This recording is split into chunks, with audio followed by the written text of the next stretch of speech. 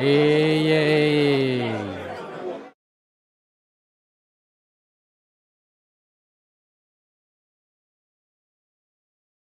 สวัสดีครับสวัสดีครับพี่บวง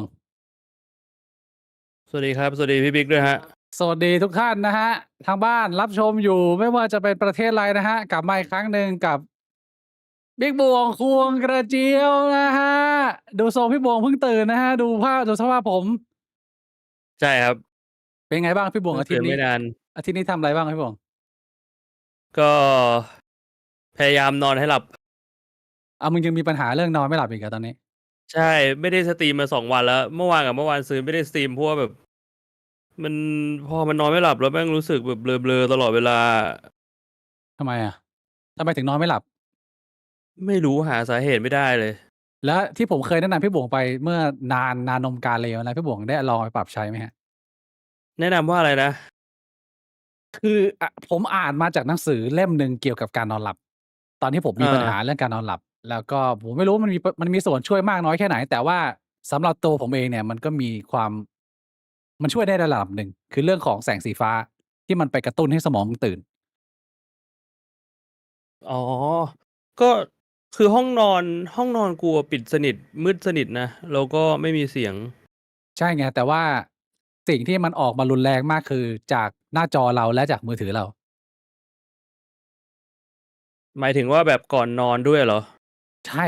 หมายถึงว่าถ้าเกิดว่ามึงใช้หน้าจอไม่ว่าจะเป็นหน้าจอคอมหรือเล่นมือถือนานๆเนี่ยแล้วมึงเปิดแบบอืแสงสีม ฟ้าสดเนี่ยมันจะทำให้สมองมึงตื่นตลอดเวลาร่างกายมึงก็จะไม่ผลิต Melatonin ไอไอแสงสีฟ้าเนี่ยมันจริงหรือเปล่าเพราะว่าเหมือนกูเคยได้ยินเรื่องนี้แหละเกี่ยวกับอาแสงสีฟ้านั่นแหละอาแต่ว่าสุดท้ายเขามีการดีบังว่าจริงๆมันไม่ได้มีผลกระทบอะไรขนาดนั้นมันคือมันก็เหมือนแสงสีอื่นๆกูก็เลยไม่ชัวร์ว่าอันนี้มันเกี่ยวไหมกูอันจำได้ว่าสีฟ้าเนี่ยมันจะมีเรื่องของสายตาด้วยใช่ไหมยังไงที่เขาแบบฮิตใช้แว่นกันแสงอาสีฟ้ามึงเคยได้ยินไหม กรองแสงสีตาใช่กรองแสงสีฟ้าเป็นอาพิเศษอืมคือจะไม่กรองแสงสีอื่นเท่าไหร่อาแต่ว่ามีบทความอะไรอย่างเงี้ยหรือว่ามีการศึกษาออกมาบอกว่าเฮ้ยจริงๆมันก็ไม่ได้ไม่ได้แบบมีผลกระทบมากกว่าแสงสีอื่นมากหรอกก็คือถ้าใช้สายตาถ้าโดนแสงสีอื่นๆมันก็ส่งผลอะไรแบบนี้แต่กูไม่ชัวร์ว่าไอการดีบังมันก็เป็นการทดลองทางวิทยาศาสตร์หรือเปล่าหรือก็แค่แบบมั่วๆกันไปมั่วๆกันมาเนี่ยนี่เออผมไม่รู้แล้วว่าการ debunk นั้นมันมีน้ำหนักมากน้อยแค่ไหนแต่ว่าเอาเท่าที่รู้เลยคือว่ามันมีผลของเรื่องความตื่นของสมองมึงว่าถ้าเกิดว่าแสงอืสีฟ้ามันมเข้มๆมันเป็นช่วงเวลาเที่ยงวันเงี้ยมนุษย์เรามันก็อืจะแบบกระมปรี้กระเปร่าสุดแล้วก็อ่า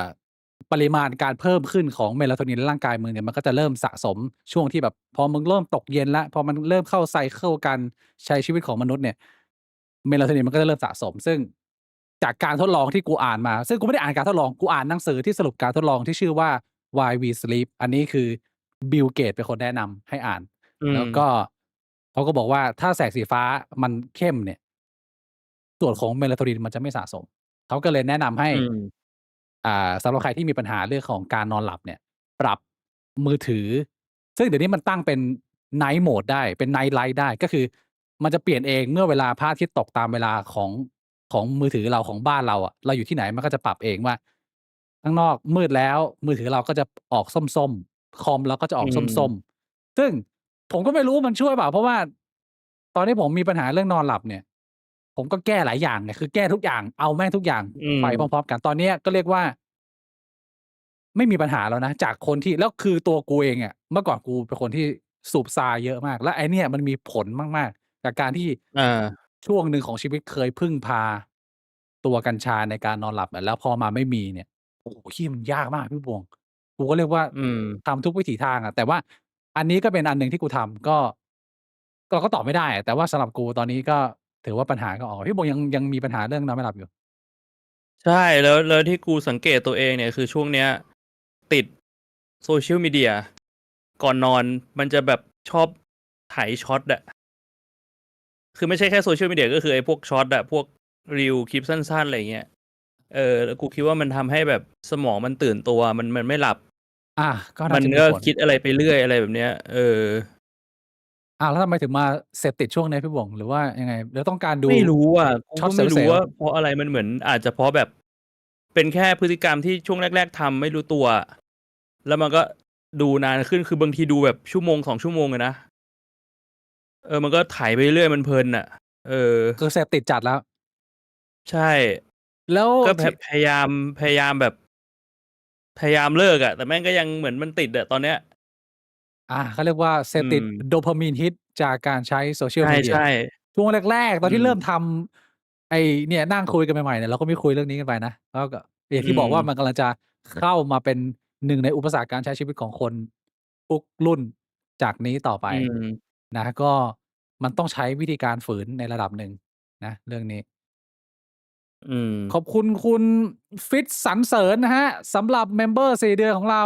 สวัสดีครับพี่บิ๊กพี่บ่วงขวัญใจคอเซ็นเตอร์นะฮะก็ สวัสดีครับผมครับ แล้วก็คุณฟ็อก130นะฮะผู้สนับสนุนต่อเนื่องของเรานะก็อาทิตย์นี้เรามีอัปเดตนะฮะสำหรับใครที่เป็นเมมเบอร์ช่องเรานะ ผมได้มีการอัปโหลดสติกเกอร์สำหรับเมมเบอร์โดยเฉพาะเป็นเซตแรกที่มีผู้ใจดีทางบ้านเราเนี่ย ได้ทำส่งมาให้เรานะ ใครที่เป็นเมมเบอร์เราก็ลองกดใช้ดูได้นะฮะว่ามันมีอันไหนคุณชอบอันไหนสนใจอันไหน ลองดูสติกเกอร์ใหม่นะฮะ สนุกสนานมานี่ฮะก็มีลายน่ารักที่ทุกคนต้องการแล้วก็ใครที่สนใจจะออกแบบแล้วก็อยากให้ผมเอาลงเนี่ยก็ส่งมาให้ที่ผมได้นะมาดูมานั่งคุยกันว่าอันไหนผมชอบไม่ชอบอะไรยังไง ก็เดี๋ยวจะเอาลงให้ถ้าถูกใจนะอันนี้ถือว่าเป็นฟีเจอร์ใหม่ของช่องเรามีสติกเกอร์แล้ว ขอบคุณครับ อ่า แล้วนอกจากนอนไม่หลับแล้วพี่บวงไม่ทำอย่างอื่นเลยเหรออาทิตย์เนี้ย ช่วงนี้ไม่ได้ทำอะไรเลยอะนอนเปื่อยอยู่ที่บ้าน ไม่ได้ไปไหนนะ อากาศเป็นไง อืม ที่เมืองไทย ร้อน ฝนตกด้วยแล้วช่วงนี้แบบ คือฝนตกหนัก บางช่วงอะแบบว่าพายุเข้าอะแม่งมีอยู่วันหนึ่งกูนอนอยู่ประมาณตี3ตี4อะมันเหมือนแบบว่า ห้องแม่งจะพังอะ ห้องแม่งจะพังลงมา คือห้องอะมันเป็นกระจกล้อมรอบไงแล้วมันก็ตึกมันก็เก่าแล้วอะกระจกมันก็สั่นมันเสียงมันแกกรัว มันก็เป็นอย่างงี้ไหมทุกหน้าฝนหรือว่าฝน ๆ แม่ ใช่ ง ก็ แร เป็น ง อย่างนี้ทุกหน้า เป็ ฝ นอน ย่าง แห งี้ ละ นะเป็นปกติ ก็ถือว่าเป็นฝนมาเร็วนะมาแล้วก็มาแบบแวบๆนะสำหรับ จ ช่วง ริง นี้ ๆมาเร็วนะ ปีเนี้ย คือมันก็ปลายเดือน4อะจริง ๆ เดือน4มันควรจะยังแบบหน้าร้อนอยู่อะเมษาอะ อา มันก็มาแล้ว อืม แล้วความร้อนช่วงวันร้อนนี่แม่งร้อนเดือดเหมือนเดิมไหมร้อนแสบเหมือนเดิมไหมหรือว่าซอฟต์ๆลงปีนี้ โอ้โฮก็ร้อนนะ แต่กูไม่ได้รู้สึกว่ามันร้อนมากขึ้นอะมันก็ร้อนเท่านี้มาสักพักแล้วอะหลาย ๆ ปีที่ผ่านมา อา อืม แล้ว แล้วที่ไต้หวันเป็นยังไง? ที่ไต้หวันก็ ร้อนนะ แต่ว่ามันร้อนแบบอยู่ได้สบายๆ คือยังนอนเปิดพัดลมได้ ไม่จำเป็นจะต้องอืใช้ ม แอร์นะ แต่ว่า ผมว่าเข้าเดือนหน้า 2 เดือนหน้าเนี่ยก็ร้อนเดือดเหมือนเมืองไทย แต่ว่าตอนนี้ณเดือนนี้กับเดือนที่แล้วเนี่ยยังเรียกว่าอากาศชิลๆสบายๆสักประมาณอย่างตอนนี้ก็ประมาณแบบ27 26 27อากาศข้างนอก ทำไมมันเป็นอย่างงั้น ทำไมไต้หวันมันร้อนช้ากว่าไทย ทั้งนี้มันก็อยู่เหนือไทยขึ้นไปไม่เยอะนะ แต่ว่ามันอยู่คนละโซนเลยพี่บวก แล้วของผมเนี่ยผมมี 4 ฤดูไง เพราะฉะนั้น อืม ช่วงคาบเกี่ยวระหว่างหน้าร้อนเนี่ยกับหน้าหนาวเนี่ยมันยังจะมีใบไม้ผลิอยู่ มันก็จะไม่ร้อนมาก มันเป็นบัฟเฟอร์ คือกูกำลังคิดว่ามันเพราะอะไรมันถึงทำให้แบบว่าแม่งมี4ฤดูกับ3ฤดู แค่เพราะว่าไทยอยู่ตรงเส้นศูนย์สูตรแล้วขึ้นไปหน่อยองศามันเปลี่ยน มันก็กลายเป็นแบบมี4ฤดูแล้วเหรอ? ก็คงจะอย่างงั้น เพราะว่าไต้หวันมัน โอเคมันอยู่เหนือไทยมาไม่เยอะนะ แต่มันก็อยู่ใต้จากญี่ปุ่นไม่ไกลมากนะพี่บวก อืม มันจะอยู่คาบเกี่ยวช่วงนี้ ผมคิดว่ามันก็มีหลายส่วนแหละ ไม่ว่าจะเป็นเรื่องของกระแสน้ำอุ่นน้ำเย็น แล้วก็ต่าง อืม longitude latitude อะ กูว่าเรื่องลมก็ไม่เหมือนกันแล้ว อะไรอย่างเงี้ย อืแล้วไต้หวัม นเป็นเกาะด้วย ก็ลมเย็นสบายนะครับ ขอบคุณคุณพัทธิพันธ์นะครับผู้สนับสนุนใหม่ครับ ขอบคุณมากครับ สวัสดีครับ ขอบคุณครับ แล้วพี่บวงบอกว่ามันมีเกมน่าสนใจที่พี่บวงอยากเล่นมากเลยอาทิตย์นี้พี่บวงอยากเล่นเกมอะไร? The Bazaar The Bazaar ไม่ใช่ The Bazaar ที่เราคุยกันเมื่อกี้เนี่ย อันนั้นไม่ได้อยากเล่น แต่ว่าคือจริงๆอ่ะมันเป็นเรื่องที่ตอนแรกอ่ะกะจะเอามาคุยกันอาทิตย์ที่แล้ว แต่ว่าอาทิตย์ที่แล้วเรามีแขกรับเชิญใช่ไหม อ่า มีคุณชาเราก็เลยคุยกับแขกรับเชิญเพลิน อ่า คือผมไม่รู้ว่าอันนี้มันเป็นข่าวใหญ่ในไทยหรือเปล่าหรือว่าจริงๆมันเป็นข่าวใหญ่หรือเปล่าก็ไม่รู้นะมันอาจจะเป็นข่าวที่คนส่วนใหญ่ไม่ได้สนใจแล้วแต่ว่ามันมีเมื่อประมาณ2 อาทิตย์ที่แล้วมันมีเกมหนึ่งเข้ามาในสตรีม ในสตรีม เป็นเกมที่ให้เราเล่นเป็นคนที่จะไปข่มขืนคนอื่นแล้วแม่งโดนแบนเลย คนมันก็เลยแบบคนมันก็เลยตั้งข้อสงสัยว่าเอ้ยน่าสนใจนะคือเกมอื่นเนี่ย แม่งก็ไม่ได้ดีไปกว่าเกมเนี้ย อ่ะ ถ้ามึงฟังอ่ะ มันเข้าใจได้เว้ยว่าทำไมสตรีมแม่งถึงแบนเกมแบบนี้ แต่ว่ามึงลองนึกดูเกมปัจจุบันเนี่ย เรายิงกันเราฆ่ากันเราฆ่าแบบไม่ได้ฆ่าธรรมดาด้วยฆาตกรรมมีแบบเกมเวอร์หรือว่าแบบ ใช้มีด ไปเล่น ตัด เป็น ค ผู้ อ ก่อการร้า อะไร ย อย่างงี้ตัดขาอะไรอ หรื ย่างงี้ แม้แต่แบบว่าเป็นใช้คำว่าอะไรไปปล้นฆ่าตำรวจหรือว่าแบบ GTA อะไรอย่างเงี้ย อ่า ที่เราเคยคุยมาโดยตลอดอะตั้งแต่เราเห็นตอนเด็กๆอะว่าแบบคนแม่งโคตรเกมว่าเกมทำให้คนเป็นคนไม่ดี แล้วในมุมมองของเด็กๆ เราก็มองว่าเฮ้ยใช่เหรอมันไม่ใช่เพราะเกมนะเราเล่นเกมเราก็ไม่ได้ไปแบบไปปล้นแท็กซี่ไปฆ่าคนอะไรแบบนี้ ตอนเด็กๆที่เราเห็นผู้ใหญ่แบบโทษเกม อ่า อะไรเงี้ยนะ อืม แล้วมันทำให้กูนึกถึงบทสนทนาหนึ่งที่กูเคยคุยกับมึงตอนอยู่มหาลัยไม่รู้ว่ามึงจำได้ไหมที่เคยคุยกันว่า มึงคิดว่าการฆ่าคนกับการข่มขืนคนอันไหนรุนแรงกว่ากัน แล้วความเห็นเราไม่ตรงกัน อ่ะ กูไม่รู้ว่าพี่บิ๊กจำได้หรือเปล่าแต่กูจำได้ว่า กูมองว่าฆ่าคนยังไงก็หนักกว่า แต่พี่บิ๊กเนี่ยมองต่างคือพี่บิ๊กเนี่ยบอกว่า พี่บิ๊กคิดว่าข่มขืนคนเนี่ยหนักกว่า ผมจำไม่ได้แล้ว ก็เลย พี่บ เป็ อน ก เป็นเรื่องที่น่าสนใจในเรื่องนี้ อ่า น่าสนใจนะ ชื่อเกมนี่บอกได้ไหมเนี่ย ไม่รู้กูก็จำชื่อเกมไม่ได้ พี่ผมไม่โหลดมาเล่น แต่ว่า นะ มันก็เป็นประเด็นที่ไม่ได้โหลดมาเล่น เห็นแบบในข่าวในเพจเกมอะไรอย่างเงี้ยว่ามันมีประเด็นนี้ขึ้นมา อ่า อืม ทีนี้ประเด็นถกเถียงกันตรงไหนพี่บงอันไหนห คื นัก อก ว่ากัน พี่บิ๊กคิดว่ามันควรจะโดนแบนไหม อ่า แล้วถ้ามันควรจะโดนแบนอย่างเงี้ย เกมทุกเกมที่มันสนับสนุนให้ทำอะไรที่มันไม่ดีเนี่ย ควรจะโดนแบนไหมอะไรแบบเนี้ยนึกออกใช่ไหม ด้วยค่านิยมของรุ่นเรา ถ้าพูดเอาแบบคิดแบบช้าๆกันนะเอายังไม่ลงละเอียดนะ มันก็เป็นเรื่องที่หลายคนก็รับไม่ค่อยได้แหละกับการข่มขืน ทีนี้มันต้องขึ้นอยู่กับอ่าเรียกว่าอะไรอ่ะ เป็นรายละเอียดกับสิ่งที่เกมอ่ะ มันจะโปรเจกต์ให้มึงเห็นและให้มึงรู้สึกโดยเฉพาะกับคนที่มันยังเป็นเด็กอยู่ ถ้าสมมติว่ามันเป็น1ออปชันใน GTA นึกภาพคือ GTA เนี่ยคนเขาทราบกันส่วนใหญ่อยู่แล้วว่าเกม GTA เนี่ยมันฆ่ากันได้ มึงสามารถหยิบปืนมายิงปึ้งไอ้นั่นก็เลือดกระจายลงไปนอนที่พื้น ถ้ามันมีปุ่มแบบสามารถไปข่มขืนคนได้ แต่ว่ามึงกดแล้ว มึงรู้ว่ามันข่มขืน แต่มึงไม่เห็นว่ามันทำอะไรกัน กูว่าฟังก์ชันนี้อาจจะไม่ได้แย่มาก แต่ว่าถ้ามันเป็นรายละเอียดของว่าเป็นเกมข่มขืนคือ ทั้งเกมนี้มีเหี้ยเลย เป็นแค่มึงเป็นนักข่มขืนอย่างเดียว แล้วพอมึงไปทำเนี่ย มึงเห็นดีเทลของการข่มขืนด้วย กูคิดว่ามันอาจจะส่งผล กับความรู้สึกจิตใจของคนจำนวนมากได้ โดยเฉพาะคนที่เป็นเยาวชน ถ้าคุยประเด็นเมื่อกี้นี้ที่พี่บวงยกมาที่เราเคยคุยกันมาในมหาวิทยาลัย ผมคิดว่าเอาจริงผมเห็นด้วยกับพี่บวงว่าการฆ่าคนหนักกว่าการข่มขืนแน่นอน อันนี้ผมว่ามันเถียงไม่ได้เรื่องนี้ แต่มันประเด็นของการข่มขืนกับการฆ่า ถ้าเกิดว่ามันเป็นในเชิงในการเล่นเกมเนี่ยก็มันมีความต่างกัน ในเรื่องของ perception ในเรื่องของความรู้สึก เพราะว่าบางครั้งเวลาเราเล่นเกม ไม่ว่าจะเป็นเกมคอมพิวเตอร์ หรือเป็นเกมบอร์ดเกม หรือเป็นเกมหมากรุกอะไรเนี่ย เราใช้คำว่าฆ่าในการที่เราเรียกว่ากำจัดคู่แข่งได้เฮ้ยกูฆ่ามึงมึงออกไปจากกระดานอะไรอย่างงี้ เราใช้คำนี้เป็นบริบทของการกำจัดทิ้ง หรือว่าเอาชนะได้แต่ว่า เราสังคมเราไม่ว่าจะสังคมไหนก็ตามอะเราไม่ได้ใช้คำว่าข่มขืน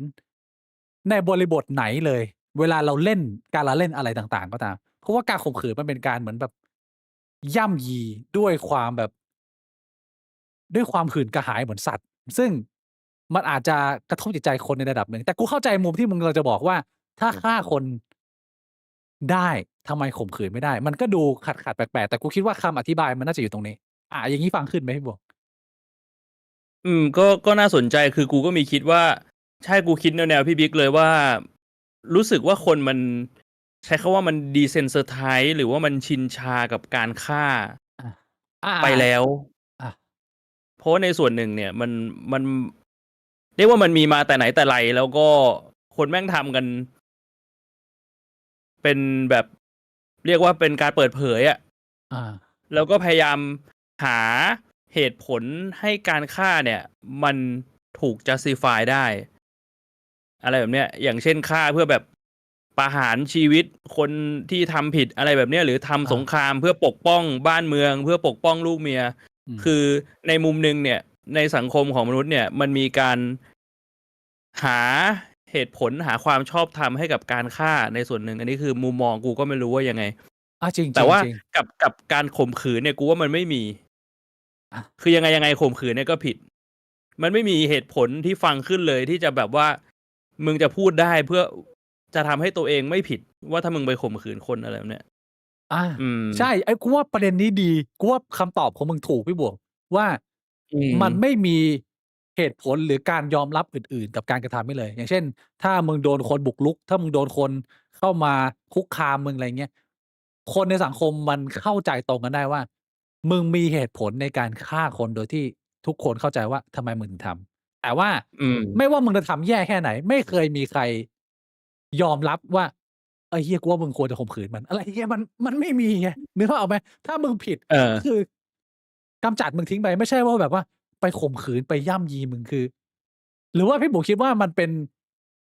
bias ของค่านิยมในอดีตหรือมึงคิดว่าจริงๆแล้วเราควรจะลงโทษด้วยการข่มขืนคนได้ก็เป็นเรื่องที่น่าสนใจนะ แบบว่ามึงทิ้งขยะแล้วก็พี่บ่วงปี้แม่งลุยอย่างงี้เหรออาจจะต้องแบบว่าเป็น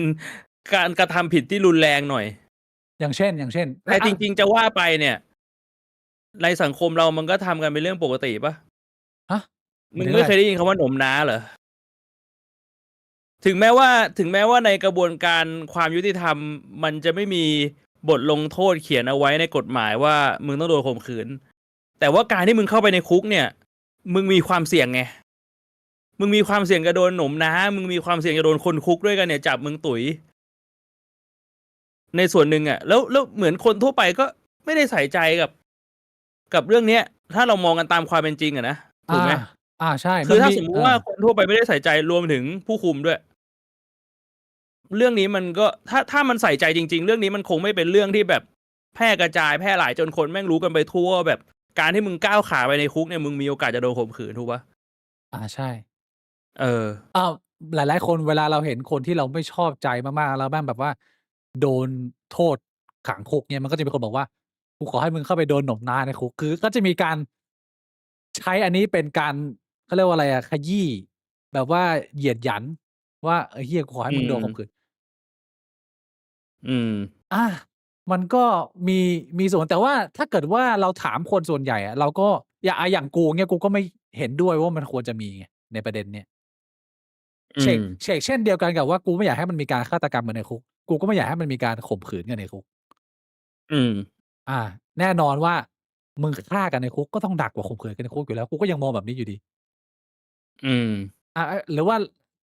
เรามองต่างกันว่ะพี่หมวกสุดท้ายมันก็ดูเหมือนมันใกล้ๆกันนะคุยๆมาใช่มันก็เป็นมุมมองที่ใกล้ๆกันอาแต่ว่าก็กูคิดว่าเรื่องนี้มันเป็นเรื่องหนึ่งที่น่าสนใจ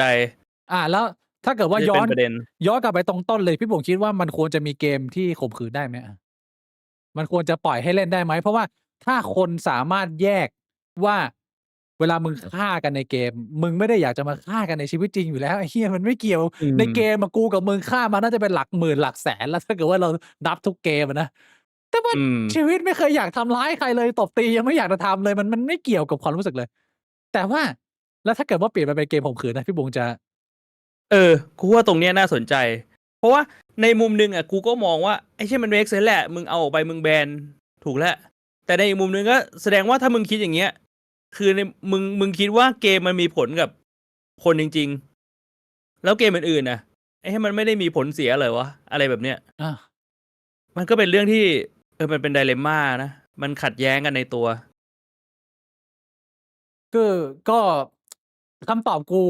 มันก็กูไม่รู้คำตอบมึงไงว่ามึงคิดว่าทำไมมึงมันยังควรมีไหมเกม แบบนี้มันควรจะสร้างขึ้นมาใหม่มันอาจจะเป็นสิ่งที่สังคมยังไม่เปิดรับ แต่ต้องมีคนกล้านำเสนอหรือว่าพี่บุ๋มคิดว่าไอ้เหี้ยมันไม่ต้องขึ้นมาก็ดีแล้ว เพราะว่าคำตอบผมให้ไปตั้งแต่ตอนแรกแล้วว่า ผมคิดว่าเจตนาและความรู้สึกของการทำสิ่งนี้มันไม่เหมือนกัน แล้วมันอยู่ที่ detail ด้ อื วย ม ถ้ามันเป็นแค่ gimmick เล็ก ๆ อยู่ในเกม GTA อย่างเงี้ย มึงกด สมมุติมึงไปวิ่งไปมึงไปเจอกะหรี่ปุ๊บมึงก็สามารถกดข่มขืนได้ แต่ว่ามึงไม่เห็นน่ะ แต่ว่าไม่ไปทำกันในหลังไมค์หรือว่าในห้องหรือว่าเป็นใต้ผ้าห่มอย่างเงี้ย มันก็อาจจะพอรับได้ แต่ถ้าเกิดว่ามันเป็นเกมแบบเชี่ยมึงเป็นนักข่มขืนแล้ว การทำคะแนนของมึงหรือการอยู่ในเนี้ยคือมึงต้องหาเทคนิค มันอาจจะทำให้คนแม่ง หมกมุ่น หรือว่าไม่รู้หรือเปล่ามันจะเกี่ยวไหมพี่บ่วง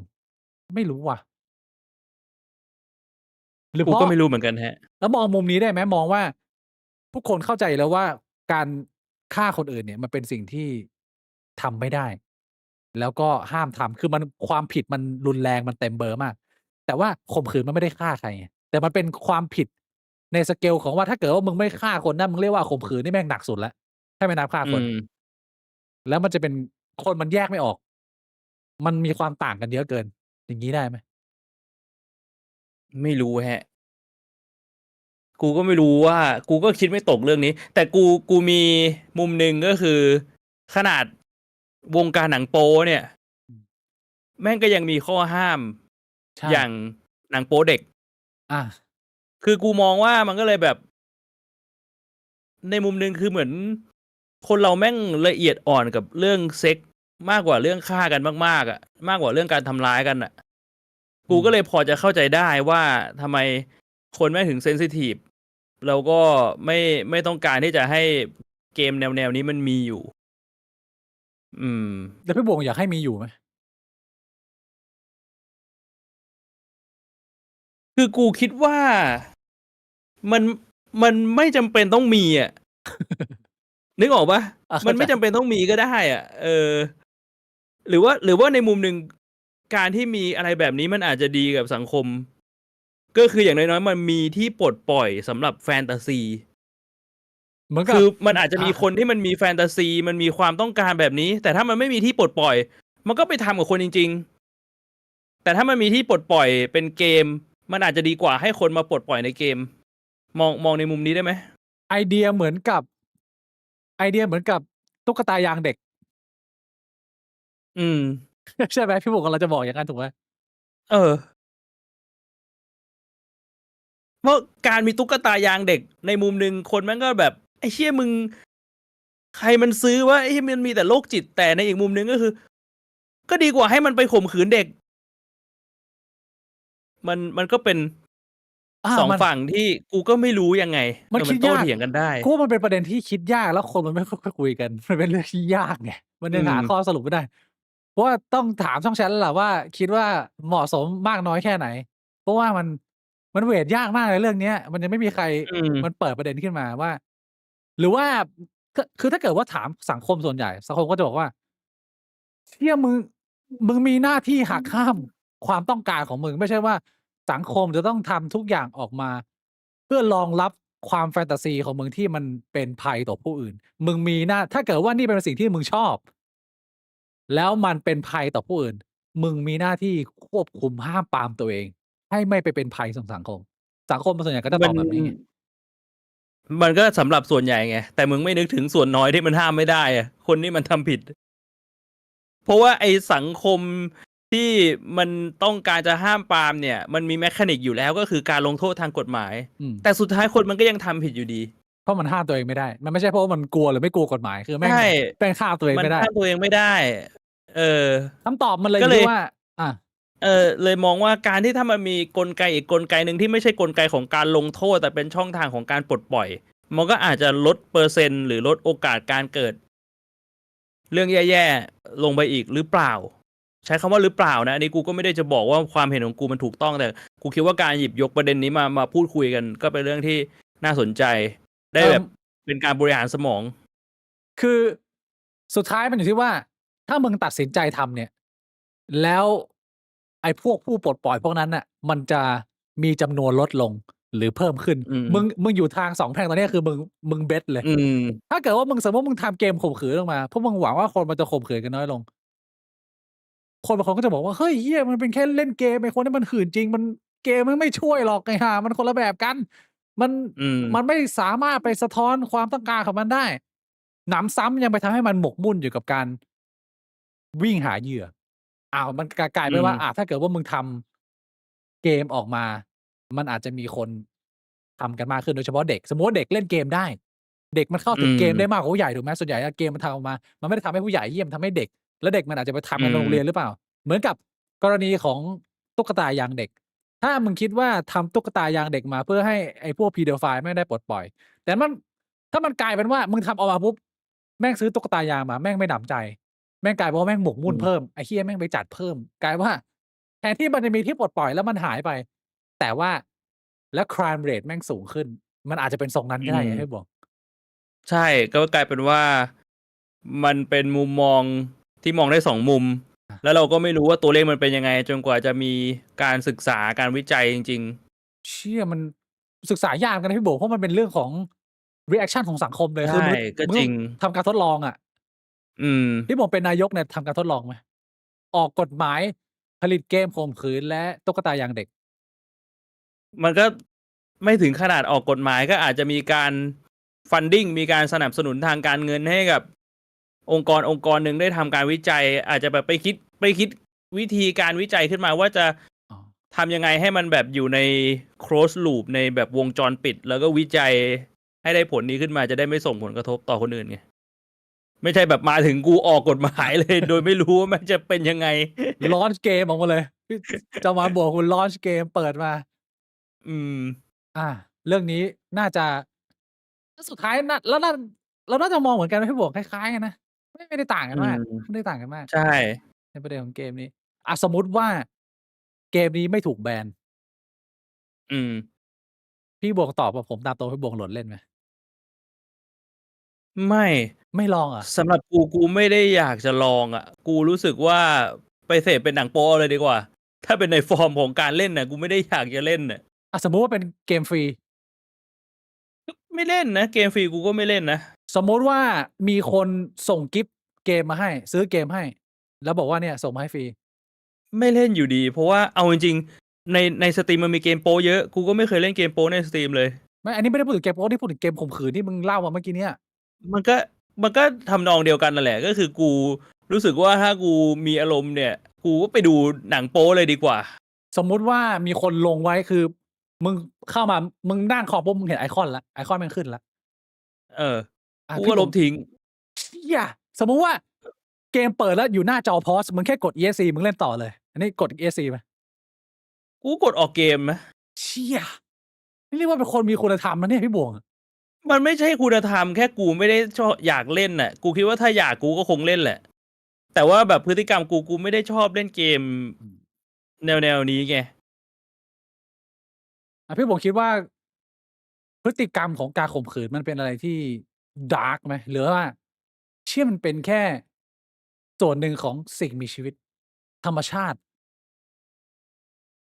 ก็ถ้าจะพูดตามตรงเนี่ย ธรรมชาติมันสร้างสิ่งมีชีวิตมาแบบเนี้ยวิวัฒนาการมาให้เรามีเขาเรียกว่าอะไรเป็น primal instinct อ่ะเป็นสัญชาตญาณดิบ แต่ว่าในสังคมมนุษย์เนี่ย ที่กูเคยบอกเนี่ยมันก็คือ เราก็ต้องจัดการตัวเองไงคือกูมองว่ามันเหมือนมึงหิวแต่มึงบ่นหิวแล้วมึงไม่แดกข้าวอ่ะมึงก็ไปหาอะไรแดกดิอะไรแบบเนี้ยในมุมกูนะแต่ว่าไม่ใช่ว่าไปไล่ฆ่าคนอื่นแล้วก็กินเนื้อคนอื่น ถ้าจะอยู่กันแบบสังคมซีวิไลซ์อันนี้เราพูดในบริบทของมนุษย์แหละ อ่า เพราะว่าถ้าในในเรื่องของสัตว์เนี่ย กูคิดว่าโอ้โหสัตว์เนี่ยแม่งข่มขืนกันมั่วซั่วไปหมดอ่ะ ใช่คือแม่งทั้งฆ่าทั้งข่มขืนนี่แม่งเกิดขึ้นตลอดเวลา เออ ทุกวันทุกนาที ใช่ แต่มนุษย์ก็ไม่ได้สนใจไงมนุษย์ก็แค่เอาแค่สังคมของมนุษย์ มันก็มีความแตกต่าง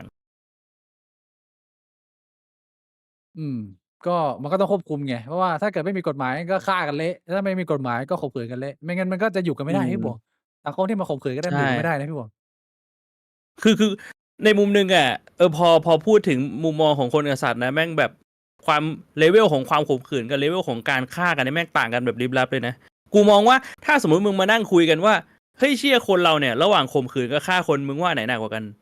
มันยังสูสีมันยังบางทีแบบมึงเลือกไม่ถูกมึงต้องชั่งน้ำหนัก แต่ถ้าเป็นสัตว์เนี่ยกูว่ายังไงคือการฆ่าของสัตว์แม่งโหดกว่ามาก ใช่เพราะมันฆ่าคือตายไงมันโดนแดกอะ มันไม่ได้ฆ่าแบบตายอย่างเดียวสัตว์มันไม่สนด้วยว่ามันจะฆ่ายังไง เวลากูดูแบบด็อกิเมนทารีของแบบพวกแบบสัตว์ในแอฟริกาที่อะไรอย่างเงี้ยมันฆ่ากันก็คือแบบมันฆ่าเพื่อแดกแล้วมันไม่ได้ฆ่าให้ตาย มันก็แค่แบบมึงอ่อนแอมึงเดินหนีมันไม่ได้มันแดกมึงเลย มึงก็ตายไม่ตายอีกเรื่องหนึ่งมันไม่ได้แบบเอาปืนมายิงแล้วมึงก็ตายนะตอนนั้นน่ะ อ่า แต่มึงเคยเห็นแบบคลิปตั๊กแตนตำข้าวที่แม่งแดกแมลงวันปะ เคยดูที่แม่งค่อยๆ แม่ง กิน ค่อยๆแดกหน้าไปเรื่อยๆแล้วแมลงวันมันก็แบบอยู่เนี่ย ฆ่ากูก่อนแม่งก็แดกจุ๊บคือแบบการฆ่ากันของสัตว์แม่งโหดกว่าเยอะแม่งแบบฮาร์ดคอร์สัสๆอ่ะ แต่ว่าจริงๆพี่บวงมึงเคยเห็นสัตว์ข่มขืนกันเหรอการข่มขืนในโลกของสัตว์มันน้อยนะเว้ยส่วนใหญ่สัตว์มันเป็นคอนเซนต์หมดใช่ กู ป่ะ คิดว่าไม่ ในมุมหนึ่งคือมันมีการติดสัตว์เป็นฤดูก็จริง แต่ว่ามันก็คงมีบางช่วงที่แบบว่าตัวผู้มันติดสัตว์แล้ว แต่ตัวเมียมันไม่พร้อมแต่ตัวผู้มันก็จะเอาอ่ะ ก็มีนะ เพียงแต่ว่าคือกูว่าความต่างของสัตว์กับคนคือ กูว่าสัตว์ส่วนใหญ่มันไม่ได้ร่วมเพศกันนาน ตอนมันเงียบคือมันเงียบจริงๆ แล้วพอมันเข้าไปปุ๊บมันก็จบ อ๋อ อะไรแบบเนี้ย จึก เออ อ่า เท่าที่กูสังเกตนะกูรู้สึกว่าสัตว์ส่วนใหญ่มันไม่ได้ร่วมเพศนานอ่ะ คือ อาจจะเป็นเพราะว่า อ่า ทางธรรมชาติอ่ะคือการร่วมเพศหรือการมีเซ็กอ่ะมันทำให้มึงมีโอกาสโดนฆ่าได้ไง คือมันก็ต้องแบบว่าแป๊บเดียวแล้วก็ไปอ่ะ ถ้าสังเกตมันเป็นอย่างนี้แทบจะทั้งหมด อันนี้มีคนพิมพ์นะมาทางบ้านบอกโลมานี่จัดยับ ก็มีสัตว์บางประเภทโลมาเป็ดอะไรเงี้ยพวกนก เป็ดด้วยเหรอ เป็ดโอ้โหเป็ดนี่ยับเลย พี่บวกเคยปี้ เป็ เป็ ด ด นี่ อ่ะ คือเป็ดนี่คือมึงเอาจนตายอ่ะเป็ดอ่ะแม่งเอาศพด้วยอ่ะ เชี่ยเป็ดผู้น่ารักของกูเนี่ยนะ วงการนกมันเถื่อนนะเว้ย ไอ้เหี้ยวงการนกก็เถื่อนกูบอกเลย เหี้ย เป็ดกระต่ายอะไรเงี้ยถ้ามึงไปดูพวก National Geographic อ่ะพวกแบบเป็นเรียกว่าด็อกิเมนทารีของสัตว์เกี่ยวกับเรื่องเนี้ย มันคือที่มาของคำว่าเย็ดเป็ดหรือเปล่า ไม่รู้เหมือนกันแฮะ เชี่ยคือในโลกของสัตว์อะชีวิตมึงมันอยู่บนเส้นของคำว่าพรุ่งนี้ไม่รู้จะตายหรือเปล่า เพราะฉะนั้น ใช่ จริงๆแล้วอะการโดนข่มขืนอาจจะเหมือนแค่การโดนหอมแก้มก็ได้ อาจจะแบบว่าเล็กน้อยสบาย ใช่คือมึงกลัวเรื่องอื่นมากกว่า ๆเรื่องอื่นมึงกลัวอยู่ตลอดเวลาเรื่องแค่มึงเอากระเจี๊ยวเข้ามาหยอดแป๊บเดียวนี่มันคงจะสบายๆอะแล้วแบบสัตว์มันเร็วด้วยมันไม่เหมือนพี่บวกก็จัดไปเป็นชั่วโมงอย่างเงี้ยมันก็จะหนักหน่อยใช่ปะล่ะ อืม เหี้ยแล้วมึงว่าโลกของสัตว์เนี่ยการข่มขืนมันเป็น dynamic ชายข่มขืนหญิงอย่างเดียวเลยไหมหรือว่ามันมีผู้หญิงข่มขืนผู้ชายด้วยในโลกของสัตว์มึงว่ามีไหมไม่มีนะ คิดก่อนดิว่ามันพอจะมีอะไร มีไหมช่องแชทมันมี ไม่ ตัว มี ตัวเมียข่มขืนตัวผู้อะมันมีไหม ส่วนใหญ่มันจะเป็นตัวเมียมีอำนาจเหนือกว่าตัวผู้ คือถ้าตัวผู้จะเข้าไปตัวผู้ต้องระวัง อะไรพวกเนี้ยอย่างแบบแมงมุมหรือแบบตั๊กแตนตำข้าว พวกแมลง คือถ้าเข้าไปไม่ระวังตัวผู้โดนแดก มันมีสัตว์อย่างจำพวกแมลงที่เขาบอกแมงมุมเนี่ยที่ตัวเมียมันตัวใหญ่กว่า ใช่ มันมีอำนาจมากกว่ามันมี bargaining power อะไรงี้มากกว่าตัวผู้จะแบบ หรือไฮยีน่าอะไรแบบนี้ ไฮยีน่าคือตัวเมียเป็นจ่าฝูง สิงโตกัดไข่คืออะไร สิงโตตัวเมียจะไปกัดไข่ตัวผู้ ถ้าสมมติตัวผู้ไม่เอา มันก็ไม่ใช่การข่มขืนพี่บวกมันเป็นการ มันก็บังคับไกลๆอ่ะ สมมติว่ามีผู้หญิงมากัดไข่มึง แล้วบอกว่าเอากู มันก็ไม่ใช่การข่มขืนไงพี่บวงมันเป็นการทำร้ายร่างกายเพื่อให้มึงอ่ะจำยอมในสิ่งที่เขา แต่ว่า เอา มึง แล้วถ้ากูไปต่อยผู้หญิงแล้วบอกว่าแก้ผ้า แล้วก็ขึ้นข้อมกูงี้กูข่มขืนไหม ยังไงนะพี่บวงไปต่อยผู้หญิงให้แก้ผ้าแล้วพี่บวงขึ้นคล่อม ไม่ให้ต่อยผู้หญิงแล้วก็บอกว่าเนี่ยมึงมาค่อมกูแล้วก็ขึ้นขย่มกูอะไรเงี้ย แต่กูอยู่เฉยๆนะ แต่ถ้ามึงไม่ทำกูต่อย อ๋อ มันก็คือข่มขืนแล้วปะ อ๋อคือ เออ ข่มขืนทางอ้อม เออ เชี่ยใช้วิธีการกัดไข่เอานะสิงโต อืม เชี่ยแม่ง โหดจัดเลยไม่เคยคิดออกนะถ้ารู้ว่า ถ้าเกิดว่ากูไปสู้กับมึงตรงๆกูสู้ไม่ได้ กูกัดลูกกระโป่งดูดไว้ อืม ถ้ามึงไม่เอากูดูดเลยอึ๊บกลืนเข้าไป โหดจัด เรื่องสัตว์นี่แม่งพูดได้เยอะนะ แบบว่าไดนามิกของเรื่องของอำนาจกับเรื่องของเพศอะไรเงี้ย ๆ อย่างกูเคยดูด็อกิเมนทารีอันนึงเกี่ยวกับสังคมของพวกลิง เขาบอกว่าส่วนใหญ่ลิงที่เป็นจ่าฝูงมันไม่ใช่ลิงที่แข็งแกร่งที่สุด ไม่ใช่ตัวใหญ่สุด แต่ว่าเป็นตัวที่ฉลาดสุด อาจจะขึ้นอยู่กับสายพันธุ์ด้วย ขึ้นอยู่กับสายพั ตั น ว ธุ์ ที่ ว่าเป็น ฉลาดสุด โบ คือ โน อะไร โบ คือ อะไรอย่างงี้ คือมันจะแบ่งทรัพยากรตั้งแต่อาหารรวมถึงตัวเมีย ก็คือมันจะหามือซ้ายมือขวา แล้วมันจะให้มือซ้ายมือขวาเนี่ย เข้าถึงตัวเมียได้ เพื่อให้แบบว่ามีกลุ่มมีก้อนในการแบบเป็นอำนาจ ถ้าสมมุติว่าตัวผู้ที่เป็นจ่าฝูงเริ่มเอาทรัพยากรมาไว้กับตัวเอง เริ่มไม่ให้ตัวอื่นได้แบบเข้าถึงอาหารได้เข้าถึงตัวเมีย จะโดนรุมฆ่า ไอ้เชี่ยมันเป็นด็อกิเมนทารีที่น่าสนใจมาก ต้องแบ่งตัวเมียให้ ก็คือส่วนใหญ่แล้วอะกูเคยได้ยินอันหนึ่งที่เขาบอกว่า รู้สึกว่าจะเป็นชิมแปนซีนี่แหละใช่ชิมแปนซีเปล่าวะหรือเป็นอะไรที่มันใกล้ๆกับมนุษย์นะ ก็ชิมแปนซีนี่แหละใช่ไหม น่าจะแบบพวกชิมแปนซี คือเวลามันสู้กันเนี่ย ผู้ชนะจะได้เมียของอีกฝั่งหนึ่งไปด้วย ได้เมียได้ลูกไปเลย เมียกับลูกจะมาติดสอยห้อยตาม สมมุติ แต่ ว่า ส่วนใหญ่จะฆ่าลูก ฆ่าลูกด้วยเหรอ บางทีก็คือได้เมียแต่ฆ่าลูก หลายๆชนิดก็ทำนะพวกสิงโตอะไรพวกนี้ก็คือได้เมียแต่ฆ่าลูกหมด จริงเหรอฆ่าลูกนี่ไม่รู้ว่ะ โหยฆ่าลูกนี่เยอะฆ่าลูกนี่หลายชนิดเลย คือบางทีแบบเอาไม่ใช่แค่ลูกของตัวอื่นอ่ะ ลูกตัวเองกูก็ฆ่า พวกสิงโตถ้าติดสัตว์แล้วตัวเมียไม่ยอมเพราะตัวเมียเลี้ยงลูกอ่ะแม่งแดกลูกเลย เชี่ย เออ เถื่อนจัดๆเลย เพราะฉะนั้นในโลกของสัตว์การข่มขืนแม่งกระจอกมาก อืม ระหว่างโอ้โฮแล้วมาโดน แล้ว ลู ตัว ก เมีย โดนแดก ก็แดกลูกตัวเองรัวๆคือแบบมึงเคยเห็นแมวที่แบบว่าแม่งมาคลอดลูกในบ้านมึงแล้วก็แบบคลอดมา3 ตัวอะไรอย่างงี้ แล้วตัวหนึ่งตายแล้วแม่งแดกลูกก็มันก็คือเรื่องของการแบบรีไซเคิลทรัพยากรอ่ะ เชี่ยกูไม่เคยเห็นภาพนั้นกับตาเคยได้ยินแต่เป็นเรื่องเล่าอันนี้มันแมวตัวแม่แมวมันทำงั้นจริงใช่ไห แมวเลยแม่มันเลยอ่ะไม่ใช่ตัวอื่นอ่ะสัตว์มันก็แบบนี้แหละ ธรรมชาติแม่งเดือดอ่ะเพียงแต่ว่าสังคมมนุษย์เราอาจจะไม่ได้เข้าถึงหรือไม่ได้เห็นเยอะ มนุษย์เรามันก็เปลี่ยนมาเยอะเหมือนกันนะ มันพยายามมาเซตบรรทัดฐานอะไรใหม่ ๆ ว่า ห้ามข่มขืนนะ ห้ามฆ่านะ ห้ามแดกลูกตัวเองนะ จน อืม เรามันมาเป็นค่านิยมจนเราแบบเฮียเราคิดเราก็นึกไม่ถึงแล้วว่าเราจะทำได้ยังไง มัน ใช่มันเราแค่เราเกิดมาสังคมก็คือมันคนละสังคมแล้วนะมันถูกหล่อหลอมมาแล้วอะตั้งแต่เด็กๆว่าเรามีมุมมองว่าเอ้ยแบบนี้มันไม่ถูกต้องนะมันเป็นความผิดนะอะไรแบบเนี้ย อืมเชี่ยก็ เนี่ย ผมว่าสรุปจบคือผมว่าน่าจะตอบชัดเจนนะ กับประเด็นนี้เกี่ยวกับวัฒนธรรมการข่มขืน ว่ามันยังไม่สามารถและคงจะไม่มาเป็นสิ่งที่สังคมยอมรับได้ แม้จะเป็นแค่เกมก็ตาม อืม หรือว่าทุกวันนี้ถ้าเกิดว่ามึงเข้าเว็บโป๊หรือมึงพยายามจะเสพว่า rape อะไรอย่างเงี้ย มันยังไม่ขึ้นเลยนะเว้ยพี่หมวก มันจะแบบว่า not เ found มื่อก่อนขึ้นแต่เดี๋ยวนี้ไม่ขึ้นแล้ว เมื่อก่อนขึ้นแต่เดี๋ยวนี้ไม่ขึ้นแล้ว ก็คือถ้ามึงเซิร์ชคำนี้มันไม่ขึ้นแล้ว เออ ก็มันคงจะก็ว่ามันคงจะมีคำอธิบายและเหตุผลทางวิชาการมาเยอะแล้วแหละว่าเรื่องพวกนี้มึงดันต่อไม่ได้ ถ้ามึงดันต่อมันเพิ่มจำนวนแน่นอนอืม ไหมล่ะพี่บุ๋มว่ามันคงจะต้องเป็นทรงนั้นมากกว่าที่ว่ามันจะแบบว่ามีอะไรให้มันปลดปล่อยแล้วมันจะไม่ไปทำเองกูคิดว่า คนที่มันออกกฎอ่ะ มันไม่ได้คิดถึงอะไรมาก มันคิดแค่ว่า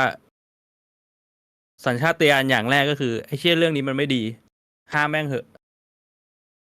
กูคิดว่าน่าจะเป็นแบบในมุมนั้นมากกว่า อืม มีอืเหตุมีม ผลก็ใครมี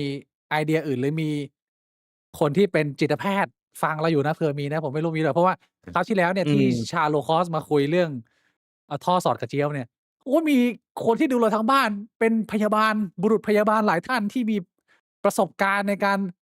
เอาท่อหยอดกระเจี๊ยวผู้อื่นเนี่ยเขาก็มาให้ความรู้ให้คำตอบถึงวิธีการทำนะว่าต้องทำยังไงทำช่วงเวลาไหนและทำไปเพราะอะไรนะ ก็เรารอคนมีความรู้มาให้ข้อมูลอ่า เราเพิ่มเติมเพราะว่าเราก็คุยกันไปเรื่อยเราไม่รู้ว่ามันยังไงครับ อีกเรื่องหนึ่งที่จริงๆแล้วเรื่องเนี้ยเป็นเรื่องที่ผมอยากเอามาแชร์วันนี้มากเป็นมาจากประเด็นที่พี่บ่วงอะแชร์ในไลฟ์ตัวเองเร็วๆนี้ที่ผ่านมากับเรื่องของอืการม ดูแลคุณป้าที่เพิ่งย้ายเข้ามาอยู่บ้านพี่บ่วงใหม่อืม ซึ่งตอนที่ผมกลับไทยไปล่าสุดเนี่ยตอนนั้นผมก็เจอคุณป้านั่งอยู่ข้างล่าง อืม ใช่ไหมอันนั้นคือ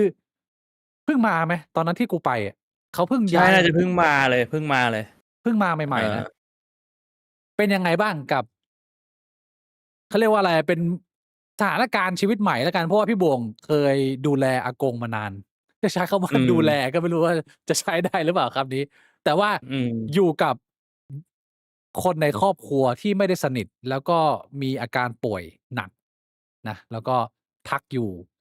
ชั้นบนของบ้านพี่บ่วงก็นั่งกดเกมชักว่าวอยู่ข้างล่างข้างบนมีอากงที่นอนอยู่บนเตียงแล้วก็ขี้แตกออกมาเป็นสีดำ อืม ใช่ไหมหน้าที่ของคนในบ้านก็คือเอาอาหารไปส่งกับขึ้นไปเช็ดขี้มี2อย่างอืม แล้วก็อากงก็ได้จากไปแล้วนานแล้วล่ะพี่บ่วงอากงอะโอ้ยนานแล้วเป็น10 ปีแล้ว เฮ้ย10 กว่าปีแล้ว 10 ปีเหรอ10 ปีเกิน ก็ตั้งแต่ก่อนกูทำ YouTube อ่ะ กูทำ YouTube มาอ๋อก็10 ปีแล้วอ่ะอาเออแล้วก็เรียกว่าสงบไปพักใหญ่ไม่มีอืใครนะม ทีนี้ก็มาถึงช่วงเวลาอีกช่วงเวลาหนึ่งที่ตอนนี้มีคุณป้าซึ่งเป็นพี่สาวของคุณพ่อใช่ไหม เป็นพี่สาวแท้ๆของคุณพ่อ ก็ลูกอากงนั่นแหละ อืม อาแต่ว่าความสัมพันธ์ค่อนข้างดีมันไม่ได้แบบว่าเลวร้ายเหมือนที่มีกับอากงอันนี้คือจากที่ผมดูใช่ ไลฟ์พี่บวกแล้วผมพยายามทำความอืเข้าใจม อาแล้วสถานการณ์ตอนนี้เป็นยังไงบ้างกับการดูแลสมาชิกใหม่ในบ้านที่เพิ่งเข้ามาแล้วก็คุณป้ามีอาการป่วยด้วยเล็กๆน้อยๆเรียกว่าคุณป้าเนี่ยเขาไม่ได้หนักเท่าเรียกว่าหยี่โกแล้วกันก็เป็นครอบครัวคนจีนนะหยี่โกก็คือศักดิ์ก็คือป้าแหละหยี่โกเขาไม่ได้มีอาการหนักเท่าอาก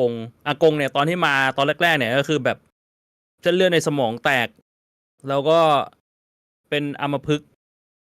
ด้านหนึ่งหรืออัมพาตด้านหนึ่งนั่นแหละแต่คืออากงก็สู้นะก็ทำกายภาพบำบัดมาจนแบบพอเดินได้ แต่ก็คืออาการของอากงเนี่ยหนักมากๆแล้ว แต่ว่าหยีโกเนี่ยตอนเนี้ยให้มึงมองภาพเหมือนแบบอารมณ์แบบพ่อแม่เราเนี่ยแหละก็คือเขาก็แก่มากแล้วก็เริ่มเคลื่อนไหวได้ไม่ถนัดแต่ก็ยังแบบเป็นคนปกติอืมแต่ว่าเขาเริ่มมีอาการเหมือนเป็นอัลไซเมอร์เริ่มต้นใช้คำว่าเริ่มต้นคือยังไม่หนักก็ยังแบบพูดคุยได้อืมยังจำเรื่องราวหลายๆเรื่องราวได้เพียงแต่ว่าเรื่องราวใหม่ๆอาจจะจำไม่ได้แล้วหรือเรื่องราวเก่าๆอะไรบางทีก็ลืมอะไรแบบนี้ แต่เขาเป็นผู้ใหญ่เอที่น่าอรักถูกไหมล่ะในโดยรวมอะใช่ผู้ใช่ครับใหญ่น่ารักคืออะไรอะก็ ผู้ใหญ่น่ารักก็คือยังอารมณ์ดีแล้วก็มีความอบอ้อมอารีคือมันมีผู้ใหญ่บางคนก็จะเป็นสายแบบสายอาละวาดมันก็จะมีเป็นสายนั้นไอ้เหี้ยอย่างงั้นอาคือหนักเลยถ้าอย่างเงี้ยคือเขาไม่ได้อาละวาดเขาไม่ได้อารมณ์ร้ายแต่มันมีปัญหา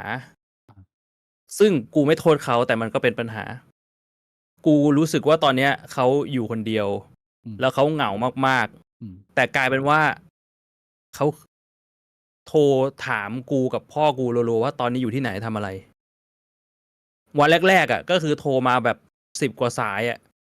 กูไปไหนก็โทรมาแบบทำอะไรจะกลับบ้านหรือยังรีบกลับบ้านนะ อะไรแบบเนี้ย แต่เขาไม่ได้พูดในโทนไม่พอใจเขาไม่ได้พูดในโทนโมโห เขาเหงาอ่ะเขาเป็นห่วง เออ แต่ว่าไอ้เชี่ยคือแล้วพอมันเป็นแบบนั้นมันยิ่งหนักไงเราจะปฏิเสธยังไง เราจะบอกยังไงว่าแบบเฮ้ยไม่ต้องโทรมาก็ได้อะไรแบบเนี้ยมันก็ยิ่งเกรงใจ อืม เออ แล้วก็เลยแบบว่าตอนนี้มันก็เป็นเรื่องที่มัน awkward มันก็ไม่รู้จะจัดการยังไงอ่ะถ้าจะให้พูดตรงๆแล้วก็พอคุยวันนั้นน่ะก็คุยกับช่องแชทใช่ไหมช่องแชทเขาก็มีแนะนำมาว่าพี่บวงอยู่แถวบางรักนี่ คือแถวบางรักเนี่ยมันมีเหมือนศูนย์ฝึกวิชาชีพ อืม แล้วก็ค่าใช้จ่ายเนี่ย หากิจกรรม เดือนละ100 กว่าบาทเอง จริงๆมันก็คือเหมือนแบบว่าก็ให้เขาแบบได้ไปทำอะไรแล้วในศูนย์ฝึกวิชาชีพส่วนใหญ่ก็คือเป็นคนแก่ที่ว่างๆอะแหละเขาก็มานั่งทำนู่นทำนี่แล้วก็แบบคุยกับคนอื่นที่อายุ เข้าสั รุ่ ง น ค ราว ม คราวเดียวกับเขาอะไรแบบนี้ ให้เขาได้เข้าสังคมให้เขาได้มีอะไรทำ อืม กูก็บอกเขานะก็แบบถ้าอีโกเบื่อเนี่ย เพราะว่ามันมีอยู่วันหนึ่งกูลงไปแล้วกูก็เห็นแบบเขาก็นั่งอยู่เฉยๆของเขาทุกครั้งที่กูลงไปเขาให้นั่งอยู่ข้างล่างอ่ะแล้วก็มองออกไปข้างนอกอย่างเงี้ยมันเหมือนแบบมันไม่มีอะไรแล้วอ่ะให้เขาทำอ่ะกูก็เลยบอกว่าถ้าอีโกสนใจเนี่ยบ่วงพาไปได้นะ ดี มัน ดี เป็นศูนย์ฝึกวิชาชีพ แล้วกูก็บอกว่าตรงนั้นน่ะมันก็คือเป็นคนแบบอายุเยอะๆแหละ แล้วไปหาอะไรทำเผื่อยีโกอยากแบบมีเพื่อนคุย เพราะว่าบ่วงก็ทำงานคุณพ่อก็ทำงานอะไรแบบเนี้ย อืม ยีโกเขาก็บอกว่ายังก่อนละกันอะไรแบบเนี้ยก็เขาก็คงไม่กล้าไป กูก็เข้าใจ แต่ก็ถือว่าเป็นออปชันหนึ่งอืม แล้ว แต่ว่ามัน ข้างล่างมึงไม่มีทีวีให้หยีโกดูหน่อยเหรอ มีแต่ว่ามันเป็นทีวีแบบทีวีใหม่อ่ะมันเปิดยากอ่ะมันไม่เหมือนทีวีสมัยเก่าที่เปิดมาปุ๊บแม่งก็มีช่อง3ขึ้นมาแล้วมึงก็แค่กดรีโมทขึ้นลงแล้วพอมันเป็นสมาร์ททีวีอ่ะแล้วมันไม่ใช่ของกูด้วยไงมันของพ่อกูมั้งแต่แบบไม่ได้ใช้แล้วอ่ะแล้วกูก็ไม่ได้ใช้สมาร์ททีวีมาแบบเป็น10 ปีแล้วกูไม่ได้เปิดทีวีมาเป็น10 ปีแล้วกูไม่รู้ใช้ยังไง กูว่า เขาก็ มีทีวี เออ นี่ช่วยได้เยอะนะพี่บวงสำหรับคนเจนนี้มีทีวีนี่โอ้โหเหมือนกับสมัยรุ่นพ่อรุ่นแม่เราที่เขาไม่มีเวลาดูแลเราเขาก็จะเอาเกม เอาเกมมาดูดเวลาล็อกไว้ให้มึงไม่ไปไหน มันก็ใช้เทคนิคเดียวกันนะก็คือมึงเอาทีวีไปดูดให้กับคนแก่ก็มีอะไรดูไง นั่นแหละแม่งเปิดยาก แล้วตอนแรกกูเปิดไม่ได้ กูก็ไปหาวิธีเปิดจนเปิดได้แล้วกูสอนเขาเป็น10 รอบแล้วอะ อ่ะ เขาจำวิธีเปิดไม่ได้ ก็ไม่เปิดก็ไม่ ก็ ดู คือ แล้วเขาเปิดไม่ได้อะตอนแรกเขาก็โทรมาถามกูว่าจะเปิดยังไง กูก็ลงไปเปิด แล้วอีกวันหนึ่งเขาก็โทรมาถามกูเปิดยังไง กูลงไปเปิดอย่างเงี้ย จนแบบเขาคงเกรงใจอะเขาก็ไม่ได้โทรมาแล้วอะ อ้าวแล้วเขาถ้าเกิดว่าเขาไม่ดูทีวีแล้วเขาทำอะไรนั่งอะ6 โมงเช้าเนี่ยก็นั่งมองออกไปนอกบ้านแล้วก็นั่ง เล่น งี้ย เล่นมือถือ อ๋อมีมือถือเอ้ย คุยไลน์กับคนอื่น อ๋อมี แต่ มือ ว่า ถื แบ อบ โอเค มือถือก็เป็นปัญหาอีก เอาเป็นปัญหาอีก แบตเริ่มเสื่อมที่ชาร์จพัง แล้วเขาก็จะแบบโทรมาถามไม่ได้ทีนี้เดินขึ้นมาเลย อ่า แล้วห้องกูล็อกเสียมาตั้งแต่ตอนก่อนกูเกิดละ ไม่มีล็อก อ้าวแล้วเวลาพี่บวกตามหนอนอยู่ทำไงอะ ก็นั่นแหละตอนนี้ก็คือเป็น อีเวนท์ที่แบบไม่รู้ว่าจะมาเมื่อไหร่อ่ะ Blood Moon คือไม่รู้ว่าจะมาเมื่อไหร่เลยตอนนี้ กูก็ต้องแบบปิดไฟตลอด เซลเลยไอ้เหี้ยแล้วไอ้เหี้ยล็อกห้องอะมันแก้ไม่ยากชิบวยนะ200-300เอง ขี้เกียจอะ เอาขี้เกียจมึงก็ต้องรออีเวนต์เกิดไปดิงั้นน่ะ เออ พี่บวกชอบแบบเซลนะ ไม่ชอบ ปิ่นก็บอกให้แบบ เปลี่ยนล็อกเถอะพี่บวงเปลี่ยนล็อกเถอะ แต่พี่บวกไม่ชอบพี่บวกชอบแบบเซล มีอยู่วันหนึ่งกูแบบว่ากำลังนัวๆอยู่เลย มีใครอยู่ไหม แต่ดีนะปิดไฟอยู่ พี่ไง คือมันก็นั่นแหละ แต่ปัญหาหลักมันก็คือก็สงสารป้าเขาด้วย เขาเหงา สงสารอีโก เขาเหงา ก็ไม่รู้จะทำยังไง เขาต้องการเพื่อนคุยเขาต้องการครอบครัวที่ทำให้เขารู้สึกว่ายังมีคน เป็นห่วงเขาแล้วเขาได้เป็นห่วงอีกครั้งหนึ่งแล้วมันเป็นใช่คือมเขาต้องการที่จะแบบว่ามีประโยชน์อะอาเขาต้องการที่จะแบบเฮ้ยกูยังมีค่าอยู่นะคือกูลงไปอะเขาถามว่าจะทำอะไร แล้วเวลากูบอกแบบเนี่ยจะกินข้าวเขาบอกเอ้ยมีอะไรกินยังเดี๋ยวอุ่นข้าวให้ไหมอะไรแบบเนี้ยกูบอกว่ากูซื้อข้าวมาอยู่ในตู้เย็นเขาบอกเดี๋ยวอุ่นให้อะไรอย่างเงี้ยคือเขาอยากจะแบบทำอะไรให้คนอื่นอะเออะไรอแบบเนี้ยน่ารักนะเว้ยเอออันนี้แต่มันแบบมึงนึกออกเปล่าว่ามันเป็นอะไรที่มันขัดขวางการใช้ชีวิตของเราไงอาอย่างแบบเขาจะอุ่นข้าวให้เนี่ยกูอุ่นเร็วกว่านึกออกป่ะ อากูจัดการอะไรด้วยตัวเองเร็วกว่าอาเออถ้าจะต้องแบบรอให้เขาอุ่นให้เพื่อเกรงใจเขาไงมันก็คือมันก็ขัดชีวิตกูมันก็ติดขัดไงใช่มันแล้วที่อืมหนักกว่าคือพ่อกูอืมเพราะว่าคือกูก็เป็นหลานอ่ะกูก็ห่างออกมาหน่อยอ่ะพ่อกูนี่คือเขาตามจิกตลอดจนแบบพ่อกูโมโหอ่ะแล้วมีอยู่วันหนึ่งก็คือแบบอัวเป็น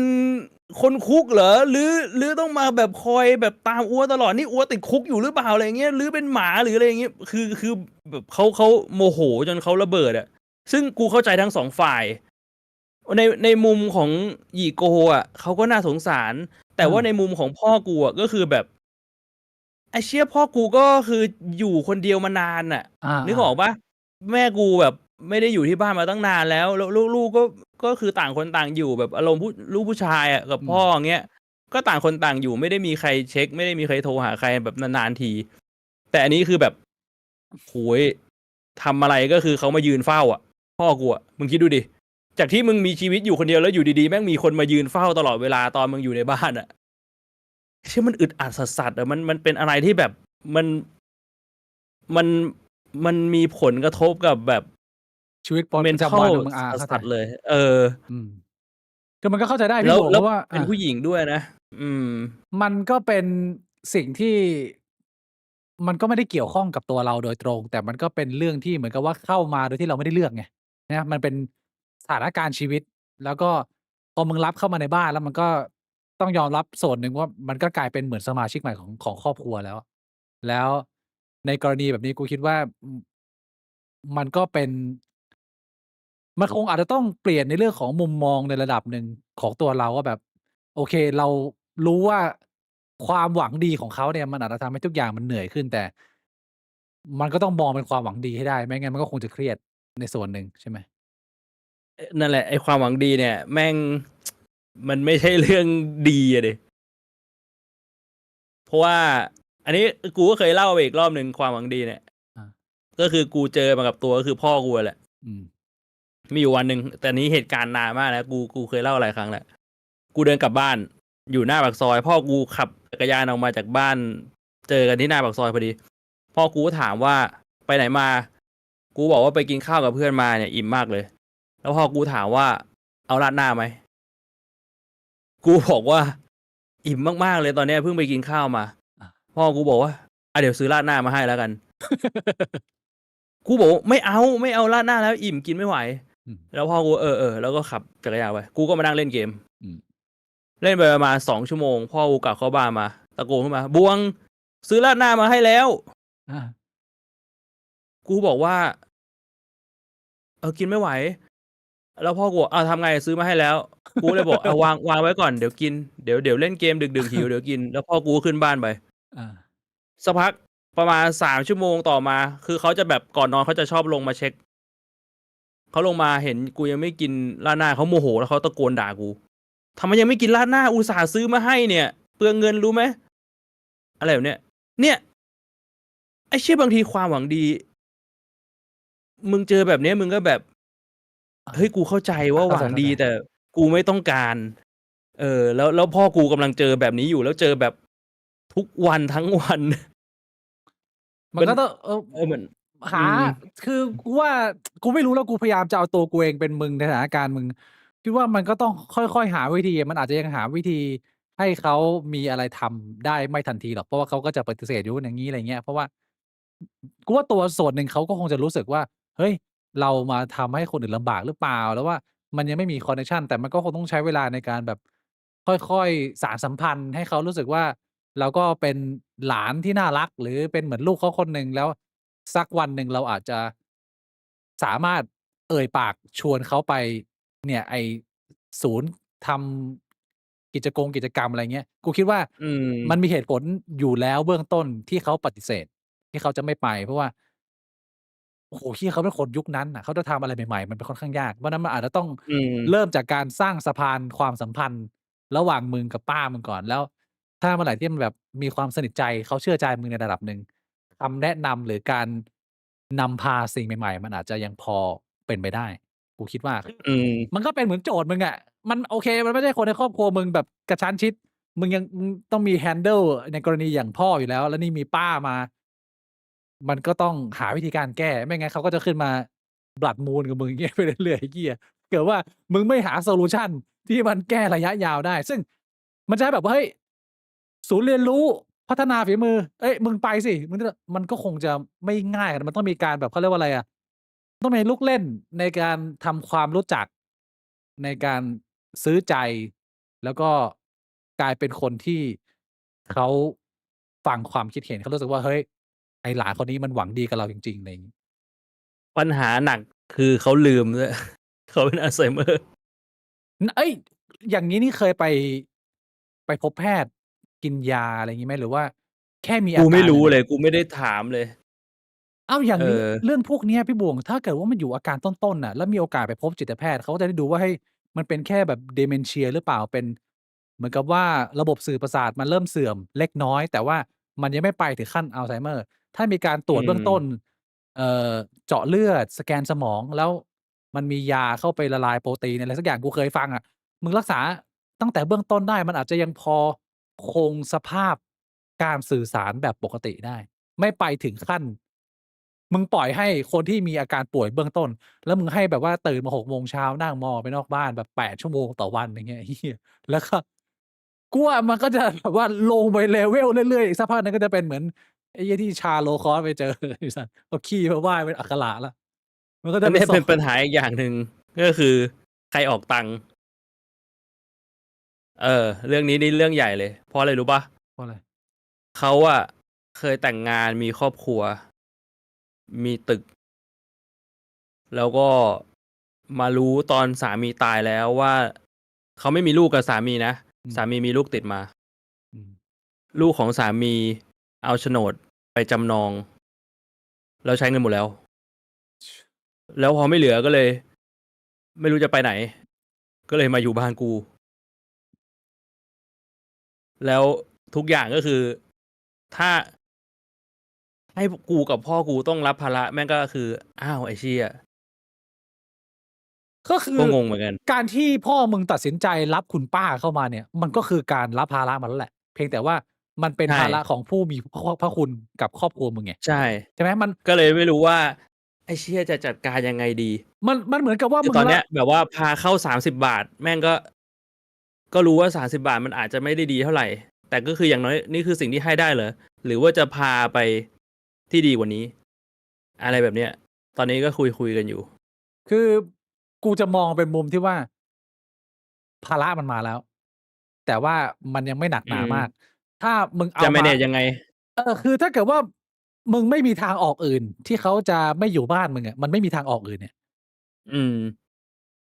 มึงก็ต้องคงสภาพให้มันดีที่สุดนะพี่หมวกถ้ามึงปล่อยให้มันแบบว่าก็จริง ค่อยๆเสื่อมไปอีกหน่อยมึงเจอวาดอักขระเข้าไปอะแล้วนี่ไอ้เหี้ยมันไม่ใช่ Blood Moon ธรรมดานะพี่บวงมันเป็นก็เลยคิดว่าหรือว่าให้เขาไปอยู่บ้านพักคนชราซึ่งอันเนี้ยการตัดสินใจอะมันจะอยู่ที่พ่อมึงเพราะว่าพ่อมึงเป็นอืมในฐานะน้องชายแล้วถ้าเกิดพ่อมึงเป็นน้องชายที่ดีเนี่ยคนรุ่นเก่าๆเขาก็จะมีความรู้สึกว่าแบบมึงพูดให้ตายยังไงต่อให้มึงไปทะเลาะกับพ่อมึงบางทีมันอาจจะไม่สามารถเขาอาจจะไม่สามารถกล้าตัดสินใจทำแบบนั้นได้หรือเปล่าอันนี้มันแล้วแต่คนไงถ้าพ่อมึงตัดสินใจง่ายมันก็จบแต่ถ้าเกิดว่ามันไม่ได้อย่างเงี้ยมันก็เหลือทางออกอันเดียวก็คือว่าในเมื่อมาอยู่ด้วยกันแล้วก็ต้องคงสภาพให้มันดีที่สุด มันก็ต้องค่อยๆไปอะในมุมกูก็คิดว่าถ้าอย่างน้อยไปเจอแพทย์ไปตรวจเช็กศักยภาพการทำงานของสมองสัก1ครั้งให้มึงรู้สถานการณ์ในเบื้องต้นก่อนว่าอ๋อมันเป็นอย่างงี้นะแล้วก็ถืออืว่าเป็นการมตอบแทนเล็กๆน้อยๆเล็กๆน้อยๆแล้วคือเราไม่ได้อาจจะไม่ได้ช่วยเยอะเพราะว่าโดยส่วนใหญ่ที่มึงบอกไปก็คือว่า ค่าใช้จ่ายส่วนใหญ่ไม่ว่าจะเป็นอาหารการกินอะไรเงี้ยพ่อมึงก็เป็นคนดูแลแล้วในฐานะพี่น้องเขาก็ไม่ได้มารบกวนมึงไงถูกเปล่าล่ะแต่ว่าอืมถ้าเกิดว่าตรงนี้มันตรวจไปได้สักหน่อยหนึ่งอะมันก็น่าจะดีในระยะยาวเพราะว่าเราไม่รู้ว่าเหมือนกับว่าตอนนี้มึงได้ได้ไอเทมมาแล้วมึงไม่รู้ว่าสภาพมันเป็นยังไงอะไอ้เหี้ยมึงได้แต่แบบมองอยู่ไกลๆอะแต่มึงรู้ต้องไปแล้วว่าส่องก่อนนะเอาเออ ไอเทมไปส่องมันต้องไป inspect ก่อนพี่หมวกเพราะว่าเราไม่รู้สภาพจริงๆไงแล้วถ้าเกิดว่าแล้วเนี่ยเราอายุ35แล้ววัยนี้เนี่ยเวลามันผ่านไปเร็วพี่หมวกเราทำงานแป๊บๆๆๆไอ้แม่งผ่านปี2ปี2ปีมึงรู้อีกทีหนึ่งอืมยืนยืนโถกระโปรงวาดอักขระแล้วพี่หมวกมันถึง level นั้นมึงเอากลับมาไม่ได้แล้วแล้วถ้าเกิดว่ามันสามารถแก้ได้โดยการแบบแค่เทกยาแล้วมันก็คงเอาไว้ให้แค่แบบว่าเหมือนกับแบบว่าแค่แหลกๆอะยังมีแค่เน็ตแหลกอย่างเงี้ยมันยังพอคุยได้พี่หมวก อืมได้เมื่อไรอย่างงี้เป็นลักษณะนี้ก็เดี๋ยวต้องลองดูว่าจะยังไงแล้วผมไปเจอตอนนั้นที่ผมเจอผมรู้สึกว่าคุณป้าเขาก็ดูน่ารักนะเขาก็แต่กูไม่รู้ว่าคุณป้าเขารู้สึกไงกับกูเขาจะอยากจะไล่กูไหมเพราะว่าเขาดูค่อนข้างกลัวคนภายนอกใช่ไหม โอ้ยโทรมาแบบกลับยังจะมีใครมาบ้านหรือเปล่าตอนดึกๆห้ามเอาใครเข้ามานะห้ามให้คนอื่นเข้ามารู้ไหมเนี่ยอันตรายเดี๋ยวจะดูไม่ดีเชี่ยอะไรเงี้ยคือแบบว่ามาประจำเขากลัวแบบคนข้างนอกมากๆแต่ว่าเวลาอยู่ในบ้านกูเดินลงไปเขาก็จะแบบออกไปยืนเปิดประตูแล้วก็ยืนอยู่ข้างหน้ามือเกาะประตูแล้วอยู่ข้างหน้า เขาบอกว่าไปทำความรู้จักกับเพื่อนบ้านไปเดินคุยกับเขาหน่อยอะไรเงี้ยไปแบบถัดไปประมาณ10หลังอะอา มันมีมนุษย์ป้าอยู่2คนแล้วมนุษย์ป้าคนหนึ่งอะเคยเลี้ยงหมาเออปัจจุบันก็ยังเลี้ยงอยู่อาเลี้ยงมาหลายเจเนอเรชันแล้วแล้วมันแล้วเคยมีหมาตัวหนึ่งตอนเด็กๆมากัดกูอาพ่อกูเลยไปถามว่าเนี่ยหมาคุณหรือเปล่ามากัดลูกผมอาจะจ่ายไหมเขาบอกไม่ใช่หมาเขาพ่อกูเลยตีหมาจนขาหักเขาบอกมาตีหมาเขาทำไมตั้งแต่อานั้นมาก็คือมนุษย์ป้ากับพ่อกูก็ไม่ถูกกันแล้วพอเขามี2 คนอะกูก็ไม่รู้ว่าอีกคนหนึ่งอะเขาคุยยังไง อาแต่เวลากูเดินผ่านทีไรอะมนุษย์ป้าเขาก็กูเห็นมนุษย์ป้าเขาก็ยืนอยู่อย่างเงี้ยทรงเดียวกับป้ากูเลยแล้วก็มองกูตลอดเวลากูเดินผ่านแล้วเขารู้จักเนี่ยกันไหมอะคุยกันเป็นเพื่อนกันไงบางทีกูเห็นเขาคุยกันเอออ้าวเหี้ยมันก็เข็นออกไปคุยกันบ่อยๆให้มันมีสังคมอย่างน้อยก็ยังช่วยได้ไปคุยกับมนุษย์ป้าที่ไม่ชอบบ้านกูอะนะเดี๋ยวมันจะมีปัญหาใช่ไหม มีปัญหาแล้วเรื่องนี้ก็เป็นอีกเรื่องหนึ่ง มีปัญหาแล้ว พ่อกูนี่คือแบบเดือดสัสๆอะคือกูคิดว่าถ้าเราเหมือนกับว่าปล่อยทิ้งพยายามแบบละเลยอะกูคิดรู้สึกว่ามันจะกระทบทุกคนไปหมดเหมือนกับว่ามันเป็นสิ่งที่มึงอาจจะต้องเอาใจเข้าไปหาทางออกให้หน่อยไหมหรือเปล่าแม่งก็เลยแบบเออนั่นแหละมันก็คงต้องอย่างงั้นอะคือประเด็นเนี้ยมันทำให้ผมเนี่ยกลับมาทบทวนกับสิ่งที่คนหลายๆคนแล้วเป็นทุกสังคมที่ไม่ว่ายังไงก็ตามเนี่ยคุณจะต้องพบเจอ เมื่อคุณเข้ามาวัยอืนี้เป็นมช่วงเวลาของการดูแลคนในบ้านคนในครอบครัวซึ่งแต่ละบ้านก็หนักเบาต่างกันไปเรียกว่าแล้วแต่ random บ้านมึงว่าผู้ใหญ่ในบ้านมึงมีความสัมพันธ์กับมึงมายังไง treat กันยังไงเป็นผู้ใหญ่ที่น่ารักไหมมันก็จะสร้าง chain ลูกโซ่ความสัมพันธ์ช่วงสุดท้ายเวลาที่เราดูแลกันเนี่ยมันก็จะส่งผลค่อนข้างเยอะมันเป็นเรื่องที่ผมว่าทุกคนลิงก์กันได้เพียงแต่ว่าเราอยู่ในเจเนอเรชันไหน แต่ว่าเจนเราเนี่ยจะเริ่มเจอแล้วแล้วก็อืเป็นปัญหามที่เจอกันทั่วโลกซึ่งประเด็นเนี้ยเป็นประเด็นที่น่าสนใจเพราะว่าหลายๆคนที่ใช้อินเทอร์เน็ตมาในยุค5ปีให้หลังมาเนี่ยเราจะได้ยินคำนี้บ่อยมากก็คือคำว่า Aging Society เขาจะบอกว่าเมื่อประมาณ5ปี10ปีที่แล้วเขาจะพูดกันเยอะว่าเรากำลังเข้าไปสู่ยุคแห่ง Aging Society ก็คือเป็นสังคมผู้สูงอายุซึ่งอืม5ปีผ่านมาแล้วเนี่ยนั่นหมายความว่าตอนนี้พวกเราอยู่ข้างในกันแล้วเรากำลังอยู่ข้างในกันแต่ว่า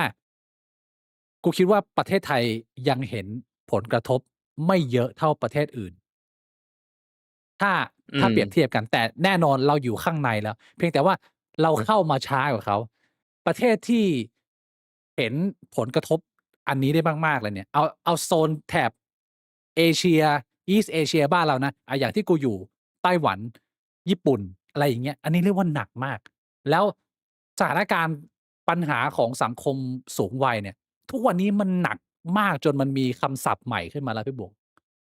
ที่ไต้หวัอืนเนี่ยมมันจะเป็นคำจีนกูไม่รู้ แต่ถ้าแปลเนี่ยเขาใช้คำว่า long term care strategy อืม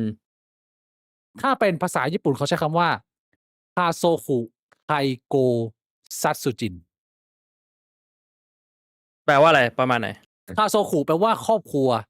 Kaigo แปลว่าผู้ดูแล caregiver แล้วก็ Satsujin แปลว่าการสังหาร อืมปีที่แล้ว 2024 เนี่ย ญี่ปุ่นมีรายงานว่าพบผู้ชราเสียชีวิตอยู่ในบ้านเรือนตัวเองแบบเงียบ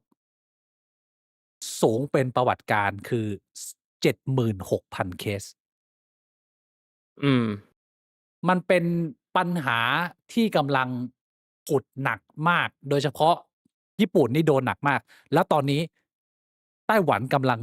เจอปัญหานี้เหมือนกันแล้ว เพียงแต่ว่าเป็นสเกลที่น้อยกว่า ก็คือว่าเป็นสถานการณ์ของ Aging Society คนสูงอายุเพิ่มขึ้นเยอะมากจากว่าเอ่อเรียกว่าอะไรอะ Healthcare การดูแลสุขภาพมันก็ดีด้วย มันก็มีคนขึ้นไปอมากขึ้น ในขณะที่แรงงานของเด็กมันน้อยลงขึ้นไปเรื่อยๆ แล้วประเทศญี่ปุ่นเป็นประเทศที่แรงงานแพง เรียกว่าเงินเดือนขั้นต่ำสูง แล้วมันเกิดปัญหาตรงนี้เยอะมากก็คือว่าเขาไม่สามารถหาผู้ดูแลได้ในขณะที่ค่าใช้จ่ายค่าครองชีพของคนใน Gen เราเนี่ย มันก็ไม่ทันกับรายจ่าย รายได้มันไม่สัมพันธ์กับรายจ่าย มันก็เลยเกิดปัญหาว่า มีผู้สูงอายุจำนวนมากเหงาแล้วก็ลูกหลานเนี่ยบางคนเข้าไปดูแลแต่ว่าพอเข้าไปดูแลเนี่ยมันเกิดปัญหานี้เป็นเกิดปัญหาตรงที่ว่าเขาใช้คำว่า long term care strategy ก็คือว่าเคสที่เบาๆก็คือลูกหลายคนประสบปัญหาการเลี้ยงดูตัวเองก็เหนื่อยจะตายหายไปแล้วการที่มึงจะต้องหาอืมเงินมาจุนเจือตัวเองให้ไม่เป็นหนี้ให้พอจ่ายค่าผ่อนบ้านผ่อนรถได้ก็ยากแล้ว วันหนึ่งมาถึงวันที่คนในครอบครัวมึงล้มป่วยหนักแล้วมึงต้องใช้เงินเยอะมากอืมมันก็เกิดปัญหาไอ้คำว่า long term care strategy คือคนจำนวนมากตัดสินใจที่จะไม่ดูแลผู้สูงอายุต่อเพราะว่าพอเข้าไปดูแลแล้วเนี่ยมันต้อง sacrifice เสียสละอะไรหลายๆอย่างในชีวิตทั้งอืมอย่างแรกคือจำนวนเงินที่ต้องใช้ในการรักษาจำนวนมาก แล้วมันเทียบสัดส่วนสู้กับสิ่งที่เขาเก็บหอมรอมริบเอาไว้ไม่ไหวอะนึกภาพออกไหม2คือบางทีเนี่ยบางกรณีเขาป่วยผู้ใหญ่เขาป่วยหนักมากจนที่ว่ามึงต้องดูแลเขา24ชั่วโมงนั่นหมายความว่าบางคนแม่งต้องลาออกจากงานมาดูแลแล้วเว้ยแล้วพอมันมาลาออกมาดูแลใช่เปล่ามันก็เกิดปัญหาเรื่องเงินเนี่ยแม่งทบต่อกันไปอีกมากเข้าไปอีกคนบางคนมันเครียดมากจนมีไอ้คำเนี้ยที่กูพูดไปเมื่อกี้นี้คำญี่ปุ่นก็คือว่ากรณีของการสังหารพ่อแม่ตัวเองเพื่ออืมจบปัญหาส่วนตัว แล้วเคสเนี้ยมันเยอะมากขึ้นเรื่อยๆที่ญี่ปุ่นก็คือเป็นลูกที่ตัดสินใจเหมือนที่เราเคยคุยกันเมื่อคราวก่อนพี่หมวกที่ผมเอาข่าวมาเล่าให้ฟังที่เป็นข่าวของคุณพ่ออากงอะที่ญี่ปุ่นเหมือนกันนี่แหละเยอะมากแล้วตัดสินใจจบชีวิตลูกตัวเองเพราะลูกตัวเองเป็น Autistic อืมจำได้เปล่ามันเป็นกรณีเดียวกันคือการสังหารคนในครอบครัวเพราะว่าคนในครอบครัวที่ดูแลมาอย่างยาวนานอะดูแลต่อไปไม่ไหวแล้ว อืมก็ทั้งลูกฆ่าพ่อแม่พ่อแม่ฆ่าลูกอันนี้คือเป็นจำนวนเคสที่น้อยมากเป็นเรียกว่าสถานการณ์มาบีบคั้นแล้วสังคมญี่ปุ่นมันเป็นสังคมที่แบบว่าไม่ไม่จ้างด้วยไม่จ้างคนมาดูแลเพราะรู้สึกว่าถ้ามึงทำแบบเนี้ยมึงเหมือนกับมึงอกตัญญูมึงก็ถูกประณามอะมึงอาจจะโดนคนสังคมรอบข้างว่าทำไมมึงไม่ดูแลพ่อแม่มึงวะอะไรอย่างเงี้ยมึงจ้างคนมาดูแลทำไมมึงไม่ไปดูแลเองมันเลยกลายเป็นว่า คนจำนวนมากแม่งเลยตัดสินใจงั้นกูเลิกยุ่งกับพ่อแม่กูตัดขาดเลยอืมกูทำเป็นไม่รู้จักแล้วก็ก้มหน้าก้มตาใช้ชีวิตตัวเองวันต่อวันไปเรื่อยแล้วก็เหมือนลืมๆไปว่าเรามีคนในครอบครัวผู้สูงอายุที่ต้องการการดูแลอยู่แล้วผู้สูงอายุก็เป็นคนญี่ปุ่นก็คือมีศักดิ์ศรี ก็คือลูกอืทิ้งมกูก็อยู่ของกูเงี้ยไปเรื่อยๆปีที่แล้ว 76,000 เคสแล้วปีนี้ก็ยังคาดการณ์ว่าจำนวนคงไม่ลดลงแล้วมันก็คงประจวบไปกับว่านอกจากเขาไม่อยากจะจ้างคนมาดูแลเนี่ยมันก็จ้างยากด้วยพี่เพราะมันแพงแล้วคนมันน้อยลงอืเรื่อยๆมมันไม่มีทรัพยากรมนุษย์ที่ผลิตขึ้นมาดูแลต่ออย่างเงี้ยเรื่อยๆไงซึ่งผมก็เลยไป study ดูว่าณตอนนี้เนี่ยเรื่องนี้ไต้หวันเขามีวิธีการในการแก้ปัญหาหรือจัดการเตรียมพร้อมรับมือยังไงบ้างซึ่งอืมพอไปค้นเนี่ยพบว่าเชี่ยไต้หวันโหดมากให้บวก อืมไต้หวันมีได้เตรียมมาตรการมีมาตรการมาเรียกว่า5ปีแล้วไต้หวันเนี่ยประกาศให้Aging Society หรือสังคมผู้สูงอายุเนี่ยเป็นเรียกว่าเป็นเขาเรียกว่าอะไรอะเป็นปัญหาระดับชาติที่ต้องจัดการอะไรเงี้ยนะเป็นปัญหาระดับชาติที่จะต้องเอาเข้ามาแก้ไขกันแล้วมันก็ดำเนินการมา5ปีแล้วกูคิดว่าน่าสนใจมากที่มันควรจะมีสิ่งนี้เกิดขึ้นในหลายๆประเทศรวมถึงประเทศไทยซึ่งผมไม่รู้ว่าอืมเมืองไทยมันพร้อมขนาดไหนที่จะมีหรือไม่มีแต่มันช่วยได้เยอะมากหลายบ้านมากอย่างเช่นอันแรกคือเป็น Healthcare สวัสดิการในการตรวจสุขภาพตรวจฟันแล้วก็ตรวจสุขภาพจิต3อย่างผู้สูงอายุที่ไต้หวันสามารถตรวจ3อย่างเนี้ยฟรีได้ปีละ2ครั้งอืมรวมถึงการรับยากลับบ้านด้วยมันคัฟเวอร์ทั้งการตรวจเลือดสแกนสมองอะไรเงี้ยอันเนี้ยเป็นสเต็ปแรกของการดูแลผู้สูงอายุขอแค่มึงมีไอ้บัตร Social Security อะมึงก็สามารถได้รับอันนี้ ซึ่งถ้าเกิดว่ามันมีอย่างในเมืองไทยอย่างเงี้ยมันก็จะตัดปัญหาการว่าเฮ้ยใครจะต้องมาดูแลค่าใช้จ่ายอืมเรื่องการดูแลสุขภาพเนี่ยมันสามารถพาไปได้เลยอันนี้กูว่าสำคัญอย่างแรกขอบคุณคุณรัฐา360นะครับ100บาทในฐานะคนต่างจังหวัดหนักอยู่ครับ Gen X Y เข้าเมืองหมดผมอยู่ผู้สูงอายุผู้สูงอายุยังพอดูแลตัวเองได้แต่ดูแลกันไม่ได้ก็มีพื้นที่บ้านสวนทุกวันนี้อยู่ด้วยอสมแก่ๆกับต่างด้าวอาคนไทยเราก็ยังมีข้อดีในเรื่องของแรงงานที่ไม่แพงมากเรื่องของการจ้างเจ้าหน้าที่หรือคนมาดูแลยังพอเอื้อมถึงได้ผมว่าก็โอเคในระดับหนึ่งนะถ้าเป็นประเทศที่รายได้สูงๆเนี่ยโอ้โฮเชี่ยเหมือนกับว่ามึงจะจ้างคนมาดูแลพ่อแม่มึงสมมุติว่าเดือนหนึ่ง40,000อย่างเงี้ยเหี้ยอืม40,000แค่เอามาดูแลตัวมึงก็เหนื่อยแล้วมึงต้องมาจ่ายอีก40,000ดูแลยิ่งไม่นับค่าใช้จ่าย1 2 3 4ตามมานะแค่จ่ายแค่คนดูแล ผ่อนบ้านผ่อนรถดูแลลูกเมียตายห่าแล้วอันเนี้ยคือสิ่งหนึ่งที่รัฐบาลไต้หวันจัดขึ้นมาเรียกว่าภายใน5ปีนี้เรื่องที่2คือบริการดูแลผู้สูงอายุในแต่ละเขตแบบไปรับไปส่งอันเนี้ยผมมีประสบการณ์ตรงตอนที่ผมมาอยู่ที่ไต้หวันใหม่ๆผมได้มีโอกาสไปเป็นอาสาสมัครเพื่อเข้าร่วมเป็นเหมือนว่าเราเป็นเหมือนเขยไต้หวันเราก็พยายามจะเข้าร่วมกิจกรรมอาสาอะไรเงี้ยแล้วผมได้มีโอกาสอืมไปดูแลผู้สูงอายุในเขตแถวบ้าน ก็คือมันจะเป็นตึกแถวห้องหนึ่งซึ่งเป็นของรัฐทุกเขตจะมีองค์กรแบบนี้หมดข้างในเนี่ยจะมีเจ้าหน้าที่ประมาณ5คนแล้วก็หน้าที่ของเขาคือคนในเขตนี้ในละแวกนี้เนี่ยถ้าใครมีผู้สูงอายุเนี่ยมึงสามารถมาลงทะเบียนได้แล้วอืมเขาจะทำหน้าที่ในการที่เขาจะส่งรถตู้มารับสมมุติเป็นคุณป้าเป็นอะไรนะหยี่โก อืมอาสมมุติว่ามึงไปเซ็นบอกว่าเนี่ยผมมีผู้สูงอายุแล้วก็เขาก็ว่างอยู่บ้านไม่ได้ทำอะไรมีอาการป่วยเล็กน้อยอะไรอย่างเงี้ยเขาก็จะส่งรถตู้มารับหยี่โกมึงตั้งแต่8โมงเช้าเลยแล้วเอามาส่งมึงอีกทีหนึ่งอะตอนเย็นอืมแล้วพอรับไปเนี่ยก็คือจะเสร็จสรรพทุกอย่างมีคนวัดความดันรายงานผลทุกวันมีคนเอายาไปบริการจ่ายยาเหมือนกับว่าบังคับกินยาให้แล้วก็มีกิจกรรมทั้งช่วงเช้าแล้วก็ช่วงบ่าย ซึ่งถ้าผู้สูงอายุอยากจะขอนอนก็สามารถทำได้ อืมก็จะมีคนมาเล่นกิจกรรมเอกซ์ไซส์ออกกำลังกายแล้วทำอย่างเงี้ยให้มึงอะ5วันต่อสัปดาห์โดยที่ไม่มีค่าใช้จ่ายเลยสักบาทอืมขอแค่มึงไปเซ็นลงทะเบียนไว้ถ้า เป็นผู้ใหญ่ที่ยังพอดูแลตัวเองได้ ไม่ได้แบบว่าโวยวายหรือว่ามีปัญหาทางด้านสุขภาพร่างกายมากเนี่ยเขามีบริการฟรีอันเนี้ยทุกเขตทั่วประเทศซึ่งผมได้มีโอกาสไป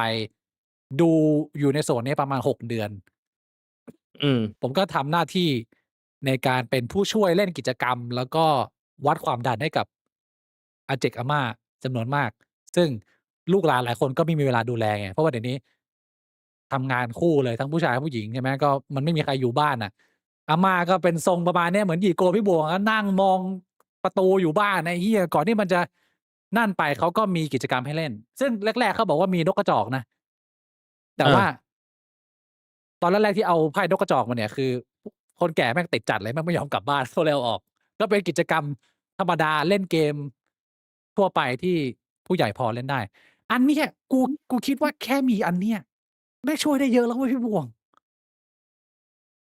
กูว่าเรื่องเนี้ยน่าสนใจกูคิดว่าตรงเนี้ยมันต้องไปดูจำนวน ratio หรือว่าอัตราของผู้สูงอายุอาสาสมัครคนที่ยังแบบอายุน้อยด้วย เพราะว่าถ้าสมมุติว่าอัตรามันเริ่มแบบเปลี่ยนไปเรื่อยๆแล้วผู้สูงอายุเริ่มเยอะขึ้นเรื่อยๆกูว่าสุดท้ายระบบนี้ก็อยู่ไม่ได้เปล่าถ้าพูดกันตามตรงใช่มันก็อืมเป็นไปได้มันก็เป็นไปได้ที่มันจะเป็นปัญหามากขึ้นเรื่อยๆซึ่ง Healthcare ของไต้หวันน่ะมันเรียกว่ามันจัดหนักจัดเต็มอยู่แล้วมันถังแตกมันใช้เงินเต็มแต่ว่ารัฐบาลก็ยังเก็บเงินได้เรื่อยๆไงเขาก็เลยยังไปต่อแล้วเขาก็ดูแลประชาชนแบบเต็มที่อะอืมอันนี้คืออันที่2ซึ่งผมว่ามันก็ถ้าเขายังบริหารจัดการได้ก็ยังโอเคนะก็เนี่ยก็ทำมาเรียกว่าร่วมใช่เป็น10ปีแล้วอะแล้วก็ยังไปต่อนะพี่หมวกเขายังมีโปรแกรมออกมาใหม่เรื่อยๆนอกจากอืมีบมริการไปรับไปส่งมาทำกิจกรรมแทนที่มึงจะต้องลาออกมาดูแลอยู่ที่บ้านแล้วเนี่ยอันที่3คือบริการพิมพ์ลายนิ้วมือคือยังไงโคกับทางสถานีตำรวจเพราะว่าคนแก่จำนวนมากก็มี Dementia เนี่ยก็คือปอ๋อระสาท แบบบางทีไม่รู้ว่าอยู่ไหนหรือว่าเป็นหายไปจากบ้านอัลไซเมอร์ใช่ก็เขาก็จะรู้กันทั่วเลยว่าผู้สูงอายุทุกคนเนี่ยจะต้องมีเข้าไปสแกนลายนิ้วมือซึ่งทางสถานีตำรวจจะจัดส่งเจ้าหน้าที่มาให้โดยเฉพาะเพราะว่าปกติเขาก็ตรวจตราบ้านเมืองอยู่แล้วแล้วถ้าคนอืมแก่คนไหนหลงทางไปเนี่ยตำรวจเจอปุ๊บเนี่ยไม่ต้องทำอะไรเยจับสอะคือแกนเลยสแกนปุ๊บรู้เลยว่าอยู่ตรงไหนอะไรยังไงแล้วเขาจะมีบริการไปส่งถึงบ้าน อันนี้ก็อืมเป็นอีกหนึ่งรายละเอียดเล็กๆน้อยๆที่ทางรัฐเขาจัดทำให้ซึ่งผมว่ามันก็ใส่ใจดีอะเล็กๆน้อยๆนะแต่ว่ามันไม่ได้มีค่าใช้จ่ายไงอืมส่วนอีกอันหนึ่งที่เรียกว่าน่าจะเป็นธุรกิจที่บูมได้ในอนาคตสำหรับสังคมสูงวัยก็คือธุรกิจรับส่งอาหารสำหรับคนแก่อยู่บ้าน อืมอาอันนี้เป็นธุรกิจของเอกชนซึ่งตอนแรกมันเริ่มมาแบบเอกชนแต่ว่ามันดีจัดจนรัฐบาลเนี่ยเข้ามาร่วมจอย subsidize คือเข้ามาช่วยผ่องค่าใช้จ่ายเป็นบริษัทที่มีทุกเมืองเหมือนกันในกรณีที่มึงไม่มีเวลาดูแลพ่อแม่มึงแต่พ่อแม่มึงอยู่บ้าน อืมบริษัทนี้เนี่ยมึงสามารถไปสมัครแล้วก็เสียค่าใช้จ่ายเรียกว่าบางมากสิ่งที่เขาทำให้มึงคือ1จัดส่งอาหารให้ที่บ้านเลย3เวลาสำหรับถ้าเกิดว่าอืมอย่างกรณีสมมุติหยี่โกอยู่บ้านแล้วไม่ได้ไปไหนไม่มีอะไรเงี้ยมึงไปสมัครที่นี่ได้จ่ายรายเดือนเขาจะเอาอาหารเนี่ยมาส่งให้3เวลาแล้วมึงสามารถเลือกอาหารได้2ก็คืออืมดูตารางยาให้มึงด้วยสามารถจัดส่งยาให้ กรณีที่แบบว่าอืมมึงกับพ่อแม่มึงอยู่คนละจังหวัดกันแต่มึงอยากจะดูแลแต่มึงไม่มีเวลาไปดูแลอะมึงทำงานอยู่อืมเขาส่งยาให้แล้วบริการที่3คือ Home Visiting ก็คือถ้าเกิดว่ามึงจ่ายเพิ่มขึ้นไปอีกไอ้นี่จะนอกจากเอาอาหารไปส่งแล้วยังนั่งคุยเป็นเพื่อนด้วยแล้วก็เช็กอาการถามไถ่ได้ด้วยว่าเป็นไงกินยาแล้วหรือยังช่วงนี้เหงาไหมทำอะไรแล้วหรือเปล่าแล้วเขาก็จะจดบันทึกมึงที่เป็นลูกที่จ่ายบริการนี้เนี่ย ก็จะสามารถนั่งอยู่บ้านแล้วก็สามารถเช็กได้ว่าอาทิตย์นี้อากงกูยังโอเคอาทิตย์นี้แม่กูยังโอเคเขาอืทานยามตรงนะไม่มีปัญหาอะไรมากเขาก็จะดูแลให้ซึ่งค่าใช้จ่ายเนี่ยถ้ามึงเป็นคนที่รายได้ไม่มากเนี่ยมื้อละ10 บาทเองพี่หมวก อืม วันละ 30 เดือนละ เพราะว่ารัฐบาลช่วยอุ้ม เพราะรัฐบาลช่วยอุ้ม แต่ถ้าเกิดว่ามึงเป็นคนที่แบบว่า เรียกว่ารายได้ต่ำกว่าเกณฑ์เขาอะ สมัครบริการนี้ฟรีเลย เพียงแต่อืม มันมีจำนวนจำกัด ถ้ามันเป็นเคสของฟรี ซึ่ง ณ ตอนนี้เนี่ยมีหลายแบรนด์ผุดขึ้นมามากขึ้น เพราะว่า ทำธุรกิจดีมาก อืม ในสังคมผู้สูงวัย Aging Society เนี่ย เชียร์เลยว่า มันเกิดขึ้นมาหลายบริษัท แล้วก็ยังเกิดขึ้นเรื่อย ๆ อันเนี้ยเป็นพาร์ตในส่วนของการดูแล แล้วก็จัดเตรียม handle ปัญหาผู้สูงวัยของประเทศไต้หวัน ซึ่งเรียกว่าน่าสนใจมากสำหรับคนที่อยู่ไต้หวัน แล้วสนใจนะ มันมีหลายบริษัท ผมไม่ได้มาสปอนเซอร์ แต่ว่าอย่างที่ ผมเห็นใกล้ ๆ บ้านผมเลยเนี่ย มันมีเจ้าหนึ่งที่ชื่อว่า Silvergate ก็เนี่ยทำคล้าย ๆ เหมือนกับที่ผมบอกนี่แหละ ก็ลองไปหาดูได้เผื่อใครที่กำลังเจอปัญหาอยู่ ซึ่งผมคิดว่ามันดีนะ ถ้ามันมีธุรกิจอะไรอย่างเงี้ยมาดูแลมากขึ้น แล้วมันไม่ใช่แค่ ทางรัฐบาลไต้หวันเขามาดู ปัญหาของเรื่องผู้สูงอายุอย่างเดียว เขายังไปดู เรื่องของอัตราการเกิดของคนรุ่นใหม่ด้วย ซึ่ง วันนี้เนี่ยเพิ่งมีประกาศข่าวใหม่มาพี่หมวก ที่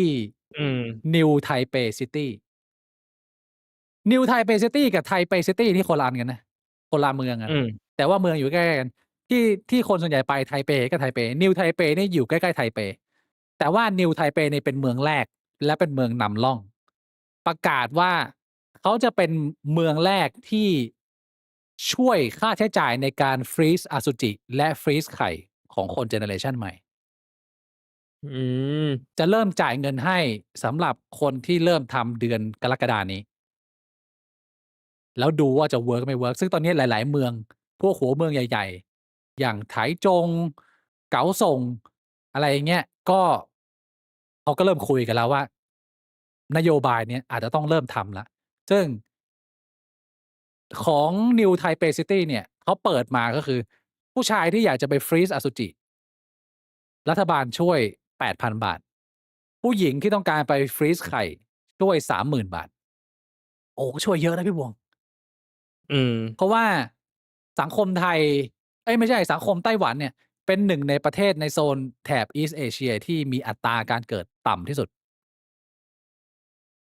ของไทยนี่ก็ต่ำแล้ว ญี่ปุ่นก็ต่ำ แต่ว่าไต้หวันเนี่ยน่าจะต่ำที่สุดเลยมั้ง ก็ อืม รัฐบาลเขาก็ไม่นิ่งนอนใจนะ ก็เรียกว่าออกมาตรการมาแบบชุดใหญ่ไฟกระพริบ เพื่อที่จะแก้ปัญหานี้ ซึ่งผมไม่รู้ว่าสุดท้ายแล้วมันแก้ได้แก้ไม่ได้ แต่ว่าประชาชนก็ดูแฮปปีดีกับมาตรการใหม่ ๆ ที่เขาออกมา เอามาดูแลตรงนี้ ผมก็หวังว่า อ่า เมืองไทยก็จะมีนโยบาย อะไรเงี้ย เพราะผมคิดว่าในไม่ใกล้ ๆ มันคงจะต้องเจอปัญหานี้ไม่มากก็น้อยนะ คือตอนที่พี่วิกพูดอยู่เนี่ย อืม ผมไปกูเกิล อา GDP per capita ของไต้หวันกับของไทย เป็นยังไง? ต่างกัน 5 เท่า GDP per capita ก็คือ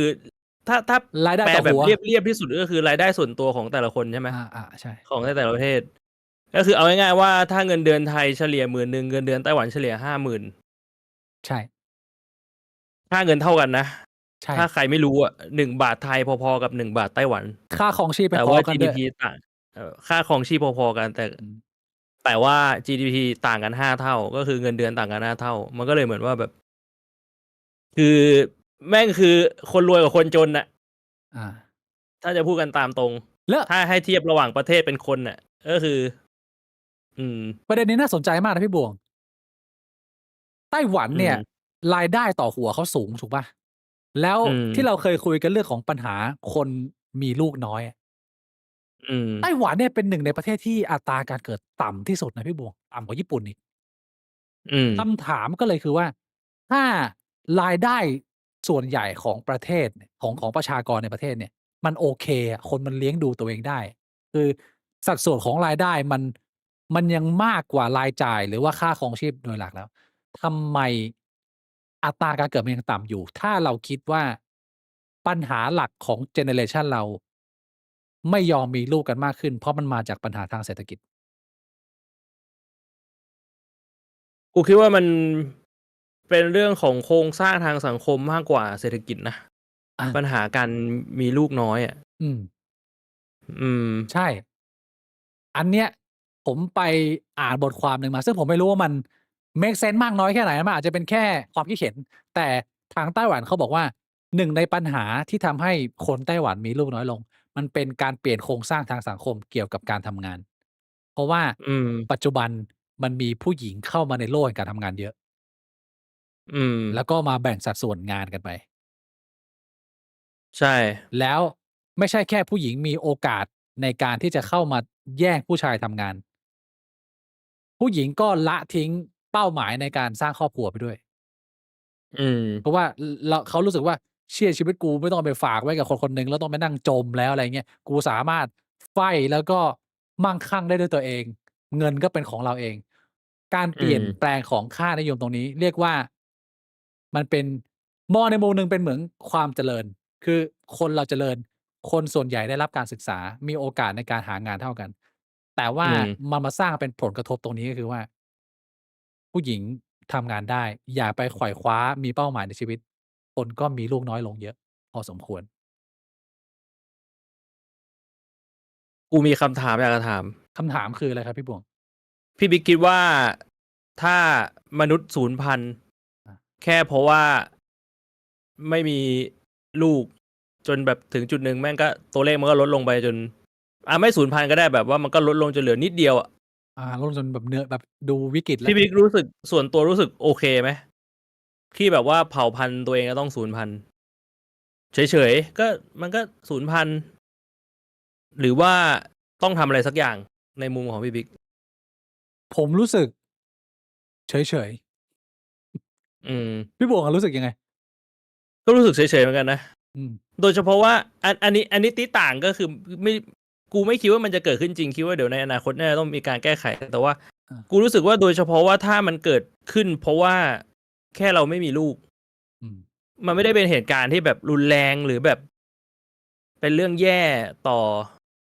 ต่อแบบมนุษย์โดยรวม อะไรอย่างเงี้ยนะ อืม เออ คือมันเป็นเหมือน มันเป็นปัญหาของผู้ปกครองอะ มันเป็นปัญหาของรัฐ คนที่บริหารจัดการรัฐ แต่ว่าอืมันไม่ม ได้เป็นปัญหาของปัจเจกไง มึงเข้าใจไหม? นึกอใอชกเ่ ปล่า? คือสำหรับเรา เราไม่อได้า สนใจอะไร เออ เราก็อยู่ของเรา ตเาดี๋ยว ยก็ แก่ก็ตาย เออ เดี๋ยวกูก็เปื่อยไปเป็นอาหารไส้เดือนแล้ว มัน ก็มนุษย์สูญพันธุ์ เกี่ยวอะไรกับกูอะ กูก็ตายไปแล้อืวอะ ใช่ม เปล่าล่ะ กูไม่ได้ซูเปอร์แมนนี่ กูจะมาเซฟประเทศไม่ได้ แต่ว่าในมุมของรัฐน่ะมันเป็นปัญหา เพราะว่ามึงจะบริหารจัดการอะไรยากมาก แล้วเนี่ย อืม อย่างถ้าเกิดสมมุติว่ามึงดูมึงเป็นรัฐญี่ปุ่น ไอ้เหี้ย มีผู้สูงอายุ 70,000 กว่าคน เสียชีวิตในบ้านตัวเอง แล้วยังมีเคสของแบบลูกฆ่าพ่อแม่ตัวเอง ไอ้เหี้ย มัน ใช่ มันแก้ปัญหา ปัญหามันอีรุงตุงนังอะ มันก็ต้อง อ้าว อย่างที่ผมเคยบอกไป 3 ปีมานี้ 5 ปีมานี้เนี่ย ญี่ปุ่นเปิดประเทศ จากที่ว่าเป็นประเทศที่ไม่อยากจะให้คนต่างชาติเข้ามายุ่งอะ เออ ตอนนี้คก็ตื้อองเอาเข้าไป เปิดรับคนจีน เปิดรับคนอินโด ฟิลิปปินส์ เวียดนาม เข้าไปเป็นแรงงานจำนวนมาก มานะ มึงเป็นแรงงานญี่ปุ่นในสมัยนี้นะ สอนภาษาให้มึงฟรี มีที่อยู่ให้มึงฟรีด้วย ไอ้เหี้ย มึงไปมึงได้ทุกอย่างอะ แล้วเงินเดือนก็คอืือมึงม สตาร์ตแบบ 60,000 อะพี่หมวก ไปเป็น อยู่ตามพวกอาสาสมัคร ดูแลอะไรพวกเนี้ย โอ้โฮ ก็มันต้องทำไง เพราะว่า ในมุมของรัฐมันเป็นปัญหาที่มัน มันเรื้อรังมาก แต่ว่าในมุมเราก็ชิล ๆ ชิล บางทีสบาย ๆ คนญี่ปุ่นอาจจะไม่ชอบด้วยซ้ำเปล่า? เพราะว่าคนญี่ปุ่นไม่ชอบชาวต่างชาติอยู่แล้ว ใช่ ใช่ คือการที่แบบว่าจะมาพลิก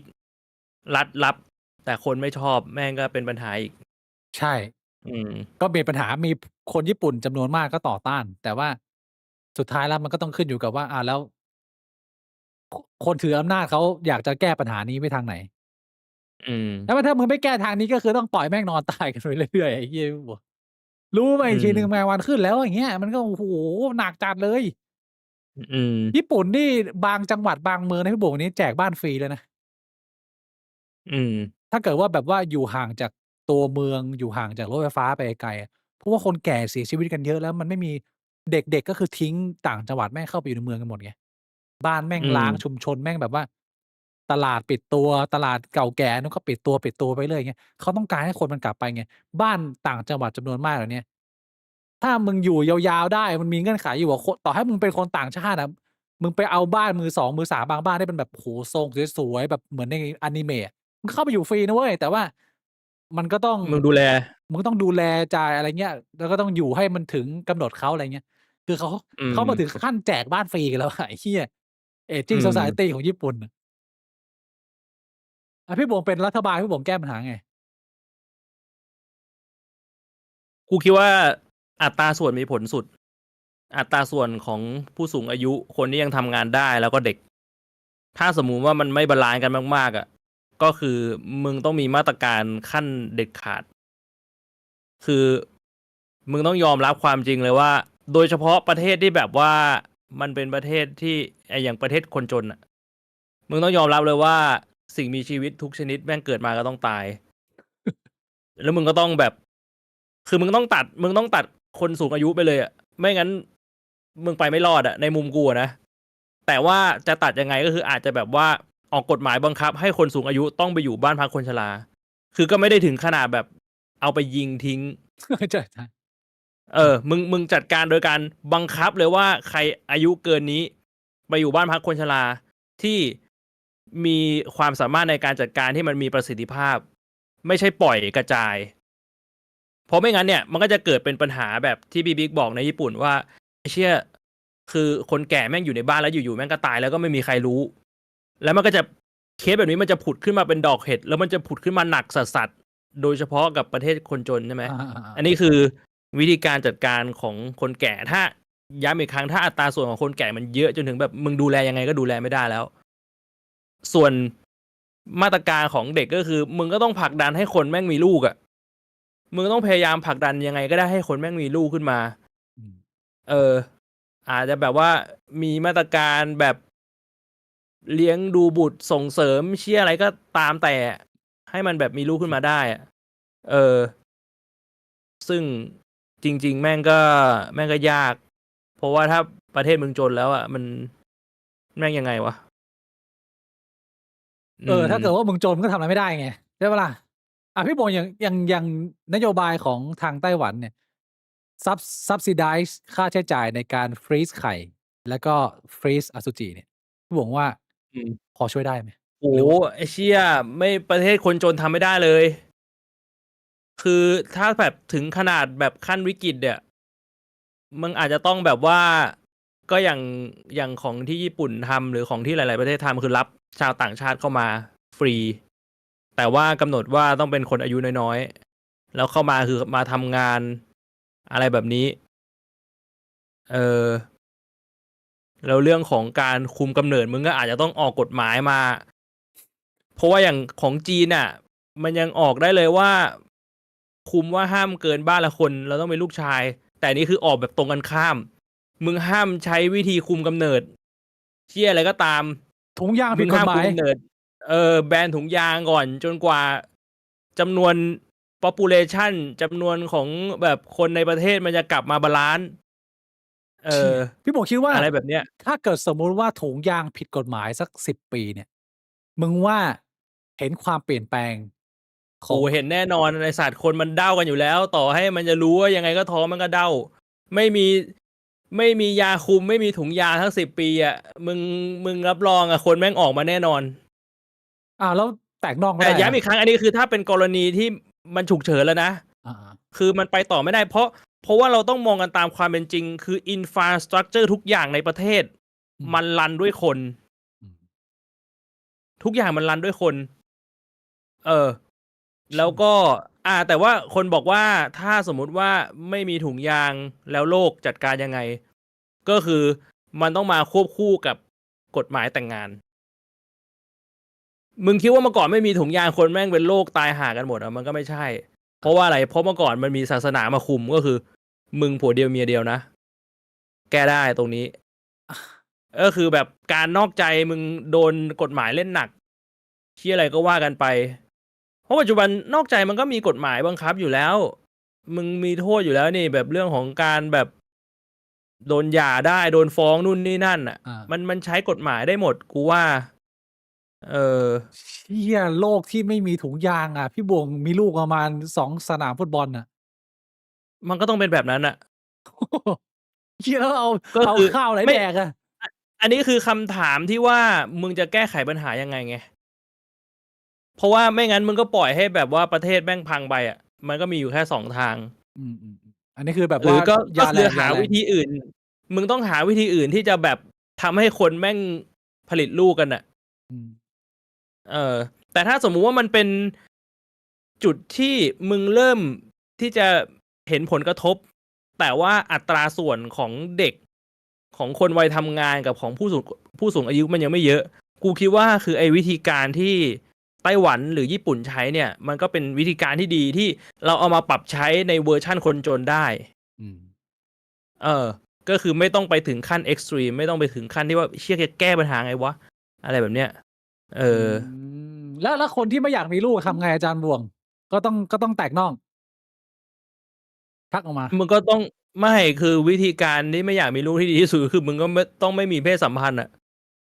อ้าว อยามึก งก็ตามหมอย เซล ไป ๆ เซล ๆ หน่อย ตามหมอยก็เซลล์เหมือนกัน ก็ตามหมอยไป จริงเหรอ? แล้วก็ อีกเรื่องหนึ่งก็คือ ลดอายุคนที่แต่งงานได้ กูว่านี้ก็น่าจะมีผล ผู้เยาว์เหลือ 14 เชี่ย!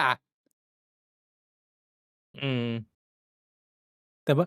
คือมันเป็นวิธีการที่ค่อนข้างสุดโต่ง แต่ว่ามันเวิร์ก มันใช้ได้ มันใช้ได้ ถ้ามันใชผู้้เยแล้าว์วมเัหลือ นเวิร์กอะ 14 มีเมียได้หลายคน เหี้ย อะไรอย่างเงี้ย โอ้โฮ! เชก็ี่เอย! ามาจากมุสลิมเลย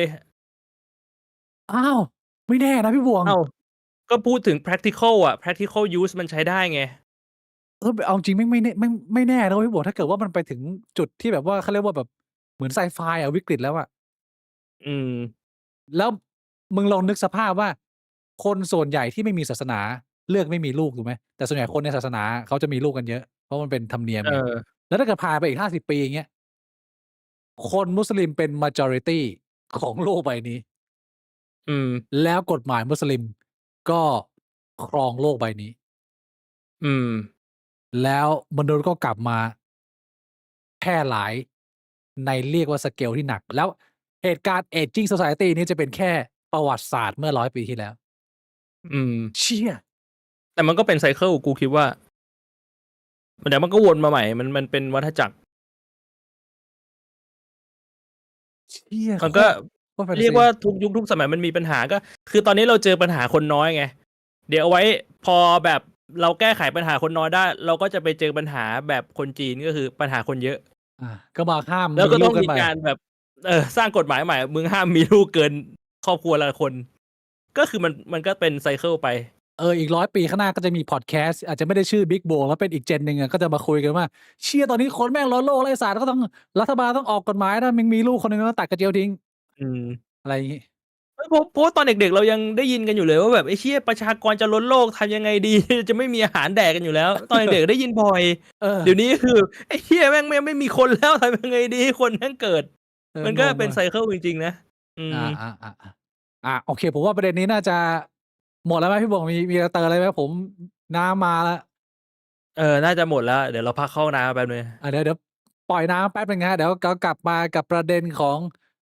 นายกสมาคมโหราศาสตร์กำลังจะจัดตั้งโรงเรียนเวทมนตร์ โอ๊ย! น่าสนใจ แล้วพักปล่อยน้ำแป๊บหนึ่ง อืม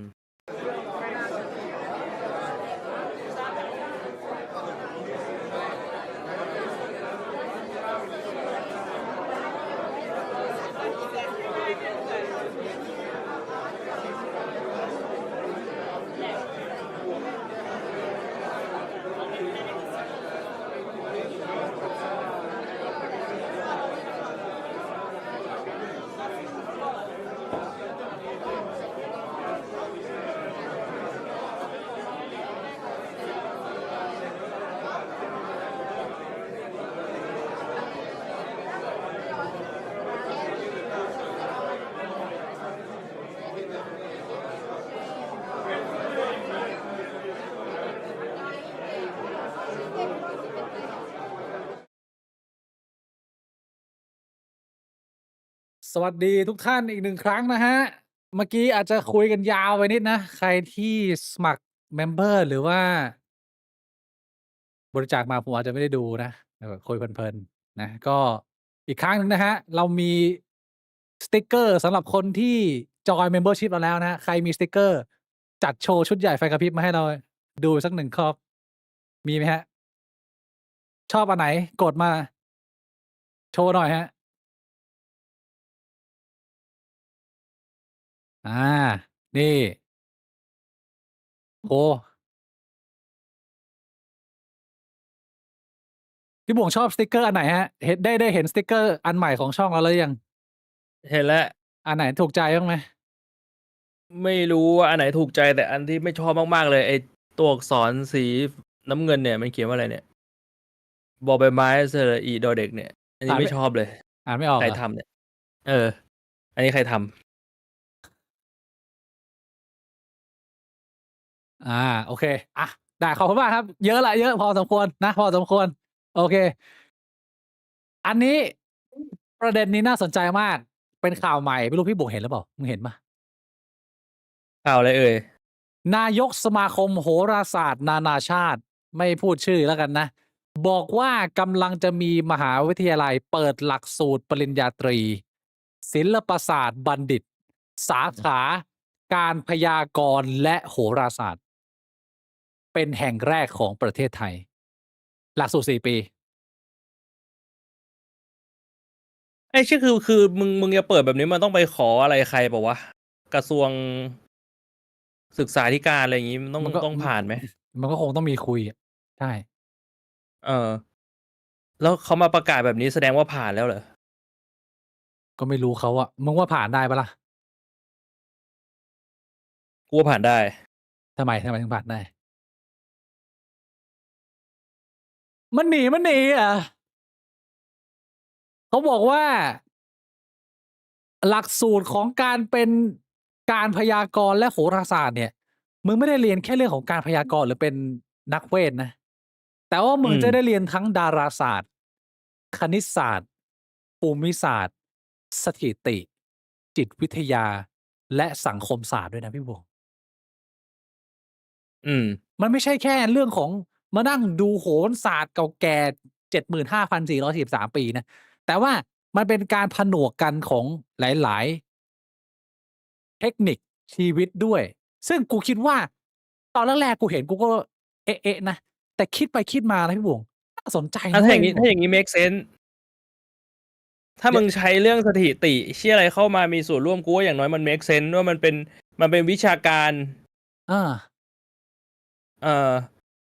อย่างคณิตศาสตร์สถิติจิตวิทยาอาหรือเรื่องของอะไรนะการดูดวงดาวมันก็พอจะเข้าใจได้ว่ามันมีความเป็นวิทยาศาสตร์คือมันมีแนวคิดหนึ่งที่ตอนนี้ก็ค่อนข้างบูมในไต้หวันคืออืมมันเป็นการผสมผสานกันระหว่างหมอดูกับ Consultant Personal Consultant คือที่ปรึกษาปัญหาชีวิตมันจะอืเป็นมเขาเรียกว่าเป็นร่างอัปเกรดเมื่อก่อนเนี่ยคือมันเป็นหมอดูอย่างเดียวเลยแล้วก็เน้นปล่อยพลังเวทให้มึงว่าชีวิตมึงจะเกิดอะไรขึ้นเดี๋ยวมึงจะเจอเนื้อคู่มึงอะไรอย่างงี้แต่ว่าสไตล์ใหม่มันจะเป็นว่าเขามีศาสตร์แห่งสถิติเรื่องของโหรเอาเข้ามาจับแต่พอมึงดูตัวเลขดูทิศทางดาวมึงไปเรื่อยๆแล้วเนี่ยการสนทนาครึ่งหลังมันจะไม่ใช่เรื่องของโหราศาสตร์แล้วแต่มันจะเป็นการปรึกษาปัญหาชีวิต แล้วอธิบายหรือแนะนำกันในเชิงที่ว่าเป็นจริงเป็นจังคือเขามีความสามารถความรู้ทางด้านความรักความสัมพันธ์จิตวิทยาเขามีความรู้เรื่องการเงินพื้นฐานเบสิกอืมแล้วเขาก็จะบอกว่าอืมที่ไม่ใช่ว่าวิธีการแก้คือไปบนไข่หรือไปแก้บนหรือไปเปิดกระเจี๊ยวโชว์วิ่งรอบศาลอะไรงี้ไม่ใช่แต่เป็นว่าเฮ้ยวิธีการใช้เงินของคุณแบบนี้แม่งไม่เวิร์กเลย อืมเอาศาสตร์ปกติที่เป็นคำแนะนำวิชาการการใช้ชีวิตเนี่ยเอาเข้าไปผนวกคู่กับโหรแล้วก็ดึงอืมคนที่กำลังมีปัญหาชีวิตเนี่ยได้มีทางออกอ้าวอืม อย่างงี้น่าสนใจไหมพี่หมวกกูว่าน่าสนใจแต่ว่ามันต้อง คือกูคิดว่ามันต้องมาพร้อมกับกระทรวงเวทมนต์ที่มาดูแลนักเวท ที่แม่งจะแบบว่าใช้เวทมนต์ดำอ่ะ อ่า ต้องมีกระทรวงเวทเพมนต์ ราะว่าถ้าอย่างที่พี่บิ๊กพูดมาเนี่ย มันก็น่าสนใจ แต่เอาจริงๆอ่ะไอชีพพวกเนี้ย มันก็คือที่ปรึกษาทางการเงินหรือเปล่าวะอาชีพแบบเนี้ย มันมีอยู่แล้ว แล้วเราก็ไปเรียนบริหารธุรกิจเรียนอะไรก็มันก็ผ่านมาได้ อ่า แต่ว่าโหนเนี่ยมันจะใช้ในเรื่องของจิตวิทยาเยอะหน่อย แต่มึงถามหน่อยว่า เอาอย่างนี้ที่ปรึกษาทางการเงินก็ไปเรียนจิตวิทยาแล้วก็หาวิธีพูด มันก็ได้เหมือนกันน่ะ มึงไม่ต้องมาเรียกว่าโหนก็ได้อะถ้าอย่างนั้นน่ะ ไอพี่โบคิดว่าหลักสูตรนี้มันจะเวิร์กมันจะมีประโยชน์ต่อสังคมหรือไหม คือกูว่ามันเป็นการแบบว่ามึงก็เอาวิชาที่มีอยู่แล้วมาแปะแล้วก็มาเปลี่ยนชื่อเป็นโหนอะไรเงี้ย พอฟังดูมันเป็นแนวนั้นน่ะ แต่ว่าพอมันใส่ดาราศาสตร์เข้ามา คือกูว่ามันหลุดไปหน่อย คนละเรื่อง ก็ แล้ว การที่มึงเอาดาราศาสตร์กับสถิติมาอิงกันน่ะ มันผิดหลักสถิตินะเว้ย ยังไง ค่าสถิติเนี่ย มันไม่ใช่แค่มึงจะหาความสัมพันธ์ของสองสิ่งอย่างเดียว สิ่งที่สำคัญสำหรับสถิติคืออะไร คือการหาคำอธิบายด้วย มึงแค่หาความสัมพันธ์ของสองสิ่งแล้วมึงไม่หาคำอธิบายไอ้เชี่ยปกติเขาให้ผ่านเหรอวะ กูจำได้ว่าเวลาเรียนสแตทในมหาลัยอ่ะพาร์ทการอินเทอร์เพรตพาร์ทการอธิบายตัวเลขอ่ะเขาให้ความสำคัญมากเลยนะ อืม ถ้ามึงแค่บอกว่าเฮ้ยตอนที่แบบขึ้น15 ค่ำเนี่ย หรือว่าคนที่เกิดเดือนตุลาเนี่ยแม่งเป็นคนที่ประสบความสำเร็จเยอะ มีความเชื่อมโยงทางค่าสถิติ แล้วมึงก็จะบอกว่าเฮ้ยคนเกิดเดือนตุลาประสบความสำเร็จเยอะ ไอ้เชี่ยมันเป็นความสัมพันธ์ที่มึงอธิบายผิด มันแค่มี correlation กันแต่มันไม่ได้มีอะไรที่จับต้องได้เนี่ย จริง ๆ มันใช้ตรงนี้ไม่ได้ มันเป็น fallacy อ่ะ อ่าพี่โบคิดว่า วิชานี้ไม่ควรจะมีไหม ไม่ควรจะเป็นหลัก ให้มั สู น ต เป็ ร นมันเป็นการกูมองว่ามันเป็นการมอมเมาประชาชนไกลๆนะ การที่สนับสนุนเรื่องเนี้ย เหรอ แต่ว่า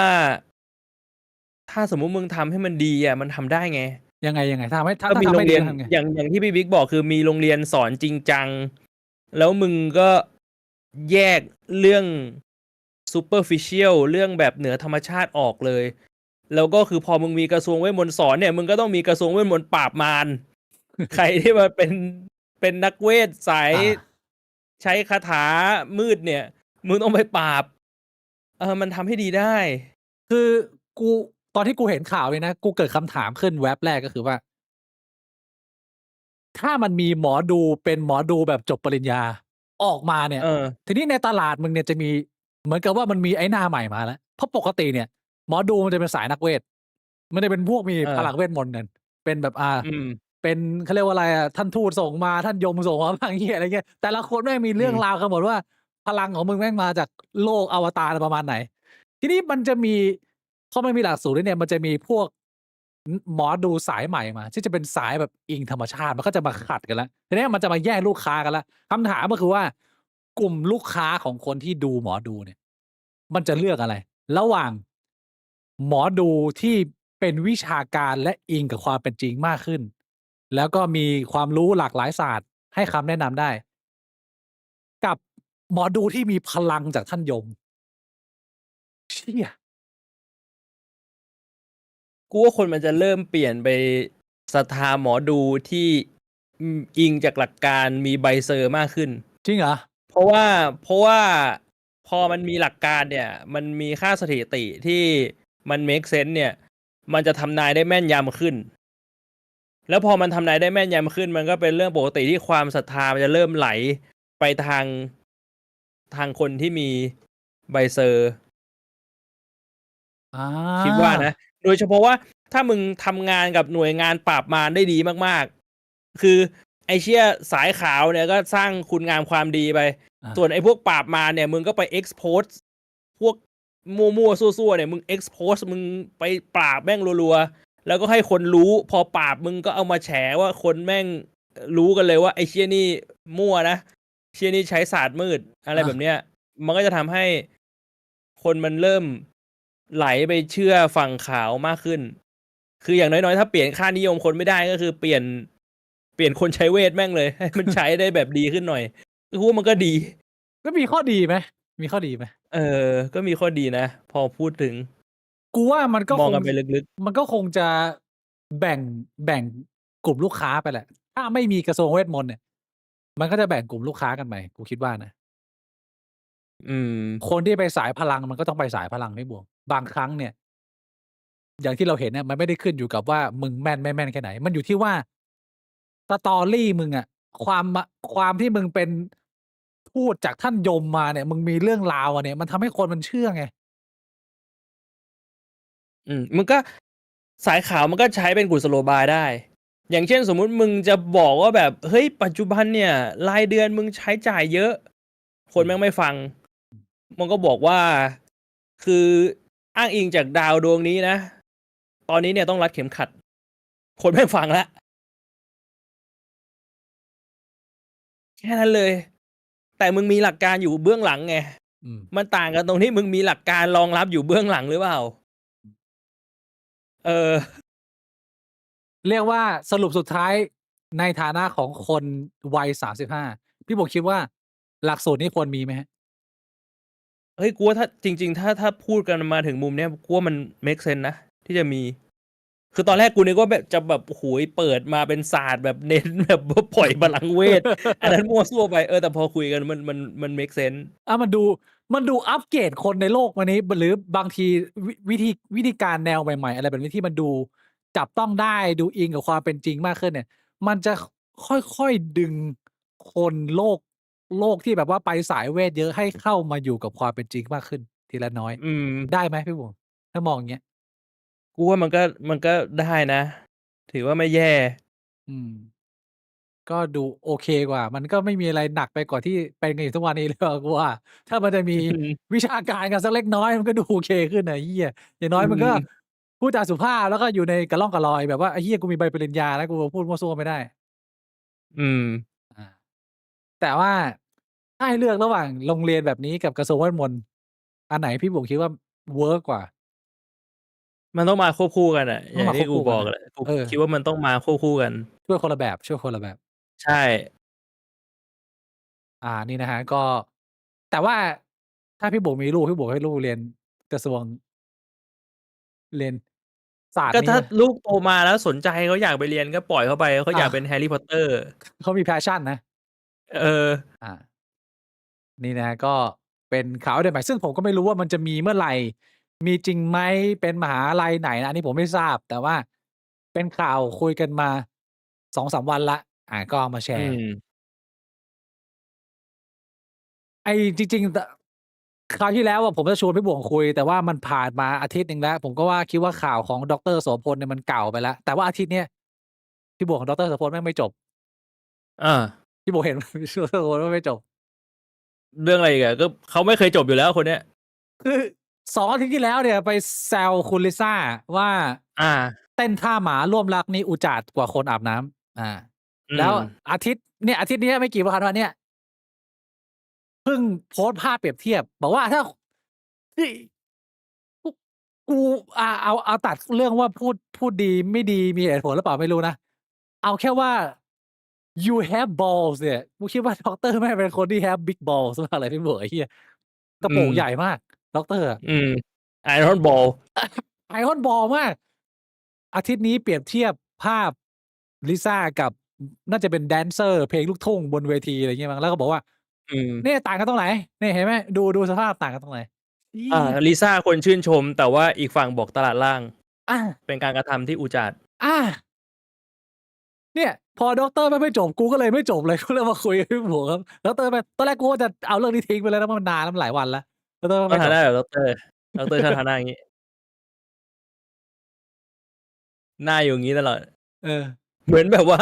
ตึงโบอยู่ตลอดอะ ปากอะ ไอ้เชี่ย ปากเขาเป็นอย่างงี้แล้ว ถ้าเป็นสนามรบเขาถือว่าเป็นคนไม่ธรรมดานะพี่บวกเชี่ยเป็นตัวจี๊ดตัวจ๊าดเหมือนกันนะ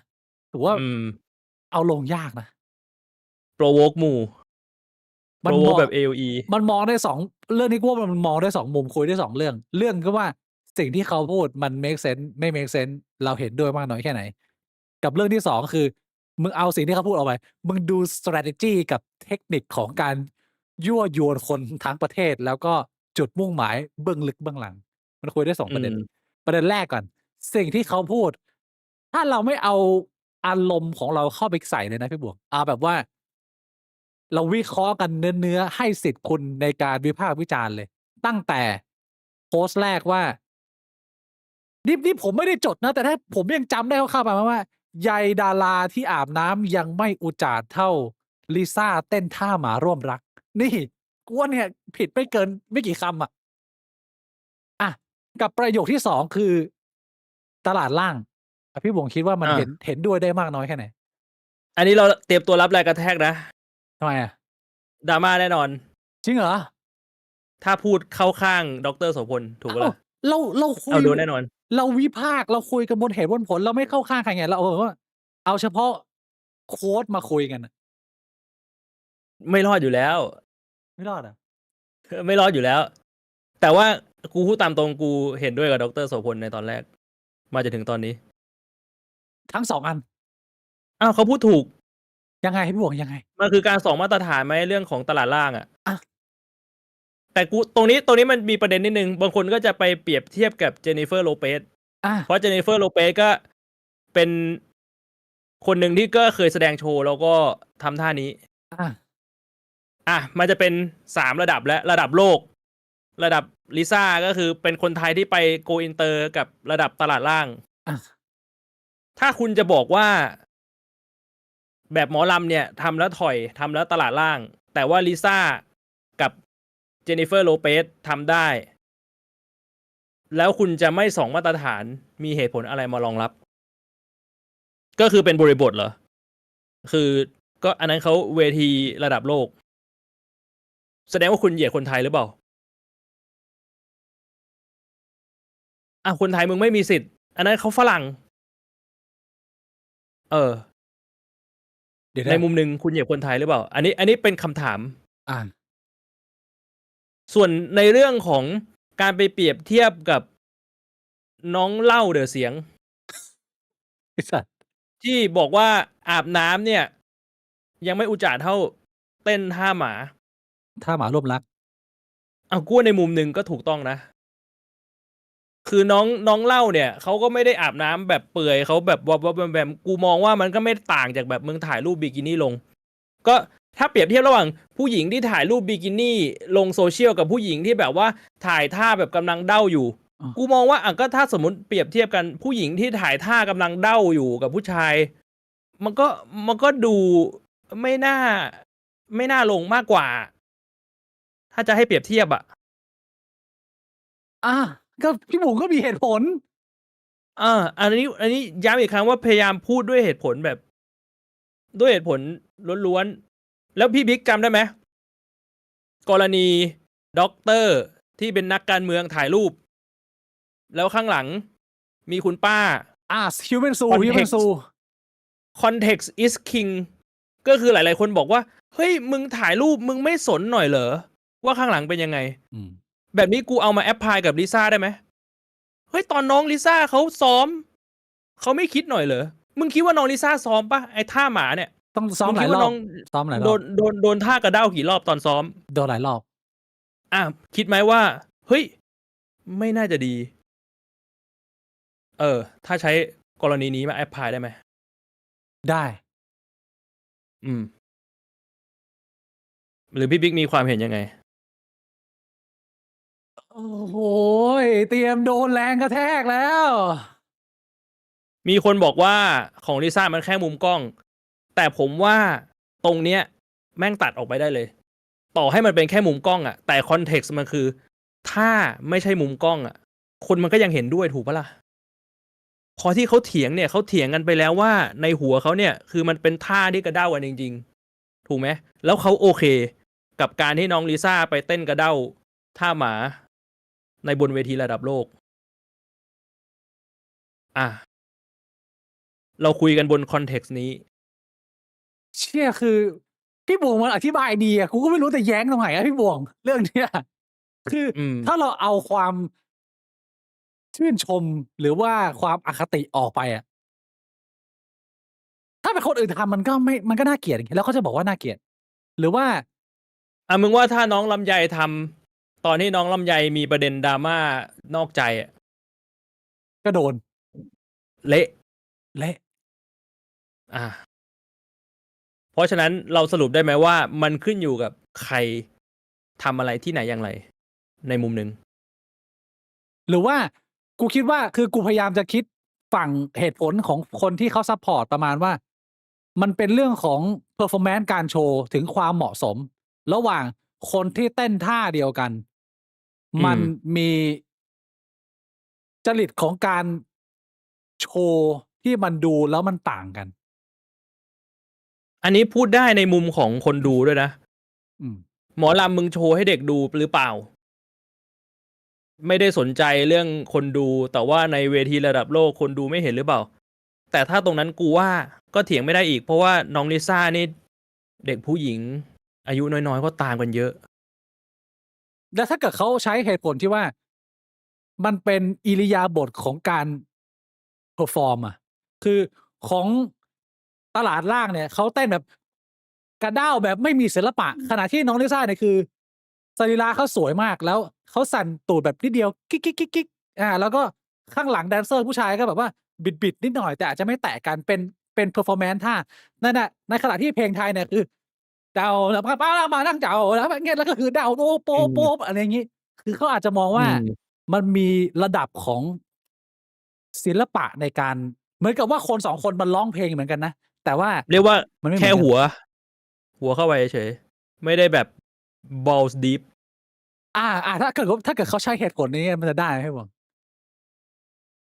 ก็มีเหตุผลนะ อา มันก็เรียกว่าแบบนิดๆมันแบบแค่หัวแย่ คือถ้าเกิดว่าเราจะมาตีความว่าทำท่าอูจาดเหมือนกันมันต้องเหมือนกันเลยเนี่ย บางคนเขาก็จะบอกว่ามันมีความต่างของ detail ของการทำอะไรอย่างงี้อย่างงี้มันถือว่าเป็นเหตุผลไหมพี่บ่วง ๆมันก็สุดท้ายมันกลับไปตรงที่เราไปเต้นท่าอื่นไม่ได้เหรอ มันมันคือคำถามที่ว่าตอนซ้อมเนี่ย ยังไงก็ต้องมีท่าเด้าให้ได้เลยใช่ไหม คือถ้าเกิดเราสมมุติว่าดรโสพลไม่จุดประเด็นนะ เราเคยดู performance อย่างงี้อย่างเช่นเราดูแบบ Lady Gaga หรือว่าดูแบบนักร้องต่าง กูพูดตามตรงว่าทุกครั้งที่เห็นอะไรแบบนี้กูจะคิดในหัวแต่กูไม่เคยพูดว่า มันทำแบบนี้มันทำท่าอื่นไม่ได้เหรอ กูคิดทุกครั้ง ไม่ว่าจะเป็นใครก็ตาม เอาท่านี้เขาบอกว่ามันเซ็กซี่ไงมันทำให้คนแบบดูตื่นเต้น เอาก็ใช่ มันก็จริงถ้าเขาต้องการจะให้มันเซ็กซี่แต่ก็ แต่ว่าเขาอาจจะมองว่าเอ่อเพลงไทยหรือว่าเพลงแดนเซอร์ลูกทุ่งต่างจังหวัดเมืองไทยเนี่ย อาจจะเต้นแล้วมันดูไม่เซ็กซี่มันดูไม่ไฮมันเต้นแล้วมันดูแบบ หรือว่าเป็นพวกแบบว่าที่หลายๆคนเขาจะมาล้อกันเป็นเหมือนแบบเด็กผู้หญิงอะอยู่ตามแบบรถทัวร์อะไรอย่างเงี้ยแล้วก็เต้นท่าดึกๆๆๆๆอยู่ข้างๆรถกันเต็มไปหมดเลยอะไรเงี้ยมันดูต่างกันไงไม่ทำให้มันดู high end ให้มันดูแบบดูมีระดับอย่างงี้มันได้ไหมพี่หมวก คือสำหรับกูก็มองว่ามันควรจะเป็นมาตรฐานเดียวไม่ใช่2มาตรฐานอยู่ดี ถ้ามึงโอเคกับอย่างหนึ่งมึงก็ควรจะโอเคกับอีกอย่างหนึ่ง อืม ถ้ามึงไม่โอเคกับอีกอย่างหนึ่งมึงก็ควรจะไม่โอเคกับอีกอย่างหนึ่งสำหรับกูมองแค่ว่ามึงไม่ควร2มาตรฐาน ไม่ว่ามึงจะเป็นคนฝั่งไหน ถ้ามึงไม่โอเคคำถามกูคือมึงไม่โอเคกับทุกฝ่ายใช่ไหมถ้ามึงไม่โอเคกับทุกฝ่ายกูก็มองว่ามึงโอเค มึงไม่2มาตรฐาน แต่ถ้ามึงโอเค มึงคิดว่าฝั่งนี้เซ็กซี่ มึงเห็นฝั่งนี้เต้นฝั่งนี้ก็เซ็กซี่ มึงก็ไม่2มาตรฐานสำหรับกูก็ถือว่ามึงเป็นคนไม่แย่นะแต่ถ้าเมื่อไหร่ที่มึง2มาตรฐานน่ะความคิดเห็นของมึงมันจะถูกตัดไง ไม่คมีนเราน้ำ มัน หนั ไม่ ก ชอบความ2มาตรฐานไง เข้าใจได้ อันนี้มีเหตุผล อืม อันนี้คือประเด็นที่2แล้วนี่คือ1กับ2รวมกัน ผมว่ามันก็มองได้หลายมุม แต่ที่พี่บวกพูดผมว่าก็ไม่ผิดนะ มันเข้าใจได้ ซึ่งถ้าถามส่วนตัวกูนะ ถามว่ากูชอบอะไรแบบนี้ไหม อืม ชอบ เซลล์ เต้นมาเยอะๆเลย กูชอบดู กูย้ำอีกครั้งกูไม่ได้ไม่ชอบนะ แต่จุดประเด็นมันอยู่ตรงที่ดร.โสพลบอกว่ามันต่างกันอย่างไร ก็ในเมื่อ2คนเขาทำเหมือนกันอ่ะ กูสนับสนุนให้ผู้หญิงออกมาเต้นแบบท่ายั่วๆเสียวๆเซ็กซี่เยอะ ทำไมอ่ะ ๆ กูชอบดู พี่วงเป็นสายหื่น ส กา นั ม บส อ่ะ นุน your body your choice เป็น ร่าง เซ กายคุณทำอะไรทำเลย อืม แต่คำถามหรือประเด็นที่เรากำลังคุยกันอยู่มันคือเรื่องของการ2มาตรฐาน มันไม่ใช่คือเรื่องของการชอบไม่ชอบแล้ว อืม แล้วไอ้เชี่ยกูเห็นในเน็ตนะ ใส่ดร.โสพลกันเยอะ แล้วก็บอกว่า เนี่ย ถ้าไปออกโหนกระแสเนี่ย ดร.โสพลก็บอกว่ามาเลย10-1ก็ยอม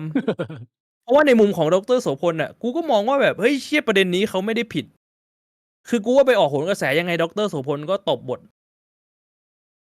มันไม่มีจุดที่มึงจะไปแย้งได้เลย กูยังไม่เห็นจุดที่มึงจะไปแย้งได้เลยว่ามึงจะแย้งยังไงกับการที่มึงโอเคกับน้องลิซ่าเต้น แต่มึงบอกว่าอีกฝั่งตลาดล่าง อ่า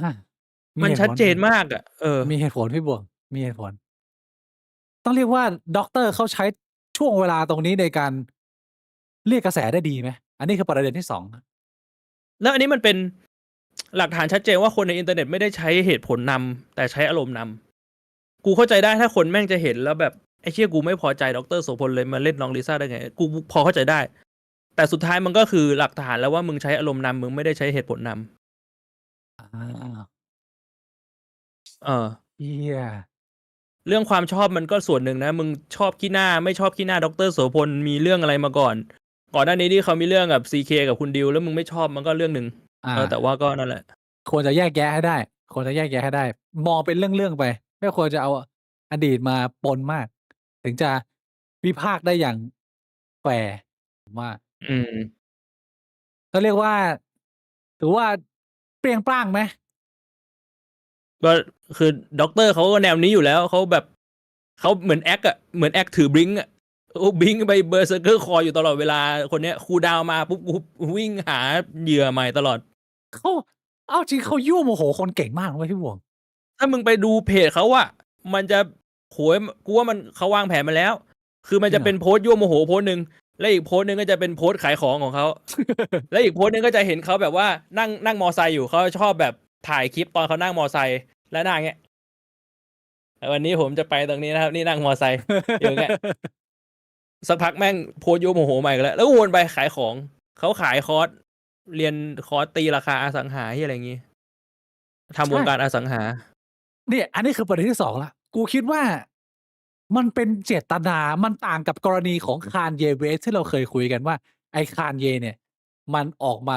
ทำให้คนปวดหัวเนี่ย มันเป็นเรื่องของ เทคนิค เจตนา marketing ไหม หรือยังไง หรือมันประสาทไป อันนี้ ผมคิดว่า มันก้ำกึ่งกับคำว่า แม่งประสาทแม่งหลุดไปในระดับหนึ่งแล้ว แต่สำหรับกรณีดร. โสพลน่ะ กูมองว่า อันเนี้ยโคตรจงใจเรียกกระแสเลย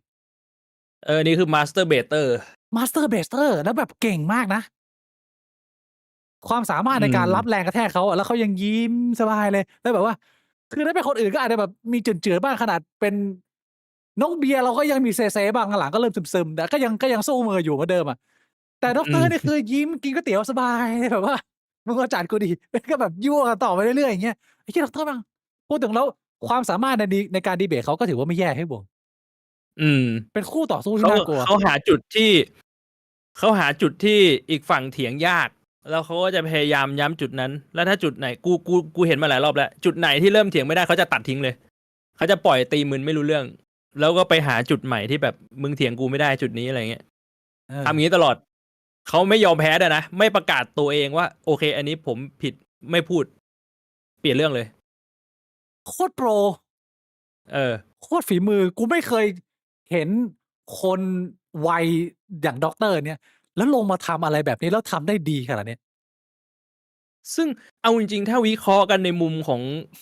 เอาเกมเข้ามาวิเคราะห์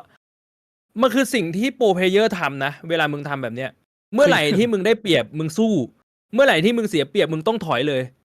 ไม่ว่าจะเป็นเกมต่อสู้เหี้ยอะไรก็ตาม StarCraft Warcraft Dota LOL คือมันทำอย่างงี้กันหมด คนที่ทำแบบนี้ไม่ได้ก็คือคนที่ rank ต่ำ เพราะฉะนั้นเนี่ย ไอ้เหี้ยคือด็อกเตอร์แม่งของจริง กู Pro ว่า Player นะ อันนี้ Pro Player เชี่ยก็ถึงขนาดคุณดิวกับคุณซีเคยังต้องหัวปั่นหัวหมุนไอ้เหี้ยโดนเข้าไปคนเดียวเจอท่ายิ้มเข้าไปก็เละแล้ว ก็คือแบบได้โปรโมทฟรีๆอ่ะสุดท้ายได้ไปขึ้นเวทีอ่ะโหูยคนดูแม่งเท่าไหร่อ่ะขึ้นไลฟ์ขึ้นเวทีจากที่แบบตอนแรกก็ไม่รู้อ่ะใครไม่รู้โดน เชี่ย เชิญไปขึ้นเวทีใหญ่อ่ะของบิตคอยอ่ะไอ้บิตคัพซัมมิตอ่ะปีที่แล้วอ่ะ คือกูว่าส่วนตัวแล้วว่าด็อกเตอร์ไม่ได้มีปัญหาอะไรกับตัวลิซ่ามากหรอกเขาเฉยๆแต่ใช่ว่ามันเห็นว่าอันเนี้ยกูเล่นได้ แล้วคนมันลุกคือ อืม เชี่ยด็อกเตอร์แม่งกูว่าพี่บวงมึงว่ามึงสักประมาณ60-70มึงจะเป็นด็อกเตอร์เพิ่มคน แต่จริงๆกูหวังว่าตอนแก่กูจะไม่เป็นอย่างนั้นนะ จริง กู เหรอ จะอยู่สงบ สบายๆ ไม่ไป เล่น หาเรื่องคนอื่น เล่นเกมดีกว่านะเล่นเกมนะเผื่อพี่บวงตอนนั้นจะขายของไงขายกางเกงในอะไรอย่างงี้ ก็มาปั่นแต่ว่าน้องลิซ่าไม่ได้โดนแค่ประเด็นนี้ประเด็นเดียวนะ อืม อาทิตย์ที่ผ่านมา อุ้ยพี่พิษสวัสดีครับพี่พิษขอบคุณมากครับสำหรับ40 บาท หน้าลุงแกมันเข้าทางเรียกแขกอยู่แล้ว หน้าลุงอะเฉยๆ แต่กลัวรอยยิ้มเนี่ยเรียกไอ้เชี่ย เขาจะชอบอย่างเงี้ย ยิ้มแล้วไม่ใช่ยิ้มธรรมดา มันสังเกตเขาจะแบบสายนิดๆตลอด คือมันคอมโบหน้ายิ้มกับสายหัวนี่คือแบบว่า อยากจะแบบแม่งอย่างนี้สักทีหนึ่งอะ เหมือนเป็นกับว่ามายั่วให้มึงโมโหจัดๆอะแล้วตัวเองก็เอาถอยกลับไปแล้วก็พูดสุภาพกลับ อะไรเงี้ยคือเชี่ยมันยั่วจริงๆถ้าอยู่ในโรงเรียนไอ้เหี้ยคนแบบด็อกเตอร์นี่แม่งโดนกระทืบไปแล้ว โดนเลย แต่ว่านี่เขาโตแล้วไงเขาก็ อืม สามารถอยู่ได้อย่างอยู่รอดปลอดภัย อันเนี้ยเราประเทศมันเป็นแบบว่า แล้วก็อยากจะให้ผู้คนสามารถแสดงทัศนะของตัวเองได้ใครจะชอบไม่ชอบอะไรยังไงเนี่ยเราก็ไม่จำเป็นต้องเห็นด้วย แต่ก็ยังพูดคุยกันได้ ผมก็ยังรู้สึกว่า มันมีอะไรหลาย ๆ อย่างที่มันน่าเรียนรู้จากด็อกเตอร์แม้เราจะไม่เห็นด้วยกับสิ่งที่เขาพูดนะ ก็ด็อกเตอร์เป็นคนที่น่าสนใจคนหนึ่งขอบคุณคุณบิ๊กซันนะฮะ100 บาท สัก EP เอา CK มาคุยหน่อยครับจอมานโอ้โหเชี่ย โอ้ยผมไม่รู้ว่าแบบเราจะชวนเขามาได้หรือเปล่า ติดต่อไปเขาจะคุยหรือเปล่ายังไม่รู้เลย เชี่ยมี ช่ แต่ องเราก็ไม่ใช่ช่องใหญ่นะ คุยในเรื่องกระเจียวอะคุณ CK คุยได้ปะล่ะ เฮ้ยแต่กูว่าเอาจริงๆเขาน่าจะไม่ได้ติดปัญหาเรื่องกระเจียวอะไรนะ จริงเหรอ จากที่เขาไปออกรายการของ บ๊อบทอล์ก ไอ ใช่ไหม บับทอกอะ ใช่ไหม ถ้าดูเขาก็ชิวๆจริงๆแล้วคุยได้ ไม่ดี แต่ ไม่ ว่า ดีคุณ CK อาจจะเอากระเจี๊ยบมาแกว่งโชว์เราก็ได้นะมึงเห็นลูดถกมาควงเป็นเฮลิคอปเตอร์เลย อื เชี่ ม ยไม่แน่นะ หรือว่า ลิซ่ เรา เราชวนคุณ CK มาก่อน แล้วเราชวนดร.โสพล เชี่ยชวนด็อกเตอร์มานี่โหดจัดๆพี่บวงโหดจัดๆมีประเด็น มึงว่าเราพอจะรับมือกับด็อกเตอร์ไหวไหมฝีมือเราเนี่ย กูว่ารับได้นะเว้ยเพราะว่ากูไม่ได้เอาอารมณ์เข้าไงกูก็พูดคุยกันอันไหนเราเห็นด้วยเราก็เห็นด้วยอันไหนเราไม่เห็นด้วยเราก็แย้งแต่ว่าเราก็ อืม ที่สำคัญคือเราต้องไม่หลงกลรอยยิ้มของเขา อืม ถ้าเกิดว่าต่อมความรู้สึกมึงมันเริ่มกระตุกแล้วเนี่ยพอเขายิ้มอันนี้มึงโดนแล้วมึงตกเข้าไปหลุมเขาแล้ว อืม มึงต้องสมาธิมึงต้องดี อืม พี่บอกสู้ได้ไหมล่ะพอได้นะ ก็ถือว่าเป็นประสบการณ์นะ อย่างน้อยเราเหมือน ได้ กับว่า เรียนรู้จากมาสเตอร์อะ เราขึ้นเวทีมวยแล้วไม่จำเป็นต้องชนะเพราะเราขึ้นไปเพื่อเรียนรู้ อืม มีแต่คนที่ อัน กลั นี้ ว ที่พูดเผื่อไว้ว่ามันอาจจะมีโอกาสแต่กูก็ไม่รู้หรอก ได้คุยไหม ที่ด็อกเตอร์มานั่งคุยกับเรา4 ชั่วโมงอะอืม กลับมาประเด็นของลิซ่าพี่บวงลิซ่าไม่ได้มีแค่ โดนด็อกเตอร์ซัดเข้าไปเท่านั้น ที่ไปงานแล้วมีรูปถ่าย อันไหน ใช่ไหม อันนี้อันไหนเนี่ยอันนี้พูดถึงอะไร พี่บิ๊กพูดถึงประเด็นไหนอะ ผมพูดถึงประเด็นที่ลิซ่าโดนแรปเปอร์ชาวอเมริกันที่ชื่อว่าอาซิเลีย อันนี้ แบ อี ง กประเด็น ค์โจมตีมาอย่างต่อเนื่อง จนผู้คนที่รักซัพพอร์ตและชื่นชมน้องลิซ่าเนี่ยเราไปเปิดวอลกับคนต่างชาติ เรียกว่าตัดกันหนักมาก อันนี้พี่บงเห็นไหม เห็นแล้ว พูดไปอย่างเรื่องนี้ ยังแต่อันนี้จริงๆมันเป็นประเด็นใหญ่กว่าน้องลิซ่ามากนะ มันกลายเป็นประเด็นเรื่องการเหยียดเชื้อชาติแล้ว ใช่ เรื่อง racism แล้วมันมีตอนเนี้ยมันมีข่าวเกี่ยวกับการเหยียดเชื้อชาติเยอะมากๆพี่บิ๊กได้ตามบ้างไหม อันไหนบ้างพี่บงเล่าดิ มีผู้หญิงอเมริกาคนหนึ่งผิวขาว อ๋อ ด่าเด็กผิวดำอายุ5 ขวบด้วย N word อ่ะแล้วทำแคมเปญแล้วมีคนส่งเงินมาสนับสนุน$700,000แล้วอันนี้กูเห็นคือตอนเนี้ยประเด็นเรื่องของการเหยียดเชื้อชาติเนี่ยแม่งคือแม่งบ้าไปแล้วอ่ะแล้วมีคนไปพูดประเด็นนี้รายการเพียร์สมอร์แกนแล้วพูด N-word ออกรายการบอกว่าก็กูเป็นคนเหยียดเชื้อชาติกูพูดได้คนขาวเหรอเนี่ยเดี๋ยวกูพูดให้ดู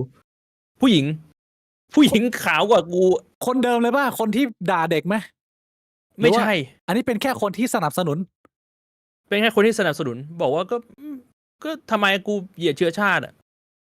รายการเพียร์สมอร์แกนนะเว้ยไอ้เชี่ยรายการนี้แบบใหญ่ที่สุดแทบจะในโลกอะเชี่ยกูยังไม่ได้ไปดูเลยต้องไปดูแล้วพี่บงแล้วประเด็นคืออะไร แม่งนั่งกันอยู่5 คน มีคนผิวดำ2 คน เชี่ยแล้วมาถึงยุคที่กำลังจะ desensitize N-word กันแล้ว เออ พี่บงพูดได้ไหมคำนี้ พี่บงรู้สึกว่ามันหนักหนามากไหมที่จะต้องพูดคำนี้ แม้เราจะ ไม่ ไม่ หนั มี กหนา แม้เราจะไม่มีเจตนาเนี่ยมึงว่าพูดได้ไหม กูว่าถ้าอยู่ใน YouTube อะกับในทวิตพูดไม่ได้เพราะว่าโดนแบนแค่นั้นนี่คือเหตุผลที่กูไม่พูด แต่ถ้าเกิดว่าพี่บงไปออกสมมติว่าไปออกโหนกระแสเลยพี่บง N-word รัว ก็คงไม่พูด ถ้าแบบออกอากาศ ๆแต่ถ้าเกิดว่าอยู่ในโลกของความเป็นจริงอาจจะพูดได้ พูดได้ เชื่อพี่บุกคิดว่ามันกำลังจะเปลี่ยนแปลงไปไหมกับโมเมนตัมของคำต้องห้ามคำนี้ หรือว่ามันจะยังโดงมันจะ บอกกูว่ามันเปลี่ยนไปเรียบร้อยแล้ว ไม่งั้นมึงไม่มีทางเห็นผู้หญิงผิวขาวมานั่งพูดหลายรอบด้วยไม่พูดแบบพูดก่อนหน้านี้ทำไม่ได้แน่นอน ถ้ามึงย้อนกลับไป5 ปี10 ปีที่ผู้หญิงคนนั้นเดินออกไปโดนกระทืบแน่นอน แต่ว่าตอนนี้เราเห็นถึงแบบไอ้เชี่ยแม่งทำแคมเปญขอเงินสนับสนุนได้เงินไป30 กว่าล้าน มันคนละเรื่องคนละโลกกันแล้ว แล้วเรากลับมาที่ประเด็นของ Azealia Banks ที่เรียกว่าใช้คำพูดเหยียด แล้วก็ดูถูกลิซ่าทั้งเชื้อชาติเพศสภาพอะไรคือแบบมึงด่าแบบปนมั่วไปหมด พี่บงคิดว่าการโต้ตอบเนี่ยของแฟนคลับหรือว่าของคนไทยเนี่ย มันควรจะมีเส้นไหมมองในมุมมึงหรือมองในมุมที่ว่าความเหมาะสมไม่ได้หรือพี่บงคิดว่า ในเมื่อมันเป็นวอลของการถกเถียงหรือการเหยียดกันแล้วเนี่ย เส้นมันไม่มีในเมื่อ มึงด่าลิซ่าว่าเป็นกระเทยเป็นลูกคนจนอะไรประมาณเนี้ยกูก็น่าจะใช้ N-word กับมึงได้มึงพี่บงคิดว่ามึงเป็นตัวเปิดมึงก็มึงรับไม่ได้ยังไง ถ้าคนจะสวนมึงถ้าแฟร์นะมันก็ตาต่อตาฟันต่อฟันในมุมกูคือแรกๆเนี่ยผมเห็นคนไทยก็ไปต่อว่าอย่างสุภาพก่อนผมเห็นล็อตแรกจะไปคุยกันว่าเฮ้ยทำไมพูดจาอย่างนี้เขาสวยกว่าคุณตั้งเยอะก็อาจจะมีการแซวไปในเชิงใช้ภาพเปรียบเทียบว่ามึงดูหน้ามึงซิอะไรเงี้ยทีนี้ไอซีเรียมันไม่จบไงไอซีเรียแม่งก็จัดต่อ ทีนี้พอคนไทยมันเริ่มเดือดถึงจุดหนึ่งแล้วทีนี้กูไปดูแล้ว แม่งกลายเป็นแบบ มันก็เข้ามันยังไปไม่ถึงขั้น N-word แต่คำพูดที่คนไทยไปพิมพ์ก็ถึงเลเวลประมาณว่าแบบ ถ้าแปลเป็นไทยนะก็เหมือนกับแบบเฮ้ยอีดามอีดอยใส่อีดามอีดอยดอยอีดามอีดอยใส่ก็ประมาณนี้แล้วไอ้เหี้ยเลเวลอะที่ผมคิดว่าการด่ากันเนี่ยมันควรจะมีเส้นหรือว่าหลายคนเขาพูดว่า เราไม่ควรจะลดตัวลงไปทำในสิ่งที่เรามองว่าเขาทำแล้วไม่ดีพี่บงคิดยังไงกับประเด็นนี้จริงๆเรื่องนี้ก็เป็นเรื่องที่น่าสนใจ สำหรับกูเป็นคนที่กูไม่ค่อยยอมใครไงคือถ้าใครทำอะไรกูก็จะพยายามสวน มันอาจจะมีแบบพยายามหักห้ามใจตัวเองบ้าง แต่ส่วนใหญ่ก็จะสวน แต่ส่วนตัวกูก็จะสวนด้วยเหตุและผลนะกูจะไม่ด่ากลับอะไรเงี้ยพี่ผมไม่ค่อยใช้คำเหยียดจะด่าก็เป็น ใช่ เรื่องอื่น แต่ในมุมเนี้ยกูก็พอเข้าใจได้ว่าคนที่สวนกลับด้วยอารมณ์เนี่ย มันทำเพราะอะไร เพราะว่าอีกฝั่งไม่ได้เปิดมาด้วยเหตุและผลแต่แรก เน้นเห มัน ยียด ก็ มา เหมื เล อน ย ว่า มันคือเขาเปิดมาด้วยอารมณ์แล้วอ่ะ บางที ถ้ามึงจะไปคุยด้วยเหตุผลมันไม่มีประโยชน์แล้ว มันก็คือมีแค่มึงไม่คุยหรือมึงก็สวนเพื่อจะแค่สนองอารมณ์ตัวเองแล้วอ่ะในมุมของกูนะ มึงว่า อันนั้นมันก็พอเข้าใจได้ว่าทำไมมันถึงมีแบบสงครามน้ำลายกัน อย่างกรณีของอาซิเลียแบงค์เนี่ย การที่เขาเปิดฉากเหยียดคนชาติเราอย่างแบบไอ้เหี้ยเรียกว่ามึงต้องการจะเล่นสนุกแล้วว่ามึงดูไม่ได้แค่อย่างดรโสพลเนี่ยเป็นแค่การ raise ประเด็นตั้งคำถามถกเถียงเฉยๆแต่มันยั ว่า งมีพอยต์ให้คุย แต่ว่าอาซิเลียนี่คือมันดูชัดเจนว่าไอ้เหี้ยนี่มึงแบบต้องการ attack แล้ว แค่ไม่ชอบหน้าส่วนตัว ถ้าเป็นกรณีอย่างไอซิเลียแบงค์เนี่ยพูดประมาณนี้ด่าประมาณนี้เนี่ยแล้วการที่เราใช้ N word กลับไปเนี่ยมึงคิดว่าคนดำคนอื่นที่เป็นผู้ชมเนี่ยเขาจะให้อภัยหรือเข้าใจ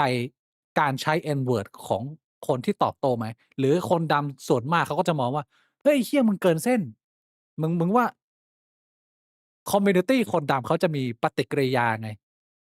เขาก็ไม่ชอบอยู่แล้ว เขาจะซัพพอร์ตไอซิเลียแบงค์อย่างเงี้ยเหรอ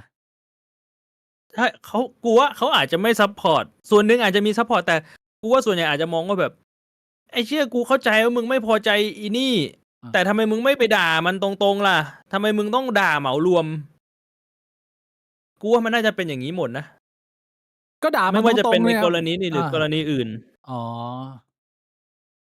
ก็คือ อย่างสมมติว่า คนอีสานทำผิด อ่ะ แล้วมึงด่าตรงๆบอกไอ้เชี่ยนี่มันเชี่ยมนทำอย่างนี้ได้ยังไงสัตว์นรกชาติหมาอะไรอย่างงี้ ไม่มีใครว่า แต่ถ้ามึงพูดว่าไอ้เชี่ยนี่แม่งคนอีสาน คนอีสานคนอื่นก็จะแบบเอ้ากูเกี่ยวอะไรมึงอย่าเหมารวมเดยถูกปะมันก็ต้องแบบนี้กันหมด แสดงว่าถ้าเกิดกลับไปต้นคำถามก็คือว่าเราไม่ควรจะเหยียดกลับ ถ้าเกิดว่ามึง ใช่ไม่ควรจะไม่ใช่ ไม่ควรจะใช้คำเหมารวม มึงด่าเขามึงเหยียดหยามเขายังไงก็ได้ แค่ตัวเขาอะไรเงี้ย N word นี่เป็นคำเหมารวม มันเป็นคำเหมารวมเลย แล้วถ้าเกิดบอกอีดามีดออีสัตว์นี้ได้ไหมอย่างนี้ถือว่าเหมารวมไหม จริงๆมันก็กึ่งแต่กูไม่ได้มองว่าคำพวกนั้นมันเป็นคำเหมารวมซะทีเดียว แสดงว่าการที่คนไทยมันพูดจากในมุมของคนไทยที่ใช้คำว่าอีดามีดออีสัตว์เนี่ย มันไม่เหมือนกับคำว่า N word ใช่กูว่ามันยังมีความต่างนะ โอเค ในเรื่องของภาษา โอเคเข้าใจ อืม เรื่องนี้มองเข้าใจตรงกันสำหรับผมกับพี่บวงคนอื่นอาจจะมองต่างอะไรยังไงก็แล้วแต่ท่านแต่ผมคิดว่า อันนี้น่าจะชัดเจนแล้วมีประเด็นอื่นอีกเหรอน้องลิซ่า ก็ที่เขาไปงานไหนสักงานพรมแดงอ่ะ แล้วเขาใส่ชุดสีดำอ่ะมึงเห็นปะ เห็น ชุดสีดำใส่กางเกงในแล้วก็ เห็นแก้มก้น ไอเนี้ยถุงน่อง แล้วก็มีเป็นในดราม่านิดนึง ขนาดรูปนี้ดรโสพลยังบอกว่าสวยบอกว่ารูปนี้ผมให้ผ่าน ก็มันมีประเด็นเหรอรูปนี้มันก็ดูชิวๆนะ พี่ไม่เห็นประเด็นเหรอ ประเด็นคืออะไร เขาซูมเข้าไปตรงกางเกงในน้องลิซ่าไง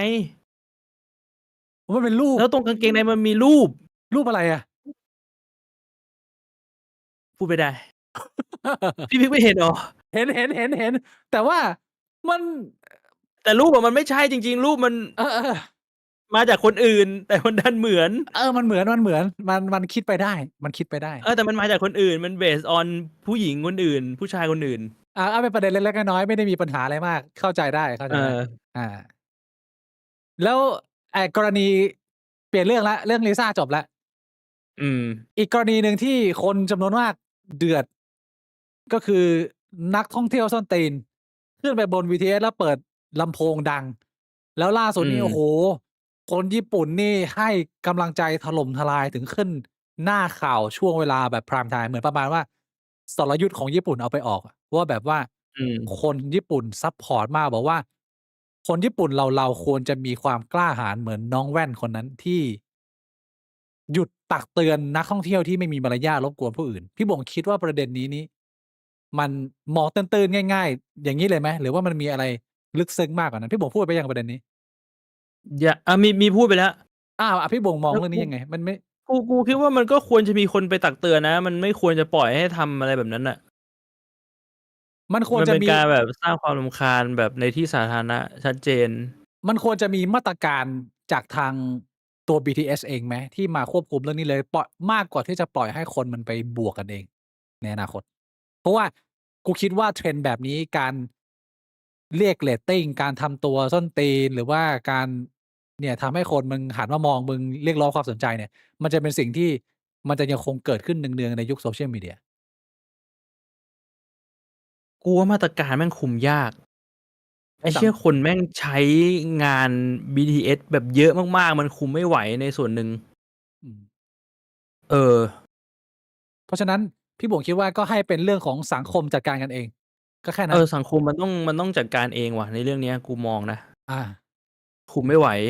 คือไม่จำเป็นจะต้องมีมาตรการอะไรที่มากำหนดบทลงโทษ หรือว่ามาปรับอะไรอย่างงี้ไม่ต้อง ก็คือมึงทำตัวส้นตีนเดี๋ยวคนก็ด่ามึงก็จบ อืม แล้วอย่างเคสอย่างไอ้ Johnny Somalia ถ้ามันหนักแบบเคส Johnny Somalia มันก็ต้องโดนแบบนั้นน่ะ อันนี้มันก็ยังเบาๆไง มึงรู้เปล่าว่าตอนนี้ Johnny นี่คือน่าจะโดน 30 กว่าปีที่เกาหลี ล่าสุดนี่คือตัวเลขเป็น 30 เหรอ? โดนฟ้องหรือว่าศาลตัดสิน? ยังไม่ กูไม่ชัวร์ แต่เพิ่งอัปเดตนี่เลยว่าตัวเลขแม่งประมาณ 30 กว่าปี มันขึ้น มันอยู่ในกระบวนการศาลแล้วตอนนี้ ไม่รู้ว่าตัดสินยัง? แต่กูเห็นล่าสุดมันก็ยังออกมาปากแจ๋วอยู่นะ มันก็ยังเฮ้วๆ อยู่ ดูมันมั่นใจมากเลยนะ คือตอนเนี้ยเกาหลีมันทำยังไงกับไอ้เหี้ย Johnny รู้เปล่า? เกาหลีมันมองว่าเอาเข้าคุกก็เสียภาษี กูยึดวีซาไม่ให้มึงออกนอกประเทศ แล้วก็ให้มึงเป็นคนเร่ร่อนในประเทศเลย ทำงานไม่ได้ มึงทำงาน ทำ ไม่ งาน ได้ ไม่ได้ หารายได้ไม่ได้ อ้าว แต่ว่ามันไลฟ์ได้นี่ แต่ มั อน อกนอกประเทศไม่ได้ มันไลฟ์มันก็ได้เงินนี่ อ้าว ถ้าสมมุติมันไลฟ์แล้วมันได้เงิน แล้วเอาบัญชีมาจากไหนอะ? ทางการเกาหลีก็ฟรีซบัญชีได้อยู่ดีถูกเปล่า? ถ้าจะทำ อ้าว เหี้ย มัน กา ก็ รเงินมันโดนฟรีซได้อยู่แล้ว ก็ปล่อยให้มันเร่ร่อนไป มันก็ขโมยของ ไอ้เหี้ย กลายเป็นอาชญากรเลย ก็เดี๋ยวค่อยจับเข้าคุก แต่ตอนนี้ก็คือ ไอ้เชี่ยเกาหลีแม่งแบบโหดสัสเลยที่ทำกับไอ้ Johnny เนี่ย แต่ก็สมควรแล้วไอ้สัส ก็ถ้าเกิดไป คือ level แม่ง นั้น กะ ก็ แบบว่าไม่ให้มึงไปไหนอะ แล้วก็ไม่เอาเข้าคุก ไม่เปลืองภาษีด้วย อืม ก็สำหรับคนที่ถามมา มันก็มีคนมาถามว่า พี่บิ๊ก พี่บวก ถ้าอย่างกรณีไอ้คนเปิดเพลงใน BTS เนี่ย มันควรจะแก้ไขยังไง? ผมคิดว่าสุดท้ายมันก็ขึ้นอยู่การกระทำเขา ถ้ามันเป็นแค่การรบกวนเล็ก ๆ น้อย ๆ สังคมก็จัดการ แต่ถ้าเกิดว่ามึงทำผิดกฎหมาย มึงแบบว่าขโมยของ มึงเอามาม่าไปเทในร้านเขา อะไรอย่างเงี้ย อันนั้นมึงควรจะโดนดำเนินคดี มันก็แค่นั้นเอง ผ มั ม น คิ ก็ ดวเร่ิ่า มมี รีแอกชัน ที่รุนแรงขึ้น เราก็ต้องคำนึงถึงประเด็นที่ว่า ถ้าเรารุนแรงกับนักท่องเที่ยวมากเนี่ย อย่าลืมว่าประเทศเราพึ่งพานักท่องเที่ยวเยอะ ถ้าเกิดเขาเห็น อืว่า ม เชี่ย ประเทศมึงเถื่อนจังวะ แบบ เหมือนกับไปประเทศจีน อย่างเงี้ย ประเทศจีนนี่มีการตรวจมือถือ มึงทำอะไรผิดพลาดนี่มึงโดนหิ้วเข้าคุกเลย คนมันก็กลัว มันก็กระทบ แล้วอืเรา ม เราเป็นประเทศแบบชิล ๆ สบาย ๆ Thailand Land of Smile นะครับ ก็เนี่ยแหละ ก็ประมาณนี้ มันไม่ต้องมีอะไรเป็นมาตรการรุนแรงเพิ่มเติม ผมคิดว่า อืไม่ต้อง ม ผมก็รู้ว่ามันก็ดูน่าหงุดหงิดอะ แต่ก็ ก็แค่คนคนหนึ่งนะ ไม่ได้หนักหนาอะไรมาก ขอบคุณคุณพัดด้วยครับ สำหรับ เมมเบอร์ครับผม ขอบคุณครับ แล้วก็ตะกี้เคสของ Johnny Somalia ที่มีคนบอกว่า เฮ้ย ปล่อยไว้แบบนั้นไปเร่ร่อน แล้วเขาจะไม่ไปทำร้ายคนในประเทศเหรอ? อืม โอ้โฮ นี่ไม่ต้องกลัวเลยครับ คือเกาหลีแม่งมีแอปล่าฆ่าหัวเลย โดนต่อยไปหลายดออันนกแลี้ว ไม่ มันกลายเป็นว่าคนเกาหลีแม่งแบบล่า Johnny Somalia เลย มันเคยมีคนหนึ่งที่เป็นทหารแบบหน่วยซีลอะ แล้วเป็นคนเกาหลีอะ แม่งไปไล่กระทืบไอ้ Johnny อะ กูเคยดู แล้ว อ กย็ู่ บอกว่า แล้วก็บอกว่าผมทำเพื่อประเทศครับ ดำเนินคดีผม แล้วได้เลย คนแม่งแบบเข้าไปเชียร์กันใหญ่อะ เออ ไอ้เหี้ย มึงคิดดู มึงเป็นแบบสตรีมเมอร์ที่แบบตัวแม่งผอมกะหร่องนะ ไอ้สัตว์แม่งมีทหารมาไล่มึงอะ แม่ง หนักสัส Johnny แม่งเป็นคนที่ ยั่วตีนมาก พูดตรง ๆ มันไม่รู้จะใช้คำไหน มันจะเป็นคนยั่วตีน เออ เป็นคนที่โดนกระทืบแล้วก็ไม่รู้สึกสงสาร ประมาณนี้ อืม ไปอีกเคสหนึ่ง เคสใหม่ อันนี้เป็นประเด็นน่าถกเถียง เพราะว่าที่ผ่าน ๆ มาที่เรายกมาเมื่อกี้เนี่ย มันค่อนข้างเป็นกรณีเอกฉันท์เสียส่วนใหญ่นะ ก็ สังคมก็มองไปในทางเดียวกัน แต่ประเด็นของคุณลิลลี่ อืม ใช่แฟนของคุณชิน ชินวุฒิไหม? ใช่ไหม? เขาชื่อชิน ชินวุฒิไหม? ไม่ชัวร์เหมือนกัน เหตุการณ์ก็คือว่า คุณลิลลี่ขึ้นเครื่องบินนะ แล้ว อืม ผมเข้าใจว่าเครื่องบินนี่ประสบ อะไรหลุมอากาศงี้เหรอ? มีปัญหา ตกหลุมอากาศ ตกหลุมอากาศ เรียกว่ารุนแรง แล้วคือดูคลิปอะก็รุนแรงไอ้เหี้ย เป็นเราก็ตกใจพี่หมวก อืม แต่ว่า คนด่าเยอะมาก เพราะว่าบางคนมองอ้าวทำ ว่า ไมอ่ะ เอาเชี่ยมึงโดน Panic Attack แล้วมึงมาทำคอนเทนต์อะไรกันเวลานี้ มัน คือ หิว เขาก็ถ่าย เออ คลิป มันก็ไม่ได้เป็นเชิงคอนเทนต์ไม่ใช่เหรอ มันก็แค่คลิป คนถ่ายก็ไม่ได้พูดอะไร เออ สำหรับกูไม่ได้เห็นว่ามันจะมีอะไรแปลก กูสงสารด้วยซ้ำ เออ มันก็แบบคือกูเห็นประเด็นที่ว่า ในสถานการณ์นั้น สิ่งที่มึงคิดคือหยิบมือถือขึ้นมาถ่าย เขา เนี่ ไม่ ย ได้ นะ ถ่าย อะ เขา ไร ไม่ แบ ได้ บเนี้ ถ่าย ยเองด้วย คือคุณลิลลี่เขามีอาจจะเป็นเพื่อนทีมงานคนที่ แต่เป็นเพื่อนเขาถ่าย Social อันนี้ Media กูเข้าใจได้ แต่ว่าตรงเนี้ยมันมีความเป็นไปได้ไงว่า ตอนแรกอะเขาอาจจะถ่ายอยู่แล้ว ก่อนที่จะเกิดหลุมอากาศ แล้วพอเกิดหลุมอากาศเขาก็ยังถ่ายต่อ แล้วมันก็เป็นปฏิกิริยาที่มันแบบตอบสนองกับหลุมอากาศ มันอาจจะเป็นแบบนี้ กูไม่รู้ว่ามันเป็นแบบนั้นหรือเปล่านะ แต่ใช้คำว่าอาจจะ อา แล้วเขาก็ตัดมาลงแค่พาร์ตนี้ว่า เขากลัวเขาไปเจอเรื่องราวนี้มา มันก็เหมือนแค่อัปเดตลง Social Media กูมองเป็นมุมนั้นมากกว่า อา กูงงว่ามันมีประเด็นอะไรด้วยเหรอ? ไม่งั้นพี่หมวกจะมองว่า คนที่ไปโจมตีคุณลิลลี่เนี่ย มีความประสาทแดก มันอาจจะเกินไปหน่อยอะ กูก็ไม่ได้ เพราะว่ามันมีความ อย่างที่กูบอกมันมีความเป็นไปได้ว่า เขาอาจจะถ่ายมาก่อนไง เขาไม่ได้ อาจจะไม่ได้ตั้งใจถ่ายตอนนั้น หรือแม้แต่ว่าต่อให้ ถ้าสมมุติแบบตอนแรกไม่ได้ถ่ายไม่ได้อะไรกัน นั่ง ๆ อยู่ แล้วพอตกหลุมอากาศแล้ว ทีมงานหยิบมือถือขึ้นมาถ่าย มันก็อาจจะเป็นในกรณีที่ว่าแบบไอ้เชี่ยถ่ายเผื่อไว้ ตอนนี้ไม่รู้เกิดอะไรขึ้น อะไรแบบเนี้ย มันก็อาจจะเป็นแนวนั้นได้หรือเปล่า? ก็เป็นไปได้ เพราะเราไม่รู้ไงว่ามันคืออะไร แต่ว่าคนที่ไปโจมตีเขาอาจจะพูดประมาณว่า นี่มันช่วงเวลาที่มัน คนมันกลัวเครียดมาก ยังมาห่วงถ่ายคอนเทนต์ ต้องการเรียกกระแสคนดูขนาดนั้นเลยเหรอ? แบบว่าช่วงเวลาไหนก็ได้แล้วเหรอ? อา คือ สุดท้ายนะ ถ้ามันไปเวย์ว่า เขาถ่ายแค่เพราะว่าอยากถ่ายคอนเทนต์จริง ๆ กูก็มองว่ามันก็ไม่ได้แย่อยู่ดี มันก็ไม่ได้แย่มาก เพราะว่าสุดท้ายมันคือเขาแค่หยิบมือถือขึ้นมาถ่าย เขาไม่ได้ มันมีความต่างนะ กับการที่มึงจะถ่ายทำคอนเทนต์แล้วมึงแบบ มึงทำอะไรเข้าไปด้วยอะ ให้สถานการณ์มันแย่ลงอะ หรือมึงทำเพื่อเรียกกระแสชัดเจน แต่อันนี้มัน ถ้ามึงดูในคลิปอะ มันเป็นแค่คนถือกล้องแล้วก็ถ่ายแค่นั้นน่ะ มันก็แค่บันทึกเหตุการณ์อะ กูว่ามันมีความต่าง อืม สำหรับกูเลยเฉย ๆ ไง ใช่ มันไม่ใช่ว่าแบบตอนถ่ายเขามีทำอะไรสักอย่างหนึ่งเพื่อเรียกกระแส ถ้าเป็นแบบนั้นกูเข้าใจได้ อ๋อ ว่ามันมีการสร้างคอนเทนต์ อย่างถ้ายกตัวอย่างก็คือตอนแผ่นดินไหว อืม แล้วก็มีคนที่มาถ่ายว่าแบบ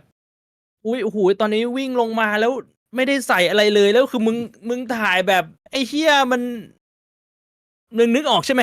นึกออก อันนั้นมันทำเพื่อสร้างกระแส กูก็ยังพอเข้าใจได้ว่าทำไมคนมันจะเข้าไปพูดถึงเรื่องนั้น แต่อันนี้มันไม่มีประเด็นให้ อะไรให้พูดถึงด้วยซ้ำ กูเลยงง เข้าใจ มุมพี่หมวก คือบางคนเขาก็จะมองว่า มัน acting เวอร์ แล้วมีการกรีดร้องโวยวาย อาจจะ ถ้าคุณไม่ได้กลัวขนาดนั้นเนี่ย มันจะเป็นการ เรียกว่าอะไรอะ เพิ่มสถานการณ์ แล้วทำให้คนรอบข้างเขาตกใจหรือเปล่า? ถ้าคุณไม่จำเป็นต้องกรี๊ดขนาดนั้น อะไรอย่างเงี้ย อันนี้มัน กูว่าเรื่องมีคนที่ ของความกลัวนี่มันเป็นเรื่องที่มึงใช้บรรทัดฐานตัวเองไม่ได้หรอก คนมันกลัวอะ ใช่ ถ้าคนมันกลัวมันก็กลัว แล้วมึง จริง จะไปรู้ได้ไงว่าเขากลัวจริงไม่จริง อันนี้ จร ก็ ิง ไม่รู้อีก จริง แต่บางคนแบบ โอ้โฮ ถ้าเป็นในกรณีเครื่องบินนี่กูเข้าใจได้เลยว่า มึงกลัวหลายอย่างเลย มึงกลัวตาย มึงกลัวความสูง มึงกลัวที่แคบ ถ้ามึงกลัวรวมกัน 3 อย่าง แล้วตอนแม่งแบบ ไอ้เหี้ย เครื่องบินมันตกหลุมอากาศอะ อา มันคือสติแตกได้เลย กูพอเข้าใจได้ แล้วนี่ไง บางคนมันก็จะบอกว่า นี่มึงขนาดกลัวตายขนาดนั้นน่ะ มึงยังห่วงถ่ายคอนเทนต์อีกเหรอ? อันนี้เป็นปัญหาไหม? ก็คือคนถ่ายไม่ใช่คนที่กลัวไง คนถ่ายมันอาจจะไม่กลัว อ๋อ ถ่ายก็อาจจะแแบต่บ คนถ่ายมันเป็นอีกคนหนึ่ง มันไม่ใช่ว่าสมมุติกูกลัวแล้วแบบ กูไม่ไหวแล้ว แล้วกูก็ถือมือถืออยู่อย่างงี้ มันไม่ใช่อะ อา ๆ ๆ อาจจะแบบว่า มันคนละเรื่องกันเลย อาจจะแค่ถ่ายเพื่อเผื่อจะบันทึกเหตุการณ์ก็ได้ว่า เฮ้ย เหี้ย เดี๋ยวมันใชจะเกิดอะ่ ไรขึ้น อะไรอย่างงี้ แต่ถ้าเขาถ่ายเองนี่มันคนละเรื่องเลย ถ้าเขาถ่ายเองคือ มึงกลัวแต่มึงหยิบมือถือขึ้นมาถ่ายเนี่ยนะ อันนี้จะคนละอันบนั้น ริเข้บาท ใจได้ว่า มันคนละเรื่อง คือ ไอ้เหี้ย เรื่องเครื่องบินเนี่ย ผมบอกเลยว่ามันต่างคนมันต่างความรู้สึกจริง บางคนมันกลัวนะเว้ย มันกลัวจนใช่ คนบางคนมันไม่เข้าใจแล้ว ทำไมมึงถึงกลัวขนาดนั้น อันนี้ผมต้องพูดเลยว่า อืม เรื่อง ประสบการณ์ขึ้นเครื่องบินการกลัวความสูงนี่ เราเอาความรู้สึกเราไปตัดสินคนอื่นไม่ได้ แล้ว อืม โดยเฉพาะไอ้เหี้ยถ้าเกิดว่าเครื่องบินมึงตกหลุมอากาศไปหลาย ๆ หลุมอะแบบไอ้เหี้ยแม่งตกไม่หยุดสักทีอะแล้วมันแบบถึงขั้นทุกอย่างแม่งกระจุยกระจายแล้วเนี่ยมันก็น่ากลัวด้วยเป็นกูก็กลัวนะพี่บอกแต่กูอาจจะแต่ละคนมีวิธีการแสดงออกความกลัวต่างกัน ใช่ พี่บวกเค คื ย อบางคนก็อาจจะแบบตัวนิ่งไปเลยแบบกลัวแบบนิ่งแบบช็อกอะ ใช่ มันก็เป็นอย่างนั้นได้ ใช่ พี่บวกเคย ค เกิ น ด มั มา มัน react กับความกลัว เคยมี panic attack ในชีวิตไหม? รู้ไหมว่า panic เพราะว่ามันก็เป็นหนึ่งในความรู้นะบางคนไม่เคยเห็นคนเป็น panic attack ซึ่ง กูเคยเป็นครั้งหนึ่ง จริงเหรอ? กูเลยเข้าใจคนที่กลัวแบบคนที่ควบคุมตัวเองไม่ได้ ของมึงเป็นยังไงอาการของมึงเป็นยังไงตอนที่มึงโดน panic attack? ก็ไอ้ตอนที่มี drama แล้วกูร้องไห้อะตอนนั้นแหละ คือมันหยุด เหี้ย มันควบคุมตัวเองไม่ได้เลยเว้ย มือสั่นแล้วแบบหายใจไม่ทัน แบบมันจะตายจริง ๆ อะ เชี่ แต่ของกูย มันไม่ได้จะเกิดจากความกลัว แต่กูว่ามันเป็น panic attack เหมือนกัน ไอ้เหี้ย แล้วมึงคิดดูนะกูนั่งอยู่ในห้องเฉย ๆ อะ กูอยู่ในที่ที่ปลอดภัยในเซฟโซนของกูอะ แต่ถ้ามึงไป panic attack แบบบนเครื่องบินแล้วอะ แล้วแบบ มึงไม่รู้ว่ามึงจะตายหรือเปล่าอะ ไอ้เหี้ย คือมันแบบ มันคนละเรื่องกันเลย จริง คือใครที่ไม่มีประสบการณ์ panic attack เนี่ยคงจะนึกไม่ออกเลยว่ามันเป็น ใช่ แค่ นึกไม่ออกเลยว่าตอนมึงเสียสติแม่งเป็นยังไง คนมันก็จะแบบ เฮ้ย มึงเสียสติได้ยังไงวะ ก็สมองของมึงควบคุมร่างกายตัวเองไม่ได้เหรอ? จนมึงเจอกับตัวแหละ มึงถึงได้รู้ว่า ไอ้เชี่ย มันควบคุมตัวเองไม่ได้จริง จริง ๆ เอ กู อ เกิดมา 35 ปีเนี่ย กูเคยตั้งคำถามกับคนที่พูดคำว่า panic attack ว่า ไอ้เหี้ย มึงอ้างเปล่าเนี่ย มึงใช้คำศัพท์แล้วเนี่ย จน เออ ชีวิตได้มีโอกาส 1 ครั้งมี panic attack จากความเครียด อืม เครียดจนเป็น panic attack กูไม่บอกที่มาแล้วกันว่ากูไปเจออะไรมา แต่ อืม จะเล่าสถานการณ์ให้ฟังว่า คือตอนนั้นเนี่ย ประสบปัญหาชีวิตแล้วนั่งรถไปบ้านเพื่อนอยู่ที่ไต้หวันนี่แหละ แล้วพอไปถึงปุ๊บเนี่ย ตอนที่นั่งรถไปก็ไม่ได้มีอะไรนะเว้ยพี่หมวก ก็แค่เครียด ๆ อยู่ในช่วงดาวน์ depress กับชีวิต ตอนนั้นมี อืม depression ด้วย แล้วพอไปถึงบ้านเพื่อนอะ แล้วได้นั่งคุยกับเพื่อน คุยถึงประเด็นปัญหาที่เรามีอะ อืม อยู่ดีมันเกิดความเครียดหนักมากจนตอนแรกยืนคุยอยู่ แล้วสักพักหนึ่งอะ อืม ขากูมันไม่มีแรงเว้ย แม่งยวบไปเลย เหมือน อืม ในหนังอะ คือขาแม่งยวบพับ อะไรอย่างเงี้ย เพื่อนกูเข้ามาช้อนรักแร้เราอะ แล้วก็พาไปนั่ง แล้วตอนนั้นน่ะกูรู้สึกว่ากูหายใจไม่ออก เพราะแม่งอืม เครียดมากจนแม่งไม่รู้จะทำไงแล้ว แล้วสักพักหนึ่งอะ นิ้วมือ กูอะแม่งหงิกอย่างเงี้ย เพราะว่ากูอืหายใจม ไม่ทัน แล้วเหมือนกับระบบเลือดหรือกล้ามเนื้อแม่งเกร็งมั่วซั่วไปหมมัด นรวนแล้ว ไอ้เหี้ย มือกูแม่ง แข็ง อย่างเงี้ย แฟนกูต้องมาแกะมือออก อืม เอาน้ำมาให้กิน เอามาพัด เอายาดมมา สักประมาณ 10 นาที 15 นาทีอะ กูรู้สึกว่า ไอ้เหี้ย มันเหมือนกับว่ามัน อย่างที่ชาเคยเล่าอะ คือเหมือนกับแบบมึงหายใจไม่ทันอะ เพราะว่าระบบข้างในมันรวนไปหมดอะ อืม อันนั้นน่ะคือครั้งแรก แล้วก็ครั้งเดียวในชีวิตกูที่เป็น panic attack แบบ อืม เหี้ย ตัวแม่งงอบิด ไปหมดเลย ไอ้เหี้ย ทรมานแล้วก็น่ากลัวมาก อืม อันนี้คือประสบการณ์ของผม ใครไม่เคยเจอ คื จะ อ นึกไม่ออก คือถ้าใครที่ไม่เคยเจอ แล้วผมพอจะอธิบายให้เห็นภาพได้ ก็คือคุณกลัวอะไรสักอย่าง แล้วคุณเจออย่างนั้นน่ะ แต่มันแบบมัน100 เท่าของอันนั้นน่ะ อย่างเช่น สมมุติคุณกลัวแมงสาบ แล้วอยู่ดี ๆ แมงสาบแม่งบิน คุณก็แค่แบบสะดุ้งตกใจ คือไอ้อาการสะดุ้งตกใจของคุณน่ะ มันเป็นอาการที่คุณไม่สามารถบังคับได้ นึกออกใช่เปล่า? มันเหมือนร่างกายคุณมันตอบสนองไปเองอะ แต่ panic attack อะ มันไม่ได้เป็นแค่ชั่วขณะไง คือเวลาคุณเจออะไรกลัวคุณเป็นแค่ชั่วขณะ แต่ panic attack อะ คุณจะเป็นแบบสักแบบ 1 นาที 2 นาที หรืออาจจะนานกว่านั้น อืม มันคืออาการที่ควบคุมไม่ได้ ที่สำหรับใครที่ไม่เคยเป็น แล้วพอจะอธิบายให้เห็นภาพ มันคือประมาณนั้น อืม ก็เนี่ยนะครับ มันก็พูดยากตัดสินยาก แต่เอาเป็นประมาณว่า มันไม่ได้แย่มากนะกับกรณีของคุณลิลลี่ แล้วแต่ใครจะมองนะว่า อันนี้คุณหาแสงเรียกกระแสไหม? หรือบางคนก็มองว่า เฮ้ย มันก็เรื่องปกติในชีวิตเรา บางทีมันก็อาจจะถึงจุดที่เราก็อาจจะทำอะไรแบบนั้น อะไรอย่างงี้นะ อืก็ม ไม่ได้เป็นประเด็นที่หนักหนามาก ก็เรียกว่าถกเถียงกันเฉย ๆ อันนี้ผมเอาข่าวสำคัญ ๆ ของเมืองนอกมาอัปเดตสักเล็กน้อยแล้วกัน เพราะว่า อืม พี่หมวกน่าจะเล่นกระเจี๊ยวหนัก แล้วก็ต้องมานั่งลุ้น Blood Moon จากคุณป้าด้วย ก็คงจะไม่ค่อยได้ตามข่าวเท่าไร มีข่าวอะไรอีกบ้างครับ? เอาจริง ๆ คือไอ้เชี่ย แก้อะไรไม่ได้ อย่างน้อยก็ควรจะแก้กรประตูอะพี่หมวก กูก็สงสารคุณป้ามึงด้วย ไอ้สัตว์ เขาก็คงไม่ได้อยากขึ้นมาเห็นหรอก ใช่เปล่าล่ะ? ไม่แต่ว่าปัญหาหลักคือ ถ้าสมมุติกูล็อกประตูอ่ะมันเป็นประตูที่อยู่ข้างนอกมันไม่ใช่ประตูห้องแอร์กูจะไม่ได้ยินเสียงคนเคาะประตูเลยทีนี้นึกออกปะคือตรงเนี้ยห้องกูเนี่ยมันมีประตูที่แบบเป็นบานเปิดปิดเป็นกระจกจะ แล้ว กู ข้างนอก จำได้ เป็นประตู จำได้ ห้อง อ่า อ่า คือกูก็ต้องล็อกประตูห้องข้างหน้า แต่ถ้าสมมติกูเปิดแอร์อยู่แล้วคนมาเคาะห้องกูไม่ได้ยิน แล้วไอ้ประตูบานเลื่อนกระจกมึงมันล็อกไม่ได้อะ ล็อกได้แต่ถ้าสมมุติมันเป็นกระจกอะมึงกระจกใสมึงจะล็อกไปทำเหี้ยอะไรเขาเข้ามาแล้วเขาเห็นมึงกำลังกำหำอยู่แล้ว มึงล็อกไปมึงไม่มีประโยชน์แล้ว งั้นก็เอาม่านมาปิดอ่ะ ถ้าอย่างนั้นก็ต้องเอาม่านมาปิด ประเด็นคือว่าไอ้ประตูกระจกมึงมันล็อกได้ไหม ล็อกได้ อ้าว แต่ เฮีย ว่าประตูกระจกคือไม่เคยล็อกไง ก็ถ้า เพ เกิด ราะว่า ว่ามึงจะคว้ากระจิ้วออกมาแล้วตอนนี้มันมีสมาชิกมาใหม่มึงก็ต้องล็อกหน่อยพี่บวง ก็คือเขาก็จะยืนดึงประตูกระจกแล้วติดล็อกแล้วกูก็กำหำมองหน้าเขาอยู่อย่างเงี้ยนะ มึงก็มีม่านไงแล้วเขาก็จะมาเปิดนะมึงก็เขาก็ต้องเคาะกระจก ติด ก่อน ม่านหน้ากันอ่ะ มึงก็อย่างน้อยถ้ามึงไม่แก้ล็อกข้างนอกก็ติดม่านก็ช่วยได้ อืม เพื่อคุณป้ามึงไม่ต้องมาเห็นภาพมึงเล่นกระ กู จิ้ว วิธีง่ายสุดปิดไฟ คุณป้าเขาสายตาไม่ดีแล้วเขาเข้ามากูก็ฮึบเก็บหำก่อนทัน ไอ้เหี้ยก็คือถ้าเป็นชักว่าวมันก็ยังพอเก็บทัน แต่ถ้าเกิดว่ามันมีน้องปีนด้วยเงี้ยมันก็ลำบากพี่บวงน้องเขาก็เสียวๆไปเลยไอ้เหี้ยประตูไม่ล็อกไอ้สัตว์แล้วมีใครแรนดอมเข้ามาบลัดมูน ปี มึ นี้ ง ก็บอกอยู่โอ้โหใส่ล็อกเกอร์ เหี้ยมือใครเขาจะใจหินเป็นมือพี่บวงไอ้เหี้ยคนอื่นเขาสู้มึงไม่ได้เหี้ยจอมมารไอ้สัตว์ อัปเดตข่าวนะ ข่าวแรกก็คือนี่เป็นเดือนพฤษภาคม เราเคยคุยกันเรื่อง P Diddy ที่ถูกคุมขังเอาไว้ เพื่อที่จะมาขึ้น อ่า ศาลในประเด็นsex trafficking อะไรของเขาเนี่ย นี่ผ่านมา6 เดือนแล้ว วันนี้เรามาถึงการขึ้นศาลของ P Diddy เรียบร้อยแล้ว อาทิตย์ที่ผ่านมา โหไวเหมือนกันเนี่ย ไวไหมพี่บวง แป๊บ ผ่าน ๆ มา แล้วศาลเขายังไงบ้าง มันก็ยังไม่มีอะไรเดือดมาก เพราะว่ามันยังเป็นการเหมือนกับว่า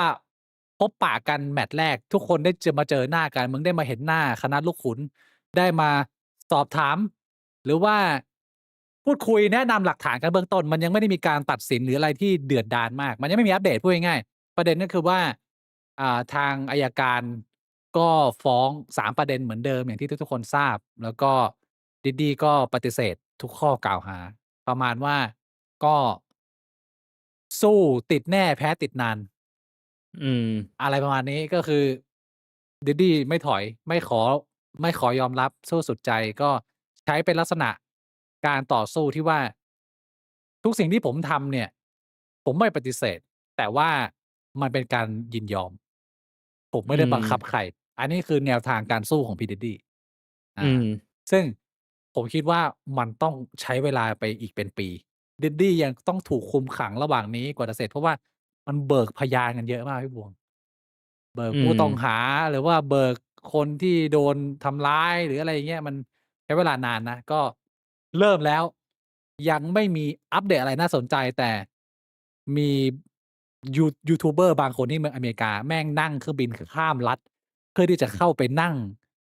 อยู่ในห้องศาลเพราะว่าเคสนี้เนี่ยเขาไม่อนุญาตให้เอากล้องหรือเครื่องอัดเสียงหรือถ่ายทอดไม่มี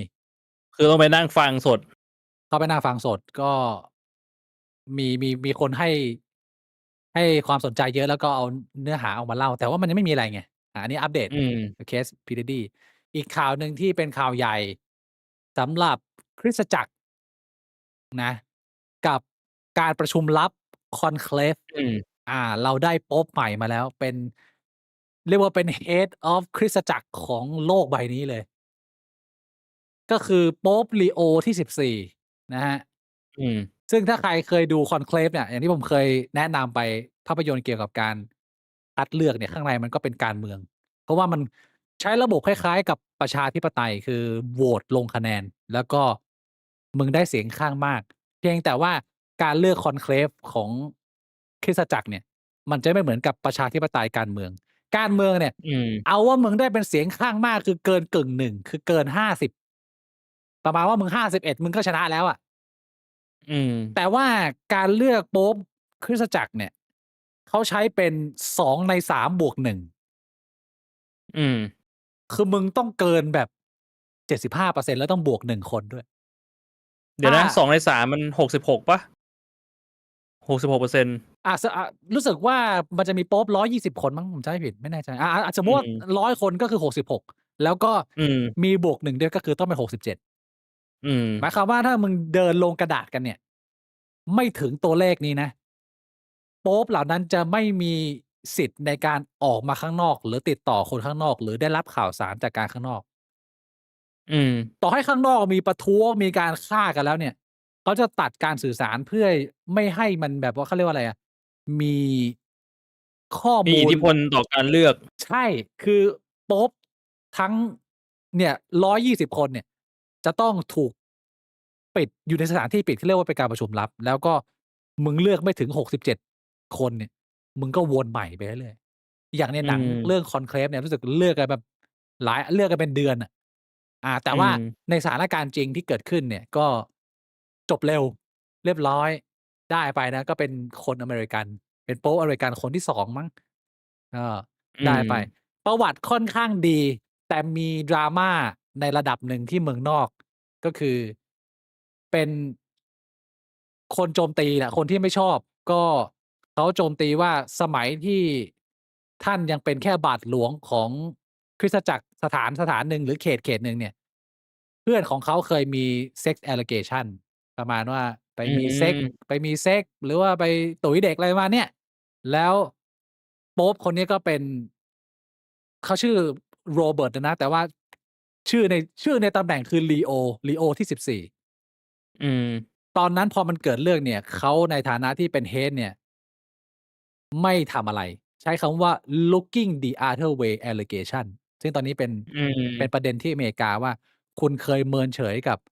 คดีที่คุณ เขาเรียกว่าอะไร บาทหลวงในอานัตของคุณเนี่ยทำผิด แล้วคุณไม่ดำเนินการให้มันรวดเร็ว ก็ อืม ตกเป็นเป้าโจมตีเล็กน้อย คือตัวโป๊ป Leo เองไม่ได้ทำนะ เป็นเหมือนแบบ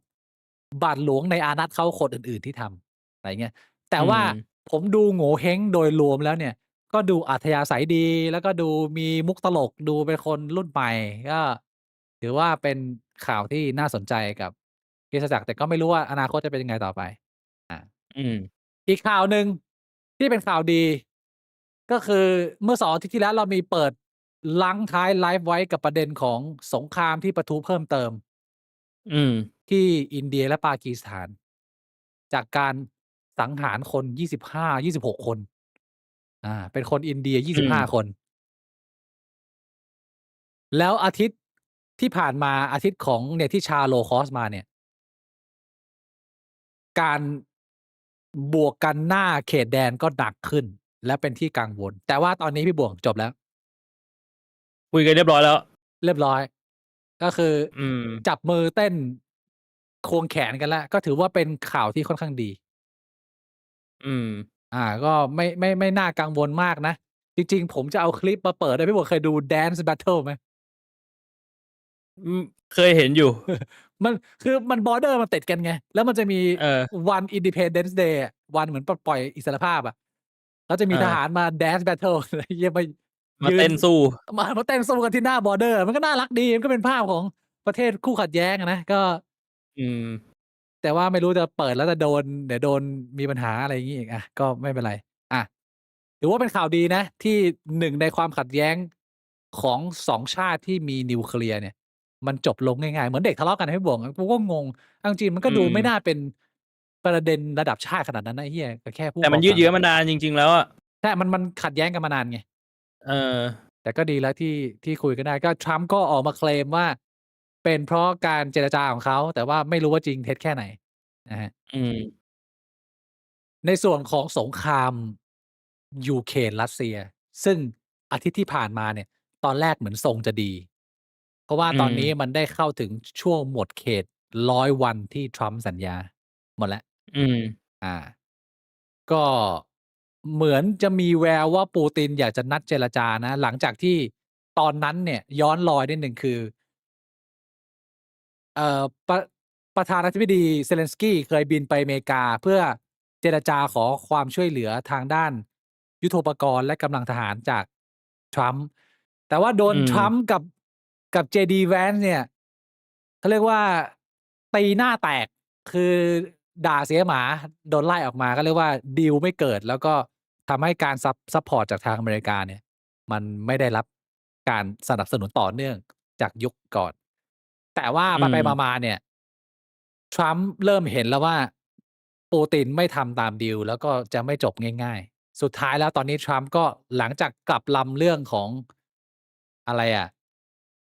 สงครามการค้า อืม ก็ตอนนี้ในประเด็นของสงครามยูเครนเนี่ยทรัมป์กลับมาตกลงกับอ่าเซเลนสกี้กับทางยูเครนเรียบร้อยแล้วว่าจะแบ่งทรัพยากรนั้นๆแล้วเราจะกลับไปช่วยเหมือนเดิม ความหมายก็คือว่า ที่ตอนแรกทรงๆมาเหมือนว่ามันจะเบาลง ตอนนี้กลับมาเหมือนเดิมแล้ว ก็คือปูตินเหมือนจะพูดว่าอยากจะเจรจา no ก็ตอนนี้หน้าฉากบวกกันเละทรัมป์กลับมาซัพพอร์ตยูเครนเหมือนเดิม อืม ยุโรปก็แบ็กหมายความว่า สงครามยูเครนรัสเซียเนี่ย ไปต่อยาวๆ สบายๆ อันนี้ไม่น่าจะจบลงง่ายๆ แต่ที่เป็นข่าวดีก็คือสงครามการค้า อืม ดูเหมือนจีนกับสหรัฐน่าจะเจรจากันลงตัวเร็วกว่าที่คาดพี่บวก ตอนนี้หุ้นบวกรัว หุ้นบวกรัวๆไหม ๆ หุ้นเด้ง ทั่วโลกนะ ก็ เออ จากตอนแรกที่อเมริกาตั้ง145ลดเหลือ30 อืม จีนตั้งอเมริกา125ลดเหลือ10ก็ เรียกว่าเก็บของเสร็จแล้ว ก็คือ ไอ้เชี่ยตอนแรกนึกว่าจะไปไกลตอนแรกเราก็นั่งจินตนาการว่าโอ้โหเฮี้ยมงลากไปถึงสิ้นปีนะแม่งไปถึงสงครามใหญ่แน่นอน ก็คือเนี่ย เหมือนกับว่า เปิดรูดซิปเปิดกระเจียวโชว์แล้วตอนแรกนึกว่าของใหญ่มากพอเปิดมาแล้วอายก็ต้องหน่อยก็คือ รูดซิปเก็บไป มันก็ไม่มีอะไรเกิดขึ้น เรียกว่า เกิดก็เกิดแบบงงอย่างน่าใจหาย แล้วก็จะจบก็จบแบบรวดเร็ว มึงคิดว่ามันเป็นไปได้ไหมว่านี่แค่เป็นการปั่นหุ้นแค่นั้นเลย แล้วก็มีวงในคุยกันแล้ว วงในฝั่งอเมริกาวงในฝั่งจีนว่าเดี๋ยวปั่นหุ้นนะเราก็ไล่เก็บ มันก็มีความเป็นไปได้พี่บวกแต่ถ้าเกิดว่ามันเป็นไปอย่างนั้นนะคือต้องเหี้ยมาก ต้องเลวมากพี่บวก ใช่เหรอ ก็ตั้งแต่เหรียญคริปโตของทรัมป์แล้วนะ ที่ออกมาของเหรียญทรัมป์กับเหรียญเมลาเนีย มันก็ปั่นยับ อันนั้นก็ได้ไปไม่รู้กี่ล้านล้าน ไอ้เหี้ยเดี๋ยวนี้มหาอำนาจคนที่แบบดูแลความมั่นคงประเทศมันนั่งเล่นกันอย่างงี้แบบ เพื่อเป็นการปั่นผลประโยชน์ มันเป็นอย่างนี้มาแต่ไหนแต่ไรแล้วไม่ใช่มหาอำนาจประเทศเรายังเป็นเลย มันก็เลย คิดว่ามันอาจจะเป็นการปั่นหุ้นหรือเปล่า พี่บวกคิดว่าเป็น มีความเป็นไปได้ เพราะสุดท้ายมันก็พาเดินตัวเองได้อะ แต่ว่ามัน คือมัน ก็ อภัยโทษให้ตัวเองได้เลยอะตำแหน่งประธานาธิบดีอะ ใช่ไง แต่ มัน ว่า จะทำอะไรมันก็ไม่มีใครว่า แต่ว่าไอ้ปัญหาของหนี้สินในอเมริกามันก็หนักจริงนะพี่บวกมันไม่ใช่ว่ามันไม่หนักนะ มันไม่ใช่ว่า อืม ทรัมป์มันไม่หาทางออกนะทรัมป์เนี่ยตั้งแต่ในยุคที่มันเป็นนายก ตั้งแต่เป็นประธานาธิบดีรอบแรกอะทุกสิ่งทุกอย่างที่เขาทำเนี่ยเขาพูดมาตั้งแต่ยุคนั้นแล้วนะพี่บวกคือ ไอ้เรื่องหนี้ อืม สาธารณะ36ล้าน US ดอลลาร์เนี่ย อืม กับดอกเบี้ยที่ไม่ต้องจ่ายแต่ละปีอะแค่นี้มันก็ คือถ้าเกิดว่ามึงไม่ได้ อยู่ในทีมทรัมป์อะมึงฟังแค่คนที่เป็นนักการเงิน หรือว่าคนที่เป็นกลางๆเขาวิเคราะห์สถานการณ์อะ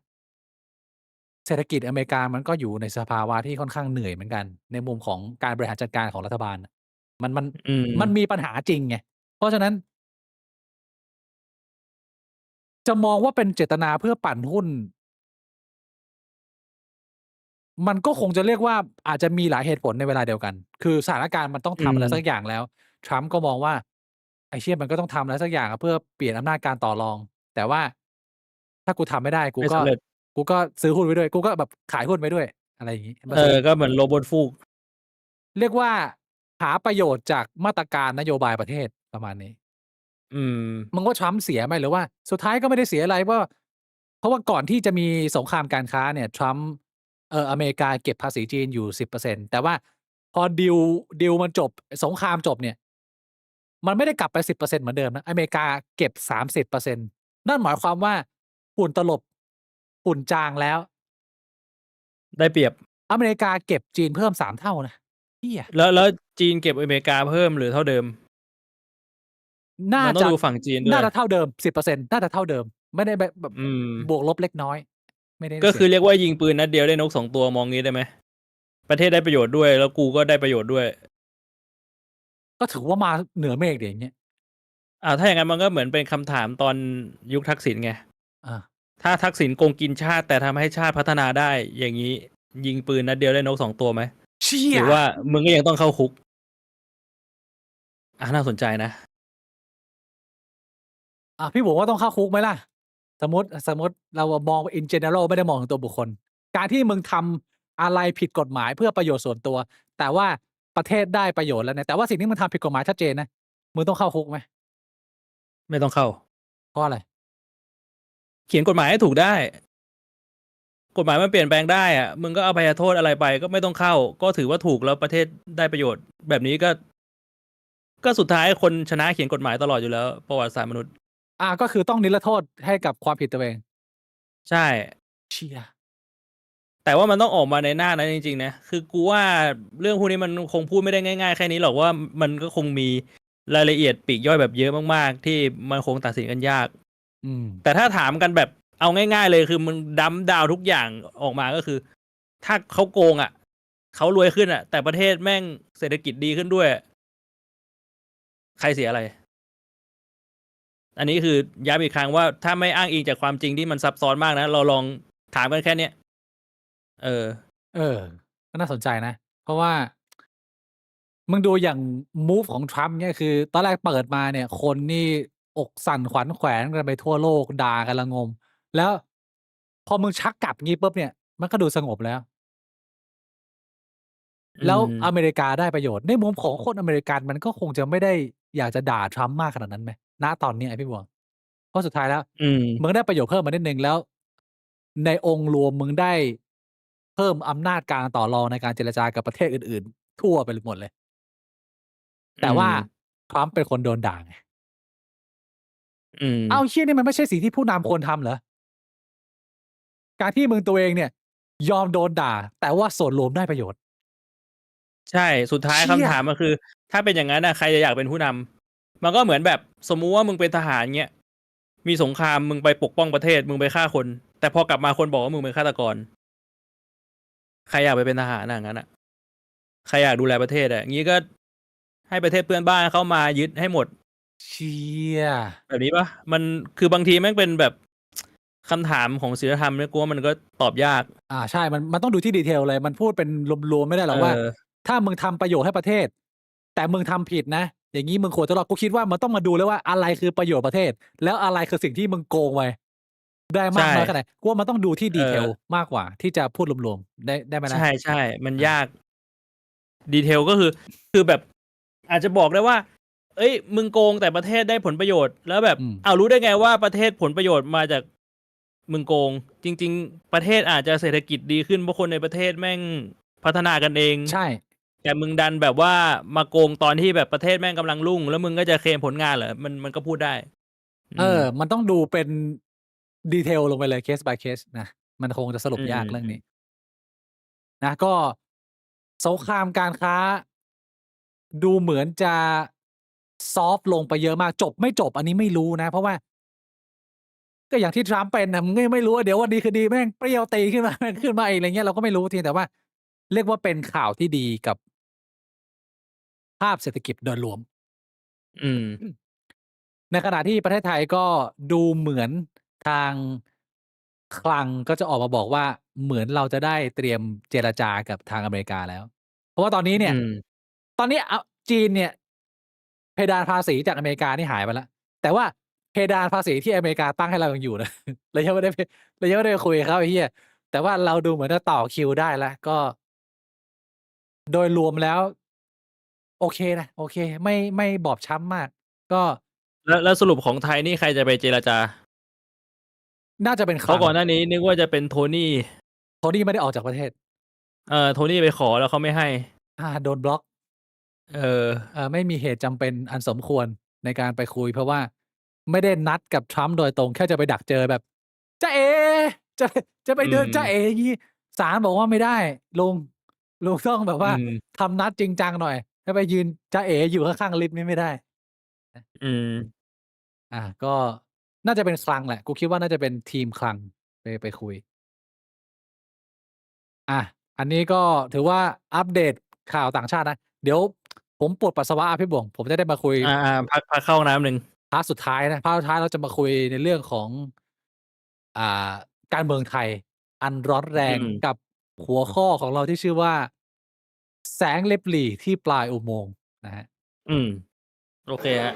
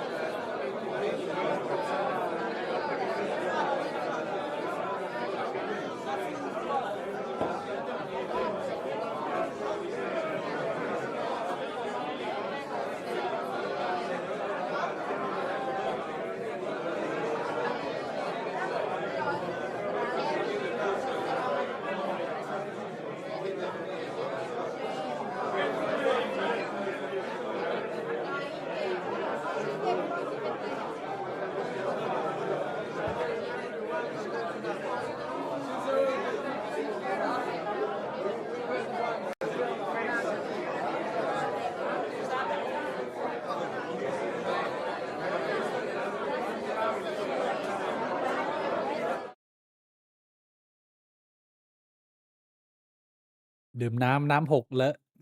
ไม่เป็นไรเล็กน้อย ผมว่าอาทิตย์นี้เนี่ยสิ่งที่เป็นประเด็นใหญ่ที่สุดของประเทศไทยน่าจะหนีไม่พ้นข่าวการเมืองที่เดือด แล้วก็มีประเด็นน่าสนใจมากมายนะ ผมก็ตามบ้างเล็กน้อย แต่ว่ามีคนส่งข้อความเข้ามาคุยกันเยอะ หลายคนบ่น หลายคนตัดพ้อว่า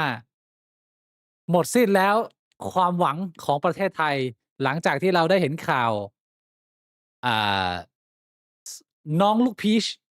พูดชื่อได้เปล่าวะ เหี้ย โดนเปล่าเนี่ย กูโดนกระทืบอีก นะ อืม ก็ลูกนักการเมืองใหญ่นะครับ หลังจากที่มีประเด็นคดีในการไปทำให้คุณลุงคุณป้าอกสั่นขวัญแขวน แล้วคนก็งงว่า เชี่ย ทำขนาดนี้ยังได้รับเลือกตั้งกลับมาเข้ามาทำงานการเมือง อืม พี่หมวกเห็นไหม? เห็น พี่หมวกคิดยังไงกับข่าวนี้? หรือพี่หมวกคิดว่าก็ไม่มีอะไรสบาย ก็ไม่แปลกใจ มันก็ ก่อนหน้านี้ก็มีแบบนี้มาตลอด เชี่ย พี่หมวกไม่ หลายคนเขาก็เนี่ยมีขึ้น hashtag ทานหญ้าบุรีกันเลย ใช้คำนี้ เพราะว่าอืหลังจากม ที่การเลือกตั้งมันจบแล้วเนี่ย มันมีคลิปหนึ่งของนายกเบี้ยวอะ คุณพ่อของเขาอะ ออกมาพูดแบบว่าประมาณ "ไหนไอ้พวกที่ ไอ้พวกที่ไม่ซื้อเสียงอะ พวกคนดีเป็นไง? นี่ใครชนะ?" อะไรประมาณเนี้ย พูดประมาณว่าแบบ "ไอ้เหี้ย มึง อันนั้นเป็นคลิปของพ่อของน้องลูกพีชเหรอ? ใช่ อ้าว เหรอ? พี่หมวกเห็นไหม? เห็น โอ้โฮ เหี้ย โหดจัด คนอย่างเดือด ไอ้สัตว์ คนดูคลิปเนี้ย อืม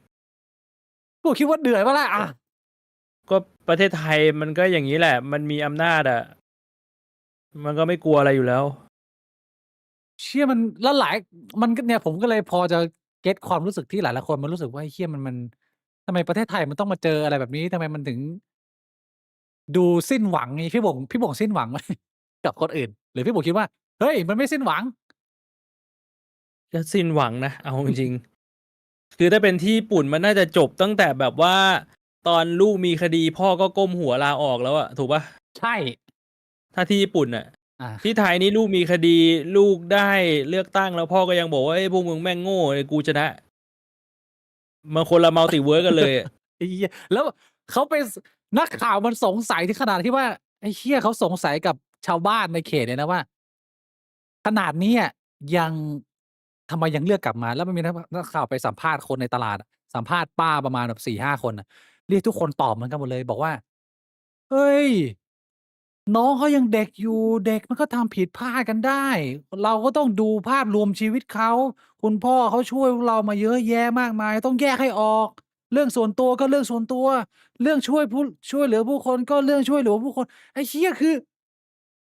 เขาหนักแน่นมากไอ้สัสกูไปดูสัมภาษณ์มาพี่บวงก็แบบที่เราบอกอาทิตย์ที่แล้วไง Pablo Model อะคิดเหมือนกูมันเลยพี่บวงก็แบบนั้นน่ะคิดเหมือนกูเลย Pablo Model แล้วมันจะยัก็งไงอะนี่ประเทศประชาธิปไตยอ่ะก็ประชาธิปไตยมันก็ต้องฟังเสียงข้างมากหรือเปล่าเสียงข้างมากเขาก็บอกว่ามันโอเคแล้วเราเป็นประชาธิปไตยไม่ใช่เหรอมึงจะเถียงยังไงอ่ะทีนี้อามันเลยมาเป็นคำถามหนึ่งที่คนเขาถกเถียงกันเยอะประเด็นตรงนี้ไอ้เรื่องคนแบบนี้ชนะเลือกตั้งได้ผมก็คิดเหมือนหลายๆท่านแหละมันก็เราก็ดูปรากฏการณ์เมืองไทยเราเข้าใจได้มันไม่ใช่ว่าผมยอมรับนะเดี๋ยวผมต้องไอ้เหี้ยอธิบายคำว่าเข้าใจได้ของผมก่อนคือเราเข้าใจสถานการณ์ไงว่าที่มาที่ไปทำไมเขาถึงยังได้อยู่อันนี้ผมเข้าใจว่าเมืองไทยมันยังเป็นระบบบ้านใหญ่อุปถัมภ์นะก็ อืมคนเขาไม่เหลืออะไรแล้วอะเขาก็เอาพื้นที่สั้นๆอะไรผลประโยชน์เล็กๆน้อยๆรอบๆตัวแต่ที่คนมันถกเถียงกันเพิ่มเติมกับข่าวนี้ก็คือประเด็นของเรื่องคำว่าประชาธิปไตยนั่นแหละพี่หมวกมีคนอืถามมามว่าเราอยู่บนหลักการประชาธิปไตยที่ว่าทุกคนมี1สิทธิ์1เสียงเท่ากันอืมแต่ว่าที่คนมันเถียงกันคือว่าเสียงของแต่ละคนเนี่ยมันมีคุณภาพเท่ากันหรือเปล่า อืมและบางคนฝั่งหนึ่งก็บอกว่าเฮ้ยคุณจะมาด่าคนอื่นโง่อะคุณไม่ได้พอมันไปเป็นเรื่องของสิทธิ์ในการที่จะตัดสินอะไรร่วมกันแล้วเนี่ยมันไม่มีเสียงหรือสิทธิ์ของใครมันมากหรือมีค่ามากกว่าใครนี่คือหลักการประชาธิปไตยที่แท้จริงการที่คุณดูถูกสิทธิ์และเสียงของผู้อื่นเนี่ยแสดงว่าคุณไม่ได้เคารพผู้อื่นคุณเอาตัวคุณเป็นใหญ่คุณมันลึกๆของคุณมันมีความ อยากเป็นเผด็จการอีกฝั่งหนึ่งก็บอกว่าเฮ้ยเหี้ยมันไม่เท่ากันอยู่แล้วคุณภาพของคนสิทธิ์มันมีค่าเท่ากันในคูหาแต่คุณภาพของมันไม่เหมือนกันบางคนเขาก็บอกแบบนี้พี่หมวกมองเรื่องนี้ยังไงอันนี้ยากไหมประเด็นนี้หรือว่าง่ายๆสบายยากกูว่าเรื่องนี้แม่งตอบไม่ได้ๆทำไมพี่บวงแล้วจะใช้เกณฑ์อะไรเป็นตัววัดว่าใครมีคุณภาพมากกว่าใครมันไม่ใช่เรื่องง่ายๆที่แบบว่าสมมุติยกตัวอย่างคนขับเครื่องบินมึงจะต้องให้คนมาโหวตเหรอว่าใครจะขับเครื่องบินอันนั้นมันง่ายอันนั้นมันแค่แบบมึงมีใบเซอร์มึงจบมึงเป็นนักบินน่ะมึงก็ควอลิฟายแล้วมึงขับเครื่องบินได้หรือมึงจะเป็นหมอเนี่ยมึงไปเรียนมาแต่ว่าการบริหารประเทศอ่ะมึงใช้อะไรเป็นตัวชี้วัดว่าใครมันมีสิทธิ์ใครมีคุณภาพมึงต้องจบเศรษฐศาสตร์มาเหรอมึงต้องจบการเมืองการปกครองมาเหรอมึงต้องจบอะไรมา อืมแล้วคนที่มีสิทธิ์จะเลือกเนี่ยมันเป็นใครมึงก็ต้องจบด้วยไหมมันมันวัดยากมากคนจบปริญญาเนี่ยก็ไม่ใช่ว่าจะเป็นคนที่จะฉลาดรอบรู้ไปซะทั้งหมดบางทีฉลาดแต่ไม่เฉลียวบางทีแบบ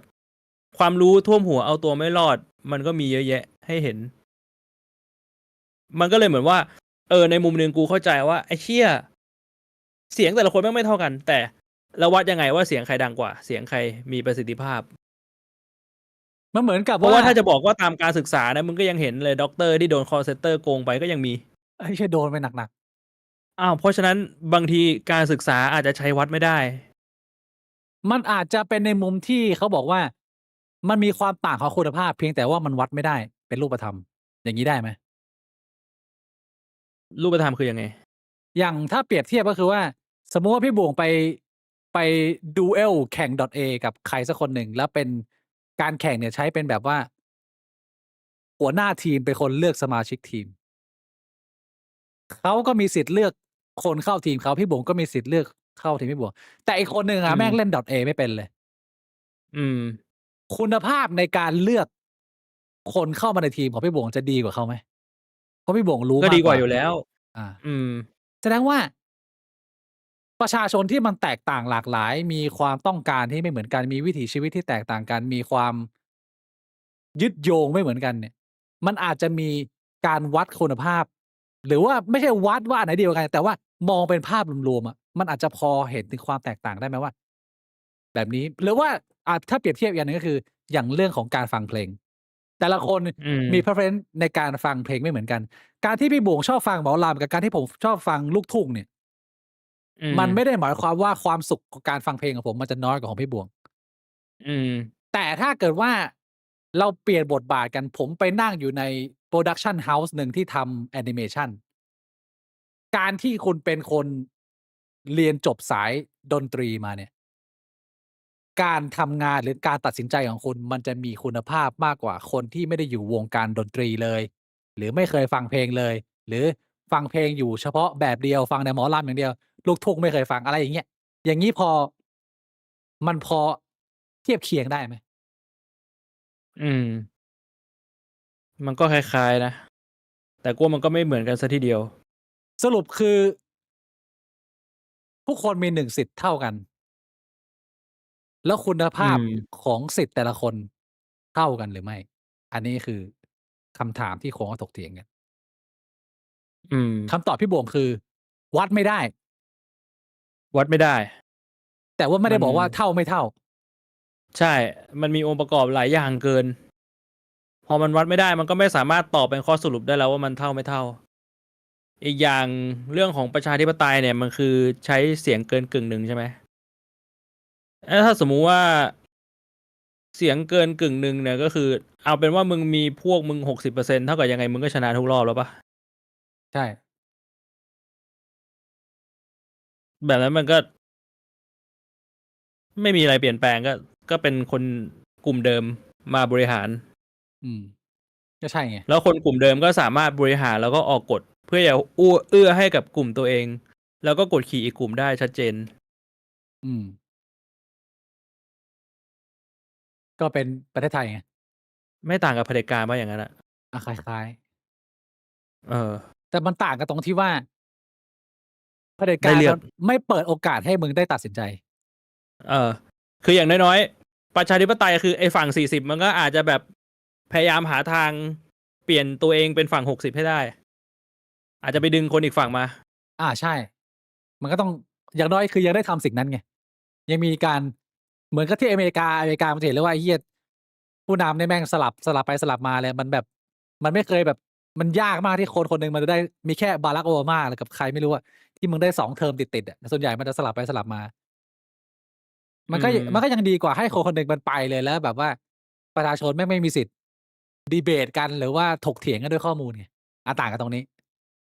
อืม คือคำถถ้าาอย่ม างงี้จริง ๆ ถ้าเรามองระยะยาว มันก็มีวิธีแก้ไขปัญหาอยู่ ยังไง? มึงก็ปั๊มลูกออกมา ทุกคนที่อยู่ฝั่งประชาธิปไตยจริง ๆ ต้องการเห็นประเทศชาติเจริญ รีบปั๊มลูกมา แล้วอีก 20 ปีค่อยว่ากัน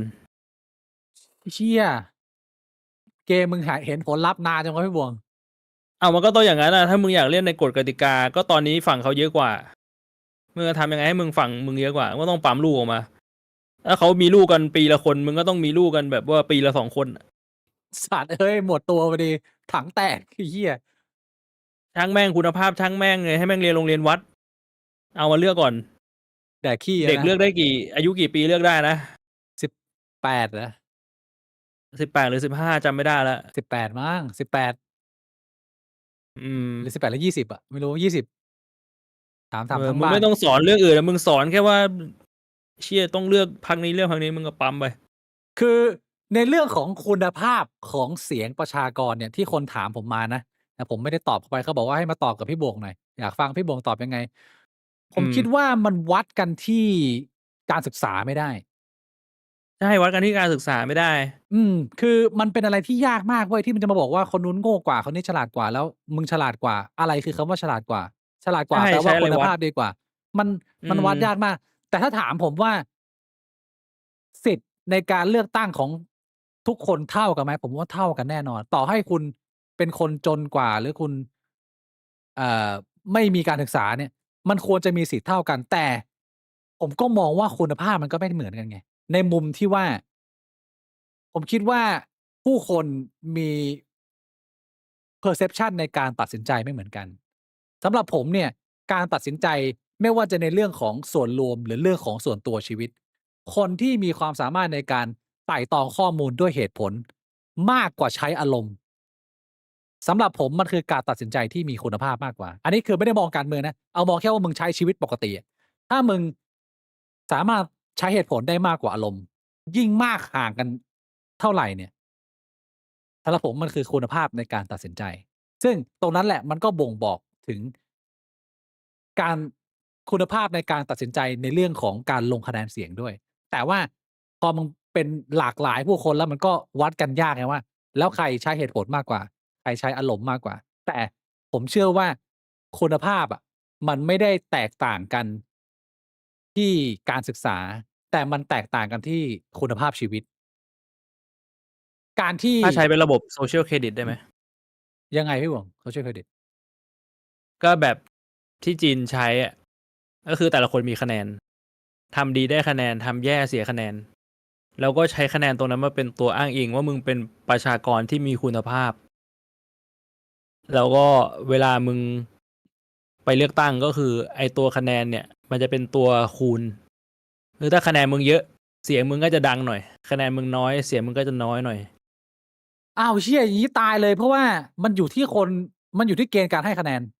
ถ้าเกณฑ์การให้คะแนนมันไปอยู่ฝั่ง สมมุติว่าไปอยู่ฝั่งซ้าย มึงทำแบบฝั่งซ้ายมึงได้คะแนน ไอ้เหี้ยฝั่งขวาก็คะแนนร่วงดิใช่เปล่า เอา ล่ะ แต่ว่ามันก็ปรับเกณฑ์ได้ถ้างั้นอ่ะ สมมุติว่ามึงเกณฑ์ว่าถ้าเกิดว่ามึงสามารถเหยียดเพศได้มึงด่าอีจิ๋มปลอมคะแนนมึงเพิ่มตึ๊กไอ้เหี้ยมันก็ฝั่งหนึ่ง มั มันนชอบ มันเป็นเกณฑ์ที่มันไม่บาลานซ์นะเด็ก สมมุติ มึง ไง ก็ต้อง ว่า เอาเกณฑ์บาลานซ์อย่างเช่นแบบ ถ้าสมมติ มึงทำผิดกฎหมาย มึงติดคุกอะไรอย่างเงี้ยคะแนนมึงก็ติดลบ อันนี้มันแฟร์กับทุกฝั่งปะทุกฝ่ายก็ควรจะต้องเคารพกฎหมาย โซเชียลมาแบ่งคุณภาพของเสียงที่พี่โบกกำลังจะเสนอ เป็นวิธีการกูไม่ได้จะบอกว่ามันดีนะ เป็นวิธีการ ก็ถ้าสมมุติว่ามันยากเนี่ย เราก็ต้องลองหาวิธีการสักวิธีการหนึ่งใช่ไหม โอ้เฮียมันก็คิดยากนะพี่โบกเพราะว่ามันไอเดียแม่งใหม่มากเลยไม่มีใครเขาเคยลงดีเทลเรื่องนี้ไหมเนี่ย อืม การที่มึงมีความประพฤติทางสังคมที่ดีกว่า สุดท้ายแล้วถ้าเกิดเรื่องนี้มันจะเกิดขึ้นได้คือ มันอยู่ที่ว่าแล้วอันไหนได้คะแนนอันไหนเสียคะแนน อันเนี้ยเรื่องใหญ่พี่โบก คือกูว่าการเสียคะแนนเนี่ยพื้นฐานหลักๆคือง่ายเลยมึงทำผิดกฎหมายมึงเสียคะแนน แต่ว่าได้คะแนนเนี่ยยาก ไม่ก็อาจจะไม่มีได้คะแนน มีแต่เสียคะแนน คะแนนทุกคนเริ่มที่100ทำผิดลบไปเรื่อยๆไม่มีเพิ่มตลอดชีวิต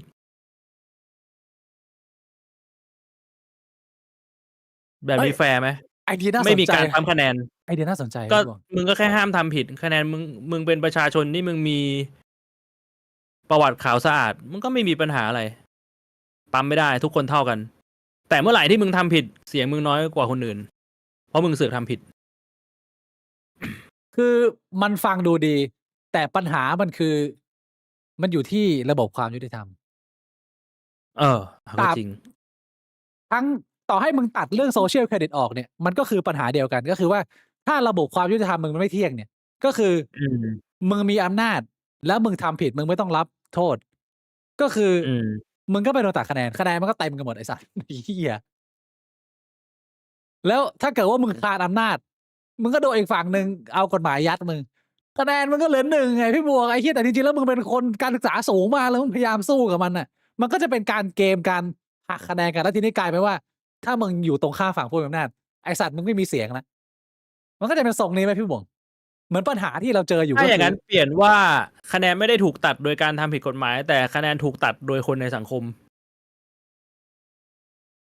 ก็ไม่ได้อยู่ดี คนแม่งก็ตัดคะแนนกันเองมั่วซั่ว โอ้ยเหี้ยวันๆไม่ทำเหี้ยอะไรไม่ต้องทำงานไอ้สัตว์แล้วมันต้องตัดคะแนนเพื่อนบ้านไอ้เหี้ยมีกันเยอะด้วย มันกินเวลาชีวิตไป มันยากพี่บวงใช่ไหมล่ะ สุดท้ายมันก็มาจบตรงที่มันยากเนอะ คือ เกณฑ์พวกนี้ มันกูว่ามันเป็นประเด็นที่น่าสนใจไปถึงว่ามันในทาง practical มันทำยาก แล้วถ้าเรามาดูที่ปัญหาเราเนี่ย ปัญหามันไม่ได้อยู่ที่ความต่างของคุณภาพ ผมไม่ได้คิดว่าคนธัญบุรี คุณภาพแย่มากถึงขนาดที่แบบว่าจะต้องไปถมถุย เพราะว่าผมเข้าใจสภาพ เหมือนตอนที่ผมพูดไปก่อนอันนี้คือว่า คุณภาพมันต่างกันไม่ใช่เพราะเขาโง่กว่าเรา แต่ผมคิดว่าเป็นเพราะว่าคุณภาพชีวิตเขามันอาจจะไม่ได้เหมือนเรา การที่เขามี สภาพชีวิตแบบนั้นเติบโตมาแบบนั้นหากินแบบนั้นอยู่ในสังคมแบบนั้น แล้วเขาหาประโยชน์ได้แค่เนี้ยวิสัยทัศน์เขามันมีอยู่แค่เนี้ยแล้วอืมการที่มึงไม่ได้รับประโยชน์อะไรจากสังคมโดยรอบเลยแล้วมึงมองไม่เห็นด้วยซ้ำคือมึงไม่มีวิสัยทัศน์อะแล้วมึงจะเอาประโยชน์เล็กๆน้อยๆที่ตัวมึงได้อะถามว่ามันผิดมากไหมเพราะว่าสุดท้ายแล้วไม่ว่ามึงจะฉลาดหรือมึงจะโง่มึงก็ตัดสินใจเลือกเพื่อประโยชน์เพื่อตัวมึงเป็นหลักคนอืส่วนใหญ่ตัดมสินใจบนผลประโยชน์ของตัวเองเพียงแต่ว่า อืมถ้าเราจะพูดกันแบบ detail ก็คือว่ามึงจะดูฉลาดขึ้นมาหน่อยหรือมีคุณภาพขึ้นมาหน่อยก็คือว่ามึงตัดสินใจบนผลประโยชน์แบบเพื่อส่วนรวมเพื่อตัวเองแล้วได้กันเยอะมากที่สุดแต่สุก็คือดท้ายได้แบบทั้งคู่ได้เยอะแบบเยอะแต่ว่ามันมาจากคอหลักเดียวกันก็คือว่าทุกคนมันก็จะตัดสินใจเพื่อผลประโยชน์ตัวเองไงแต่ว่าอืมคุณภาพมึงน้อยหน่อยเพราะว่าผลประโยชน์ที่มึงได้มันน้อยมากเลยถ้าเกิดมึงตัดสินใจอีกแบบหนึ่งมึงจะได้มากกว่านี้นะแต่ว่าอืมถ้าเขาจะเลือกแบบนี้มันก็ไม่ผิดในมุมเขาถ้าเราไปเกิดอยู่บนชีวิตเขาเจอสิ่งแวดล้อมแบบเขาดูเราก็เลือกแบบเขาเราก็คงจะเลือกแบบเขาเพราะฉะนั้นผมคิดว่ามันไม่ใช่คุณภาพของเสียงโหวตมันไม่ใช่เรื่องที่คนมันจะต้องถมถุยแต่มันเป็นปัญหาของสังคมที่เราต้องมาช่วยกัน raise ผมคิดว่ามันเป็นประเด็นนี้มากกว่าอืมแล้วในเรื่องของระบบเนี่ยไม่ว่ามึงจะมี Social Credit หรือไม่มี Social Credit หรือจะยังไงเนี่ยจะ1เสียงไม่เท่ากันใจความหลักของเรื่องนี้มันยังคงเป็นเรื่องเดิมคือระบบความยุติธรรมอืมไม่ว่าจะกรณีไหนไม่ว่าจะการเลือกตั้งสเกลไหนคนไทยรู้หมดว่ามีการซื้อเสียงขายเสียงแล้วก็ไม่มีใครต้องโดนลงโทษ ในขณะที่เรื่องที่ไต้หวันเนี่ยการซื้อสิทธิ์ขายเสียงเนี่ยไอ้ชี่เรื่องใหญ่มากนักการเมืองกลัวเรื่องนี้มากถ้ามึงเข้าไปแตะยุ่มย่ามเรื่องพวกนี้นะสิทธิ์มึงหายไปหมดเลยมึงอาจจะโดนถอดถอนโดนแขวนโดนนู่นโดนตรวจสอบคนที่ขายเสียงประชาชนเนี่ยมึงโดนปรับเป็นล้านมึงโดนแบนมึงโดนคือมันโดนหนักมากพี่บ่งแล้วมีเคสเกิดขึ้นนิดเดียวนะมึงโดนขุดถอนรากถอนโคนในขณะที่เมืองไทยอะ คล้ายๆกะหรี่อะพี่หมวกคือบอกว่าไม่มีแต่ว่าไอ้สัตว์บานตะไทยขนาดเนี้ยแล้วมึงคนที่ขซื้อเสียงล่าสุดแล้วโดนจับพี่บ่งรู้ไหมว่าชื่ออะไรพี่เรายังนึกไม่ออกเลยว่าใครที่โดนลงโทษคนล่าอืมสุดไอ้สัตว์แต่ว่ามันเยอะมากทุกสเกลถ้าอืมระบบการที่มึงจะทำให้การเลือกตั้งมันศักดิ์สิทธิ์เนี่ยคือปัญหากูไม่ซีเรียสเรื่องว่าคุณภาพน้อยคุณภาพมาก ปัญหาคือว่าถ้ามึงเล่นตุกติกถ้ามึงใช้เงินในการซื้อความเนี่ยการลงคะแนนของประชาชนเนี่ยถือว่ามึงไม่สุจริตโปร่งใสในการแข่งขันตรงนี้มึงควรจะแข่งขันกันด้วยการเสนอว่ามึงจะเสนออะไรให้เขาถ้าการไอ้ระบบความยุติธรรมเรื่องนี้เนี่ยการจับผู้ที่ซื้อเสียงเนี่ยมันทำงานอย่างเที่ยงตรงนะต่อให้ อืมบ้านใหญ่บ้านนี้ได้ไปกูยังไม่ซีเรียสเลยกูคิดว่ามันก็แฟร์แล้วก็เขาอยากได้ก็แสดงว่าอะไรก็แสดงว่าเขาดูแลคนในเขตนั้นเขาดีอะอย่างน้อยเขาอืมเขาอาจจะมีทรงจิกโกหน่อยชาวบ้านอาจจะมองว่าไอ้เหี้ยก็เรื่องส่วนตัวจิกโกไปแต่ว่าเขาไม่ได้ซื้อเลยแล้วอย่างน้อยเขาดูแลส่วนใหญ่ได้ดีเขาใจปั้มเขาใจกว้างเขาชนอะไรอย่างงี้อ้าวไอ้เหี้ยมันก็มีเหตุผลผมคิดว่าไม่ว่าเหตุผลคุณจะเป็นอะไรกับการเลือกของคุณโอเคเลยขอแค่ว่าคุณเลือกอย่างมีเหตุผลที่ไม่ใช่เพราะว่า ไอ้สัตว์เอา500มาแล้วก็เข้าไปกาอะไรคูหากูก็คิดว่าอ้าวอย่างงี้ก็เข้าอีหลอบมึงโกงกินบ้านเมืองแต่ประชาชนได้ประโยชน์ไม่ผิดยังไงก็ถ้าสมมุติว่าเขาพัฒนาให้บริเวณเขามันดีคนก็เลือกเขาต่อก็นี่ไงคือประเด็นของผมคือไอ้ระบบความยุติธรรมเนี่ยมันไม่ใช่แค่เรื่องของระบบการเลือกตั้งด้วยก็ถ้าเกิดว่ามึงทำผิดกฎหมายมึงก็ต้องโดนถ้าเป็นอย่างต่างประเทศไอ้เหี้ยกรณีขนาดนี้มึงโดนแขวนไปแล้วพี่บวงโดนพักการทำงานปฏิบัติหน้าที่แล้วถ้ามึงเป็นแบบเรื่องมันไม่ใช่แค่เคสนี้นะมึงเห็นข่าวที่สงขลาไหมที่มีลูกสสใหญ่พรรคอะไรพรรคสีฟ้าอะไรสักอย่างที่ ก็คือถ้าสมมุติว่าแม่งกลายเป็นว่าคนที่เป็นหัวทำผิดกฎหมายแล้วโดนจับเข้าคุกแต่ตอนอยู่เนี่ยคือก็โกงกินบ้านเมืองนะ ทำผิดกฎหมายนะแต่ทำให้ประชาชนตรงนั้นน่ะมีความสุขสบาย แล้วคนใหม่แม่งเข้ามา แม่งไม่โกงกินบ้านเมืองแต่แม่งโง่สัตว์แม่งไม่พัฒนา มึงว่าคนตรงนั้นจะด่าปะ ก็ด่า ว่าไอ้เหี้ยเอาคนเก่ากลับมา สุดท้ายแม่งก็คือคนตรงนั้นได้ผลประโยชน์ถูกไหม ใช่ คนแม่งก็จะบอกว่าไอ้เหี้ยมึงเอาคนเก่ากลับมา เขาได้ผล แม่ ประโยชน์ ทำ ไง เหี้ยยังไงก็ยังดี พวกกูได้ผลประโยชน์ ใช่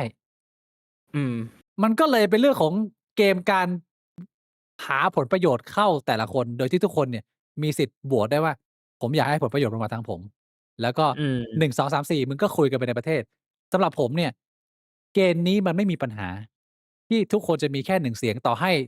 หลายๆคนจะมองว่าคุณภาพมันไม่เท่ากัน แต่ว่าระบบความแฟร์อะมันต้องเวิร์กแล้วมึงจะตัดสินใจเลือกยังไงก็ได้ ถ้าไอ้คนหนึ่งมันไม่มีจริยธรรมมันออกแนวกุ๊ยๆหน่อยก็อย่างที่เคสที่พี่บวกยกมาอย่างงี้เนี่ยต่อให้มึงกุ๊ยๆหน่อยแต่ว่ามึงทำงานดีอะคนมันจะเลือก กูไม่มีปัญหาต่อขอให้มึงไม่ทำผิดกฎหมาย มึงไม่โกง มึงไม่หัวอะไรอย่างเงี้ยกูรับได้หมด อืม ในมุมกูจะเป็นประมาณนี้พี่บวกคิดว่ายังไงล่ะ ในมุมพี่บวก มันก็ make sense นะ กูว่าที่พี่บิ๊กพูดถูกเลย มันคือการแย่งอำนาจกันด้วยเสียง1เสียงของแต่ละคนน่ะ อา มันแย่งอำนาจแย่งทรัพยากรกันแค่นั้นแหละ ก็ กา คื ร อ เมืองมีแค่นั้น ต่อให้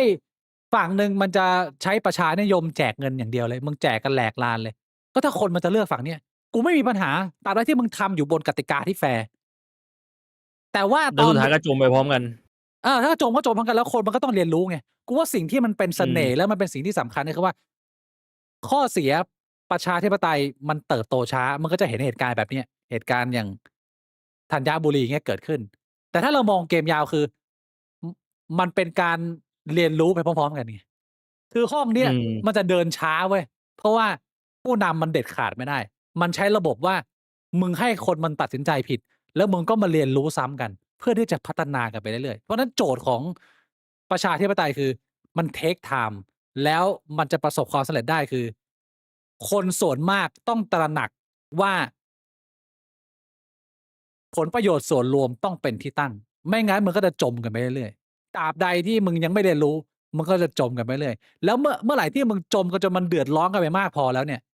จนคนส่วนมากมันมองว่า ไอ้สัตว์กูมองแค่ส่วนตัวไม่ได้แล้ว มันถึงจะค่อยๆหักโหมขึ้น คือมันจะพัฒนาช้ามาก แต่ว่ามันเรียกว่าเจ็บตัวน้อยสุด ใช้ประมาณนี้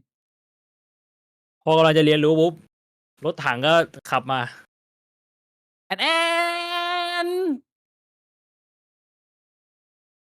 มันก็จะเป็นทรง แล้ว นี้ ก็เริ่มกันใหม่ คือ กูก็ติดตามการเมืองมานาน กูรู้สึกว่าทุกครั้งที่รถถังออกมาเนี่ย มันเหมือนจะเริ่มกันใหม่นะ แต่มันไม่ได้เริ่มกันใหม่เว้ยพี่บวง เพราะว่าทุกคนมันเรียนรู้กันไปเรื่อยๆ ถูกไหมพี่บวง ทีนิด มันมีคน มันเห็นความจริง ตาเบิกสว่าง หนังไข่เริ่มใสสะอาดมากขึ้น มันเริ่มเห็น ตื้ เริ่ น มถ ลึ อก กหัวได้ เริ่มถอกหัวได้ ทุกครั้งที่มันจะต้องใช้ไพ่ใบสุดท้าย หรือไพ่โกงเนี่ย มันแลกมากับความชอบธรรมในการอยู่บนสนามการเมืองของมึง อืม ผมคิดว่าอันนี้เป็นโจทย์ของประเทศไทย ซึ่งในสถานการณ์ตรงนี้ ไม่ว่าจะเป็นกรณีของคนธัญบุรี หรือว่าไอ้ข่าวสส. ทางภาคใต้ที่เอาลูกสส. เอาลูกน้องตัวเองไปกระทืบตำรวจ เพราะว่าตำรวจออกมาบอกว่า ในคูหาอะมันจะพยายามจะถ่ายรูปบัตรเลือกตั้งตัวเอง ซึ่งมึงก็รู้อยู่ว่ามันจะถ่ายมาทำหาอะไร แล้วมันมีตำรวจ ไอ้เจ้าหน้าที่อะมาห้าม ไอ้สัตว์เจ้าหน้าที่โดนกระทืบพี่บวง อืม แล้วคนที่กระทืบนี่เป็นลูกสส. ในเขต เนี่ยมันคือสภาพ แล้วคนมันรู้สึกหมดหวังกับการเมืองไทยมาก แต่ว่า Sin City สัส หนัก ไอ้เหี้ย คือ Badlands อะไอ้เหี้ย แบบบ้านป่าเมืองเถื่อน เราอยู่ในสถา ๆ น กู กา ว่าร ณ์ เอา บ้า จ น ริง ๆ อะ เมืองไทยแม่งทำเป็น GTA ได้นะ setting ของ GTA จริง Wise ประเด็นคือ หลายคน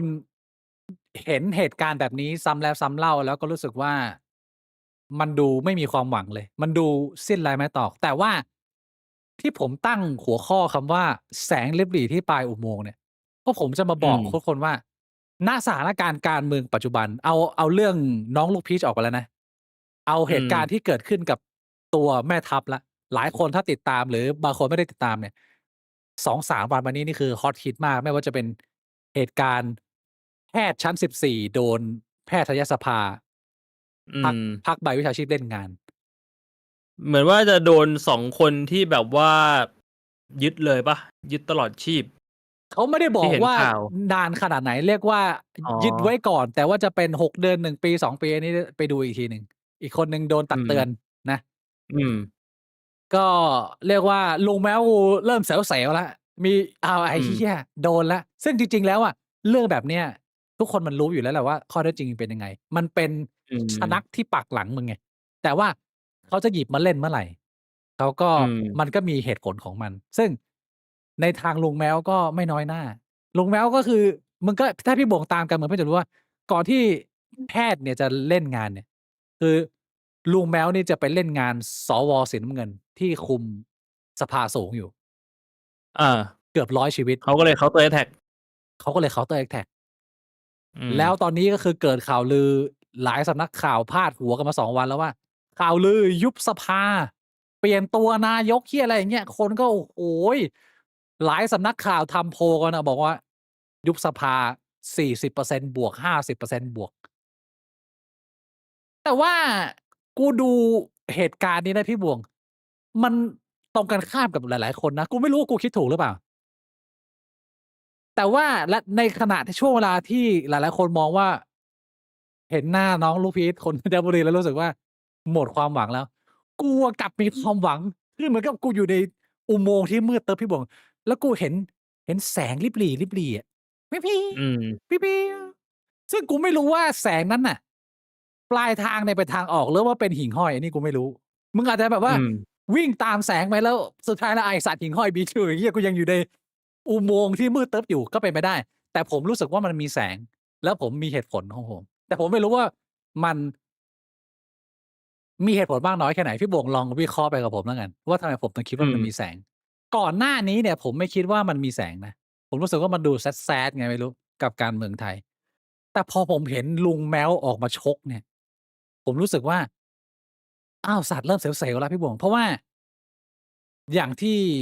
หลายคนทราบว่า ใจความสำคัญของการเปลี่ยนแปลงการเมืองไทยเนี่ย มันอยู่ที่ สว. อืม สว. เป็นด่านสุดท้ายในการแก้กฎหมาย และในการแก้รัฐธรรมนูญ แล้วมึงแก้รัฐธรรมนูญได้ มึงถึงจะไปแก้กฎหมายอื่น ๆ ได้ มันโดนล็อกอยู่หลายอย่าง แล้วตอนนี้เนี่อยืม มันเกิดการที่เขาคุมอยู่ แล้วถ้าเราเข้าใจไปอย่างตอนแรกว่า อ้าว ลุงแม้วกลับมารวมกับฝั่งอนุรักษ์แล้ว เข้าไปกลืนกับฝั่งนั้น แล้วก็ไปรับใช้ทำงานฝั่งนั้นแล้ว มันก็ดูจะ หมดหวัง ดูแบบดูสิ้นหวังมาก แต่พอมึงเห็นการชกกันระดับเนี้ย ระดับที่ว่าหลายคนก็เสียว ๆ แล้วว่าลุงแม้วกูจะต้องบินกลับดูไบไปหรือเปล่าไอ้เหี้ย ไม่รู้ว่าจะอืต้อง ม มันก็หมายความว่าอะไร มันก็หมายความว่า ทฤษฎีที่กูเคยนึกมาตั้งแต่ตอนแรก ทฤษฎีโชกุนของกูเนี่ย ที่ลุงแม้วกูปลอมตัวเป็นโทรานางะในเรื่องซีรีส์โชกุน ก็คือมึงกลับเข้าเกมการเมืองแบบที่ว่า เหมือนมึงปลอมตัวไปอยู่ฝั่งตรงข้าม แล้วมึงยอมโดนด่า โดนถมถุย ใครจะด่ามึงยังไง มึงจะเสียความชอบธรรมทางการเมืองมึงขนาดไหนก็ได้ กูไม่แคร์ มึงด่ากูเลย แล้วกู ใช่ไหม เป้าหมายของกูคือกูต้องไปกุมเกมการเมือง เกมอำนาจให้ได้ อืม แล้วถ้าเกิดว่ากูไปกุมเกมนี้ได้เมื่อไหร่เนี่ย กูอาจจะเปลี่ยนไม่ได้ แต่กูให้สีส้มมา คือ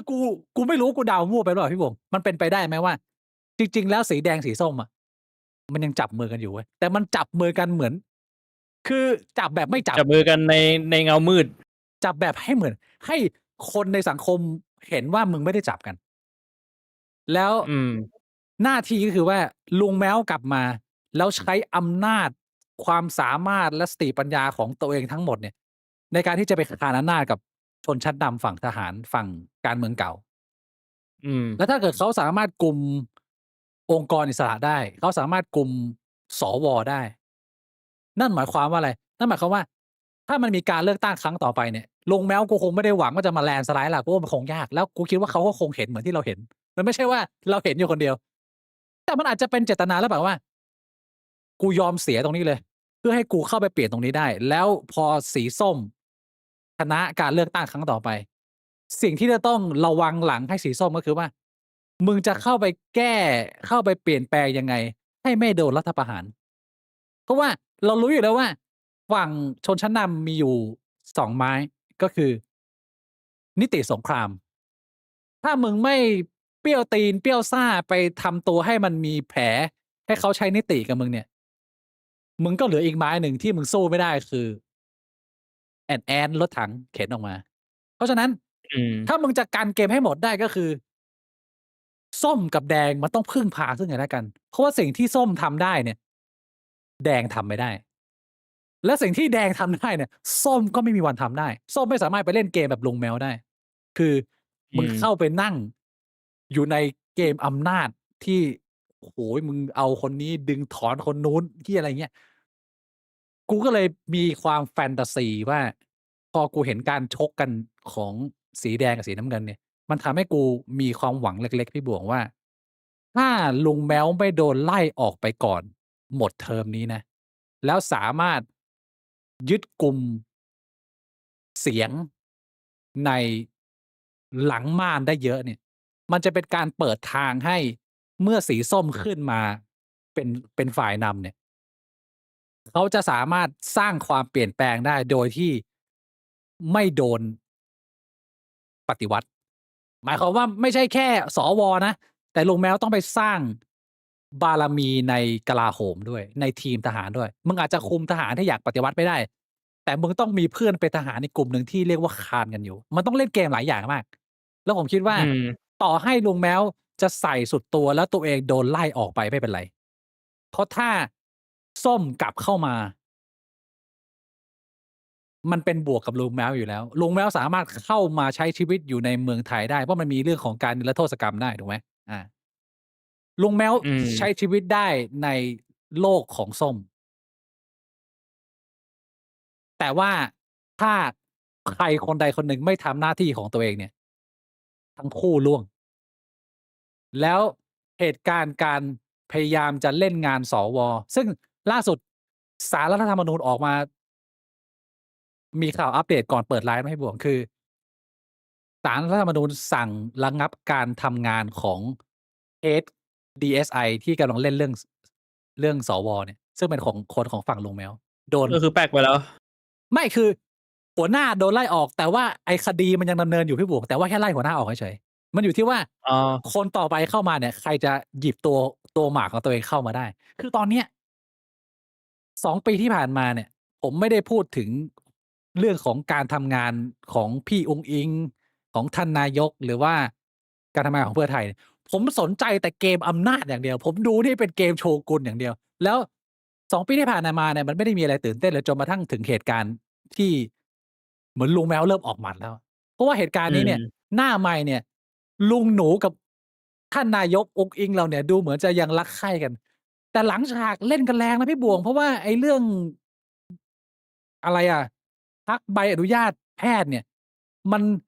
เหมือนมันเปิดแผลทุกอย่างเลยว่า อ้าว ไอ้สัตว์ สรุปมึงไม่ได้ป่วยจริงนี่หว่า กระเจียวเปื่อยยุ่ยไม่จริง อืม ที่บอกว่ากระเจียวเปื่อยยุ่ยนี่ไม่ใช่เรื่องจริง มันก็เป็นการเปิดแผลรอไว้แล้วว่ามันสามารถเอามาเล่นงานได้ เป็นชนักอันที่ 2 คือลุงแม้วเขาโดนเรื่อง 112 อยู่แล้วด้วยแหละ มันมีชนักหลายอันนะพี่บวง อืม ผมเลยรู้สึกว่า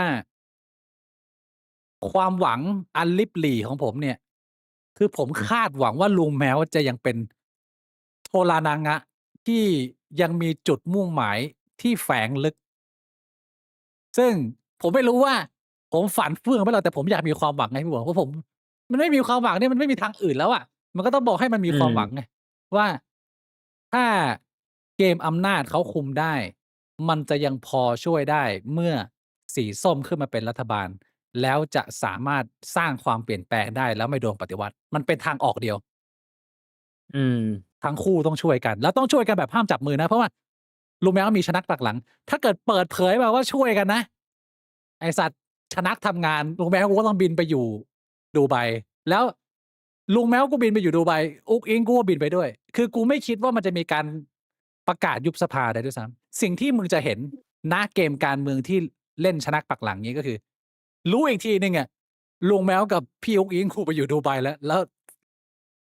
ยุบสภามันถึงจะค่อยตามมากูว่ามันจะเป็นทรงนั้นมากกว่าพี่บวกคิอืดว่าม การวิเคราะห์การเมืองผมมันสมเหตุสมผลไหมหรือผมเพ้อฝันไปผมแบบฝันเฟื่องไปคือถ้ามองในมุมหนึ่งอะมันก็ไม่มีทางรู้ไงว่าเรื่องนี้มันจะเป็นเรื่องจริง อืม ถ้ามันเป็นแบบที่พี่บิ๊กพูดอะนึกออกไหมมันไม่มีทางถูกเปิดเผย นอกจากว่าแบบอีก10-20 ปีข้างหน้าเราเห็นว่าเหตุการณ์มันคลี่คลายมายังไงเลยถึงมาได้นึกได้ว่าอ๋อจริง ๆ มันอาจจะเป็นแบบนี้ อืม ตามที่เราคิด เพราะฉะนั้นมันก็เหมือนแบบ ต่อให้จะเดาว่ามันจะเป็นแบบนั้น เราก็ไม่มีทางรู้อะ แสดงว่าแสงลิบหลี่ที่ผมเห็นเนี่ยจริงๆแล้วเป็นหิ่งห้อยตัวหนึ่งที่บินอยู่ในอุโมงค์ที่ปิดทึบ จริง ๆ มันอาจจะเป็นปลา anglerfish คืแล้วไปอยู่ อพอเข้าไปปุ๊บมึงก็แบบว่ามีผีมางับมึง What the hell bro มาอยู่บนบก อ้าวก็คือเป็นคอนเซปต์เดียวกันไง ก็คือแบบหลอกให้ตายใจไง อืม มึงเข้าไปก็คือแบบว่ามึงโดนแดก เชี่ยแล้วพี่วงไม่มีความหวังคือที่กูพยายามจะมีความหวังแล้วพี่วงแล้วถ้าเกิดว่าเราจะมองหาความหวังในการเมืองไทยเนี่ย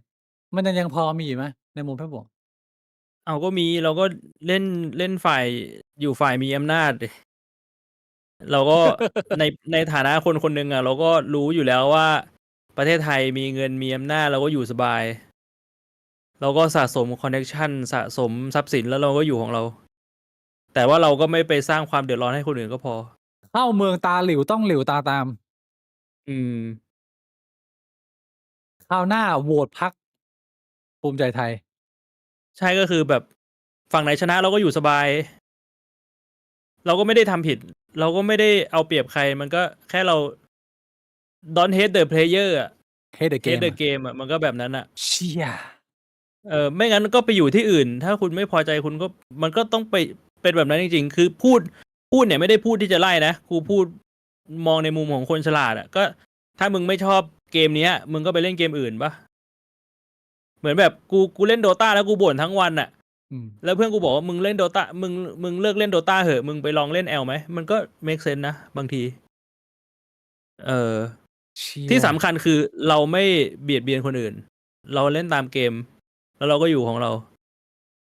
มันก็เป็นออปชันของในมุมของอินดิวิ a l นะ ในมุมขจริง องคนคนหนึ่ง มันก็ต้องทำอย่างนั้นแหละในอ่า ในความเป็นจริงที่เราจะต้องดูแลชีวิตเรานะ อืม แล้วก็แต่ละคนมีกูอุดมการณ์คิดว่ามันคือการต่อสู้กันทางความคิดแหละ คือในระหว่างที่เราทำแบบนี้ด้วย แล้วเราก็อาจจะแบบพยายามผลักดันคนรอบๆข้าง ใครที่เราอิ f ฟ u เ n c e ได้อะเราก็พยายามผลักดันแนวคิดของเรา ซึ่งสุดท้ายมันคือการต่อสู้กันทางความคิด เพราะกูคิดว่ามันไม่มีทางที่แนวคิดของใคร คนใดคนหนึ่งมันจะถูกต้อง100%หรอก อืม อืม ก็สุดท้าย ประชาธิปไตยมันเป็นระบบที่ต้องใช้ระยะเวลาในการสั่งสมความรู้ มันก็ต้องมีผิดแล้วก็ไปเรื่อยๆ ผมก็ไม่เชื่อว่าทุกอย่างมันจะแก้ไขต่อให้ดีดนิ้วพรรคสีส้มเข้ามาทำงานรัฐบาลตอนนี้ ผมคิดว่าก็เละ เพราะว่ามันใช่ มีชะนักอยู่เยอะมาก มันต้องเรียนรู้ให้ อืม ให้ได้ผิดพลาดให้ได้อะไรอย่างเงี้ยก็ ผมว่าดีไม่ดี ได้เห็นคุณเอกธนาธรกับอาจารย์ปิยบุตรกูกลับมาอีกรอบหนึ่งหลังจากที่โดนตัดสิทธิ์ไป10 ปี ดีไม่ดี การเมืองไทยจะมามันอีกครั้งหนึ่งก็ขึ้นอยู่กับในมุมผมนะ ขึ้นอยู่กับการวางรากฐานเกมอำนาจของลุงแม้วในตอนนี้ แล้วก็อืจุดเปลี่ยนม ของผู้นำในอนาคต ผมคิดว่าอย่างสหลักๆของพรรคประชาชนตอนนี้อย่างสสเท้งอะไรเงี้ยก็ไอ้เหี้ยชนะกันเต็มหัวกันไปหมดอะไอ้สัตว์เมื่อไหร่เขาจะหยิบมาใช้ก็ได้ถ้าหยิบมามันก็โดนอืม เขาไม่หยิบใช้ คือเกมอำนาจมันยากมากลำพังแค่อุดมการณ์มันยากมากจริงมันต้องสิ้นเปลืองทรัพยากรคนไปอีกเยอะมาก ผมคิดว่า แสงลิบหลี่ที่ปลายอุโมงค์ของผมเนี่ย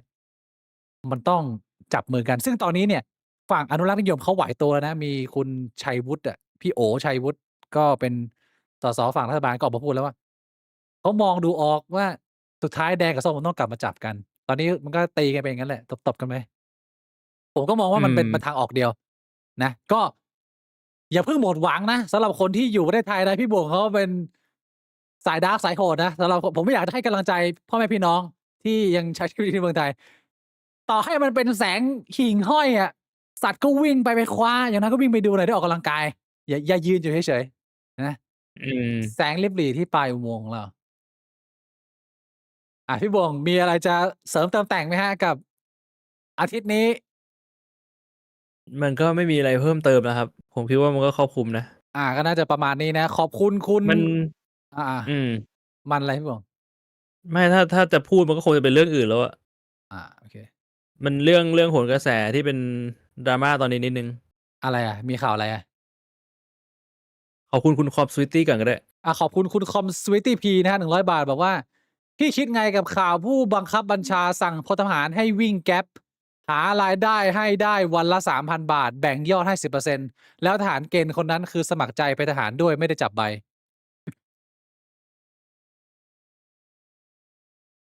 ก็ Don't hate the player hate the game พี่หมวก เกมแม่งฟักอัพชิดๆอะ อืม ทำไงอะ มันก็ต้องยอมอะ เฮ้ย พี่บวกทำไมอะนักสู้หน่อย ยอมอะไรอะนักชก เอาเป็นกูก็ยอมนะ กูก็ขับได้วันละ300 แล้วก็พอ อันนี้คือพูดถึงทหารเกณฑ์ใช่ไหม ใช่ พอหมดก็ออกมาใช้ชีวิต ก็ถ้ามึงเป็นนักชก มึงก็อาจจะแบบว่าโดนกระทืบจนแบบปางตายอะไรอย่างเงี้ย ก็คำตอบมันเป็น 2 มุมไง คือคุณคิดยังไงกับคุณควรปฏิบัติยังไง อันนี้เป็น 2 แบบ ก็ ถ้าคิดก็คือแบบโอ้โฮเหี้ยเอ้ยกูต้องมาเจอเรื่องอะไรเหี้ยๆแบบนี้เหรอ แต่ว่าปฏิบัติก็คือก็ยอมก็ต้องทำ ผมตอบเหมือนพี่บวงเลย น่าจะคำตอบเดียวกัน คุณคอมสวิตตี้พีนะครับพี่บวงจะมีประเด็นของโหนกระแสเรื่องอะไรอะพี่บวง ก็ที่มีน้องไม่รู้พี่บิ๊กเห็นเปล่ามีน้องผู้หญิงคนหนึ่งออกมาโพสต์รูปตัวเองกับแม่ตัวเอง แล้วก็บอกว่าขอตัดขาดความเป็นแม่ลูก ผมเห็นโพสต์แต่ผมไม่เห็นการอธิบายในโหนกระแสมันมีประเด็นอะไรเหรอ กูก็ไม่ได้เข้าไปดูในโหนกระแสนะ แต่ก็เท่าที่เข้าใจเนี่ย สรุปคร่าวๆก็คือเหมือนแม่ของน้องเนี่ย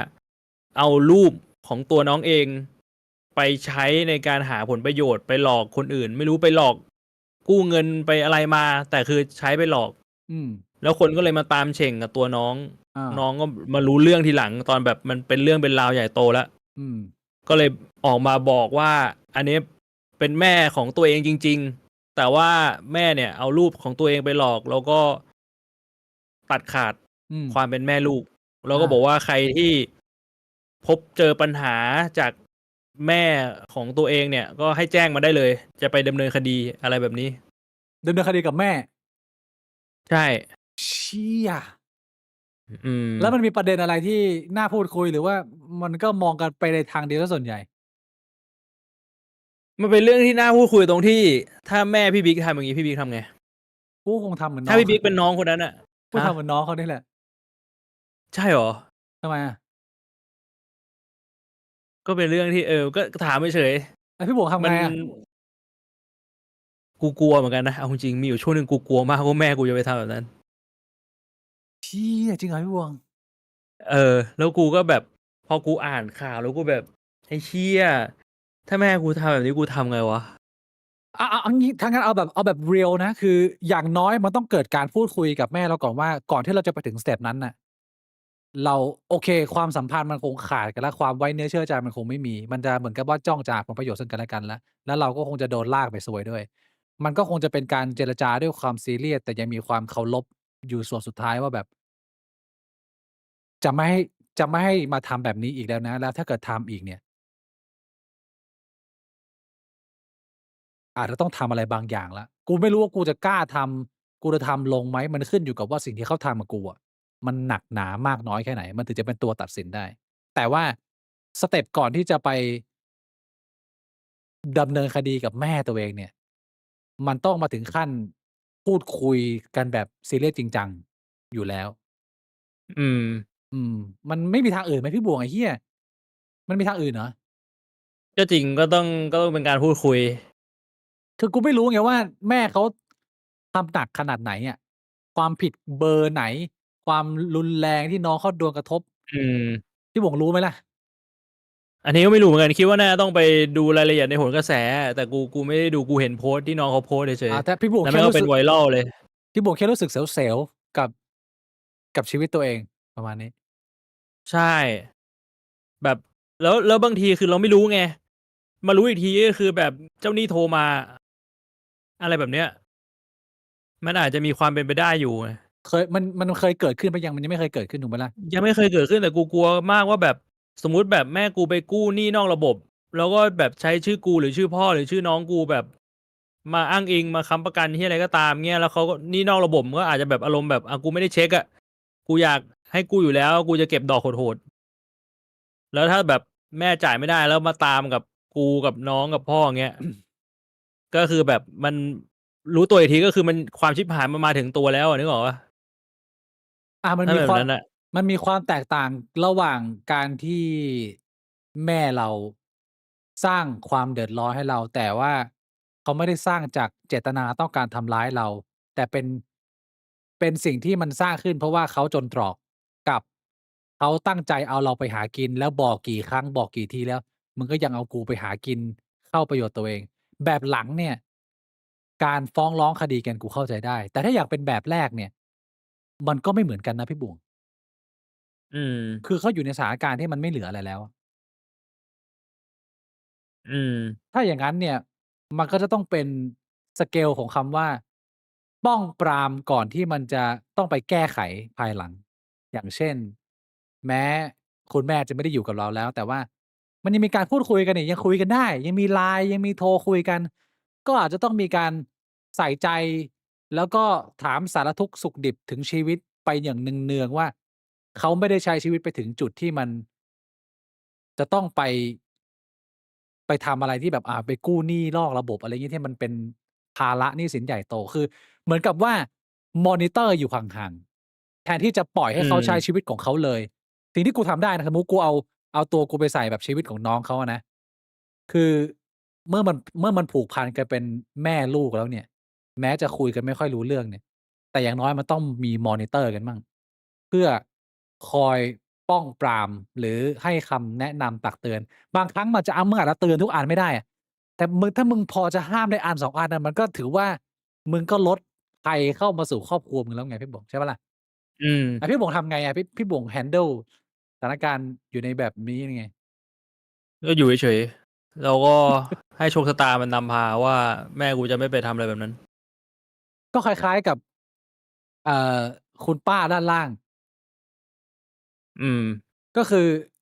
ไม่ต้องทำอะไรก็คือปล่อยให้โชคชะตามันนำพาไปว่าคุณไม่แต่ว่าป้าจะไปถึงคือจุดไหนเพราะว่าของกรณีแม่กูคือเขาไปแล้วไงแต่ว่ามันยังคุยกันอยู่นี่แต่ว่าของมาคุยมันคุยแต่ว่ามันไม่ได้อยู่ด้วยกันนะมันจะบังคับยังไงอะมันบังคับไม่ได้ไงมันไม่บังคับไม่ได้ถึงตัวแต่ว่าบังคับไม่ได้อย่างคุณป้าเนี่ยเราคุยกับเขาเราบังคับเขาได้อ๋อเพราะว่าอย่างของกรณีคุณป้าเนี่ย คือเราก็แบบยังอยู่ใกล้ๆเนี่ยกูก็มีบอกนะไอ้เรื่องโฉนดที่ดินอะไรที่แบบว่ามันมีปัญหาก็อยู่กูก็บอกเขาว่าเอางี้เดี๋ยววันไหนเนี่ยเดี๋ยวพาไปคัดโฉนดที่กรมที่ดินแล้วก็เอามาดูให้รู้เลยว่าความจริงมันเป็นยังไงอา ว่ามันมีปัญหาอยู่ว่าสรุปแล้วไอ้โฉนดเนี่ยมันมีที่ดินมากน้อยแค่ไหนใครเอาไปจำนองตรงไหนมันมีสิทธิ์ได้ยังไงอะไรอย่างนี้เพราะกูถามเขาบอกว่าเฮ้ยแต่ว่าถ้าเป็นชื่อเขาอะเขาจะโดนเอาไปจำนองได้ยังไง เขาบอกว่าเคยมีครั้งหนึ่งลูกเลี้ยงเขาเอาเอกสารมาให้เขาเซ็นแต่ไม่รู้ว่าเป็นเอกสารอะไรแล้วด้วยความที่เขาก็ไม่เคยรู้เขาก็เซ็นเชี่ยผ่านมาเกือบ10 ปีหรือเป็น10 ปีแล้วตอนเหตุการณ์นั้นน่ะแต่ก็คือยังไม่ชัวร์ไง รู้แค่ว่าเซ็นเอกสารไม่รู้เรื่องแต่คืออันเนี้ยเป็นข้อมูลจากพ่อกูนะคือมันเป็นช่วงที่ป้าเขาอะอยู่บ้านของสามีเขากับลูกสามีอืมแล้วอยู่ๆป้าเขาก็โทรมาหาพ่อกูยีโกอะโทรมาหาพ่อกูบอกว่าไม่มีที่ไปแล้วไม่เหลืออะไรแล้ว พ่อกูก็เลยงงว่าเอาเป็นกันได้ไง พ่อกูโทรไปหาลูกเลี้ยงเขาอันนี้ปากคำจากพ่อกูนะกูย้ำอีกครั้งกูก็ไม่รู้ว่าแม่งความจริงมากแค่ไหนแต่พ่อกูพูดอะพ่อกูถามว่าเอ้าหรือไม่เลี้ยงเหรอแล้วบ้านน่ะ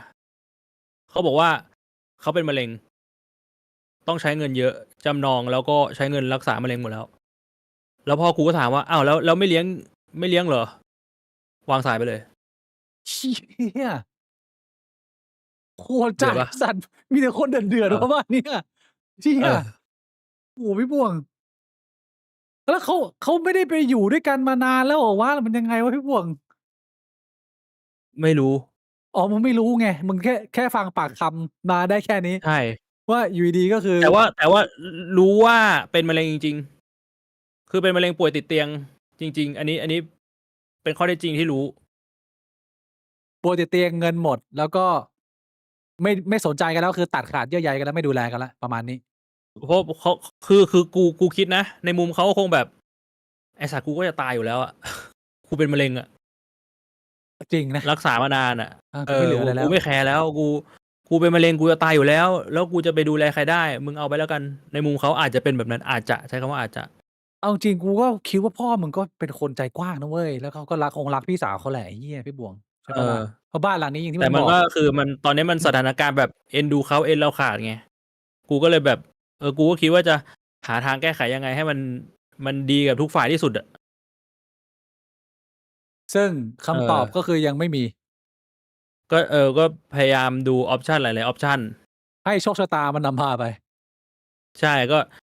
อย่างน้อย ๆ ตอนเนี้ย คืออยากเห็นโฉนดจริง ๆ ก่อน อืม เพราะว่าตอนนี้มันเป็นแค่คำบอกเล่าของแต่ละฝ่ายไง กูว่ามันคำบอกเล่าเนี่ย มันช่างแม่ง พิสูจน์ได้ด้วยการดูโฉนดเลย อืม สรุปโฉนดเป็นชื่อใคร แล้ว ใช่ โดนจำนองจริงไหม ไปจำนองที่ไหน แล้ว ได้เงินมาเท่าไร ใช้เงินหมดแล้วใช่ไหม? อา เพราะกู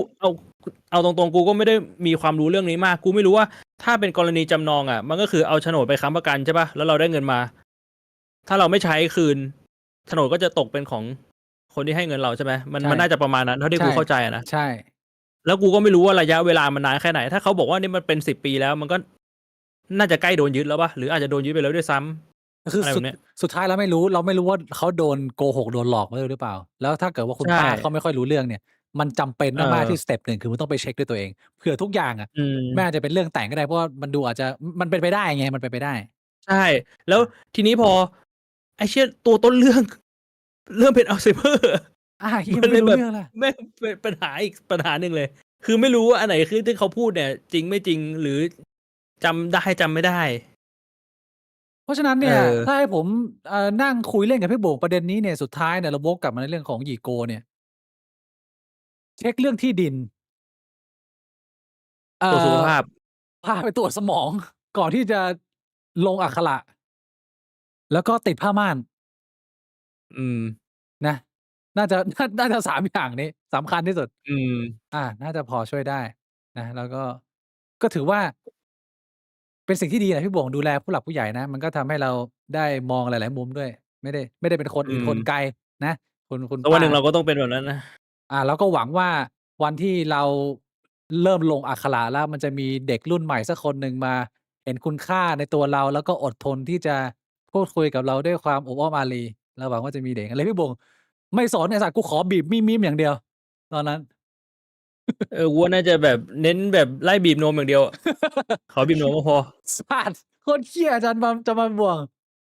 อ้าว มันก็ consent ว่า ถ้ามีคนมาให้กูบีบ แล้วกูบีบ มันก็ไม่มีใครผิดนะ อา กูเป็นคนเหี้ยได้ไง? แล้วแต่คน แต่ละคนมีเอนเทอร์เทนเมนต์ไม่เหมือนกัน บางคนต้องการเพื่อนคุย บางคนต้องการนมบีบ มันไม่เหมือนกัน ใช่ ก็คือคุณป้าเขาอยากต้องการคนคุยด้วยไงพี่บ่วง ไอ้เหี้ย อืม ก็ preference ไม่เหมือนกัน อืม งั้นเราเข้าไป Q&A เลยแล้วกันครับ ตอบคำถามทางบ้านเล็กน้อยนะพี่บ่วงนะ วันนี้คุยกันนานมาก ได้ครับ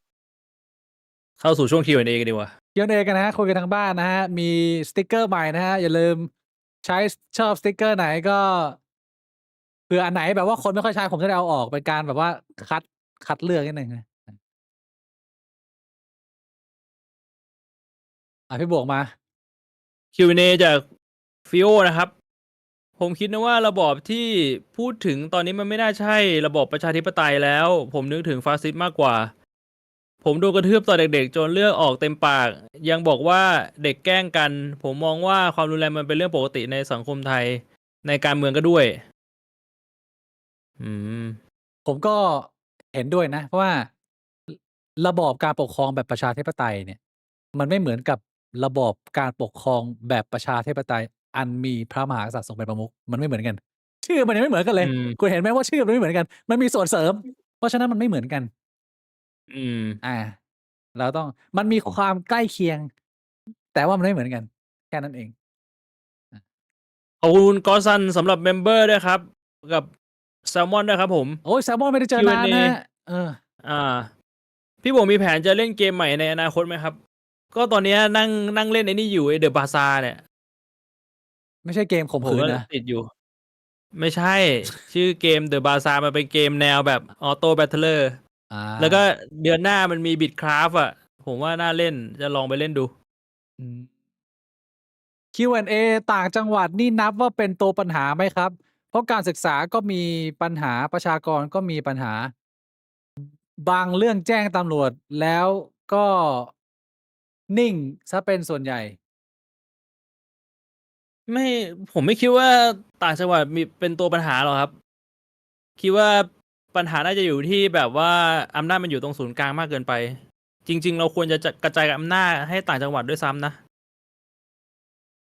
โครงสร้างอำนาจของประเทศเรามันกระจุกอยู่ตรงกลางมากเกินไป ใช่ครับ ปัญหาไม่อยู่ที่ต่างจังหวัดครับก็ปัญหามันอยู่ที่อันธพาลครองเมืองกับระบอบยุติธรรมที่ไม่เอื้ออำนวยให้กับคนต่างชนชั้น มันก็เลยทำให้สังคมอะมันไม่สามารถพัฒนาไปข้างหน้าได้ ผมมองอย่างนี้นะ อืม ขอบคุณคุณสสันหานัทจันยาอะไรนี่นะฮะสำหรับเมมเบอร์8 เดือนแล้วโอ้ยอันนี้ ขอบ น่า คุณ จะ ครับ หนึ่งในเมมเบอร์แบบว่าบุกเบิกนะ แวะ รุ่น มา OG เหรอ แวะมาจ่ายภาษีครับ เดี๋ยวฟังย้อนหลังขอบคุณมากครับ อันนี้น่าจะเป็นรุ่นที่ได้เข้าไปชิงรางวัลครบรอบ1 ปีของเรานะ ที่เราทำรางวัลไว้แล้วนะ ตอนนี้ อืม อยู่ในห้องพี่บวงนะ ไม่รู้เลอะคราบน้ำเบ้าหรือเปล่านะ ไม่เลอะจะเก็บไว้ เป็นที่เป็นทาง ขอบคุณคุณเจมส์ธนวัฒน์นะฮะ Q&A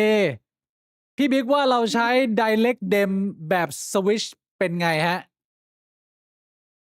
อ๋อ ที่ประชาชนเลือกตรงเลยนะ ไม่ต้องเลือกตัวแทนเข้าไปเลยนะโหงี้ดีเทลมันเยอะ ดีเทลมันเยอะ มันยาก อืม ผมว่าไม่เหมาะ ในสถานการณ์ประเทศเราแบบนี้ที่ยังมีการซื้อขายเสียงเป็นเรื่องปกติ ผมว่า ไม่เหมาะ ไม่เหมาะ เดี๋ยวพี่บอกว่าเหมาะ คือไม่ต้องมีสภาเหี้ยนะประชาชนแม่งเลือกกฎหมายมึงมานั่งโหวตกันเนื้อๆเลย อย่างงี้ ดีไหม? เห็นเขาบอกว่ามันใช้ต้นทุนเยอะมาก แล้ว แต่ถ้า อืม ถ้าสมมุติว่าถ้ามีวิธีที่ทำให้ต้นทุนมันถูกอะนะ ใช้กับประเทศไทยได้ อะไร? หมายถึงอ๋วิธีกาอ รที่ถ้ามันไปตัดเรื่องต้นทุนออกไปอะ เทคโนโลยีอะไรอย่างเงี้ยนะ ถ้ามีเทคโนโลยีเข้ามาให้แบบว่าแม่งไม่ต้องเปลืองงบอะ ผมว่า มึงว่ามันเวิร์กไหม? ผมว่า Direct มันจะต้อง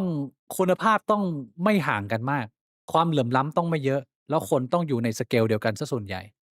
ผมคิดว่า คือคนมันก็ต้องรู้กฎหมายเปล่า? รู้กฎหมายและเท่าทันพวก Propaganda อย่างงี้ในระดับหนึ่งอะ คนมันต้อง การศึกษาให้ใกล้ ๆ กันน่ะ ผมคิดว่ามันอาจจะพอเวิร์ก ระบบนั้น อืม ไม่เหมาะกับไทยหรอก ไม่รู้แหละผมเดามั่วๆนะ ผมไม่ได้แบบเป็นเด็กรัฐศาสตร์อะ ผมก็ตอบแบบเอาตามความรู้สึกอะ Q&A มาพี่บวกมีไหม? หรือให้ผมอ่าน? จากปัญหาคนน้อยที่ว่ามา คิดว่า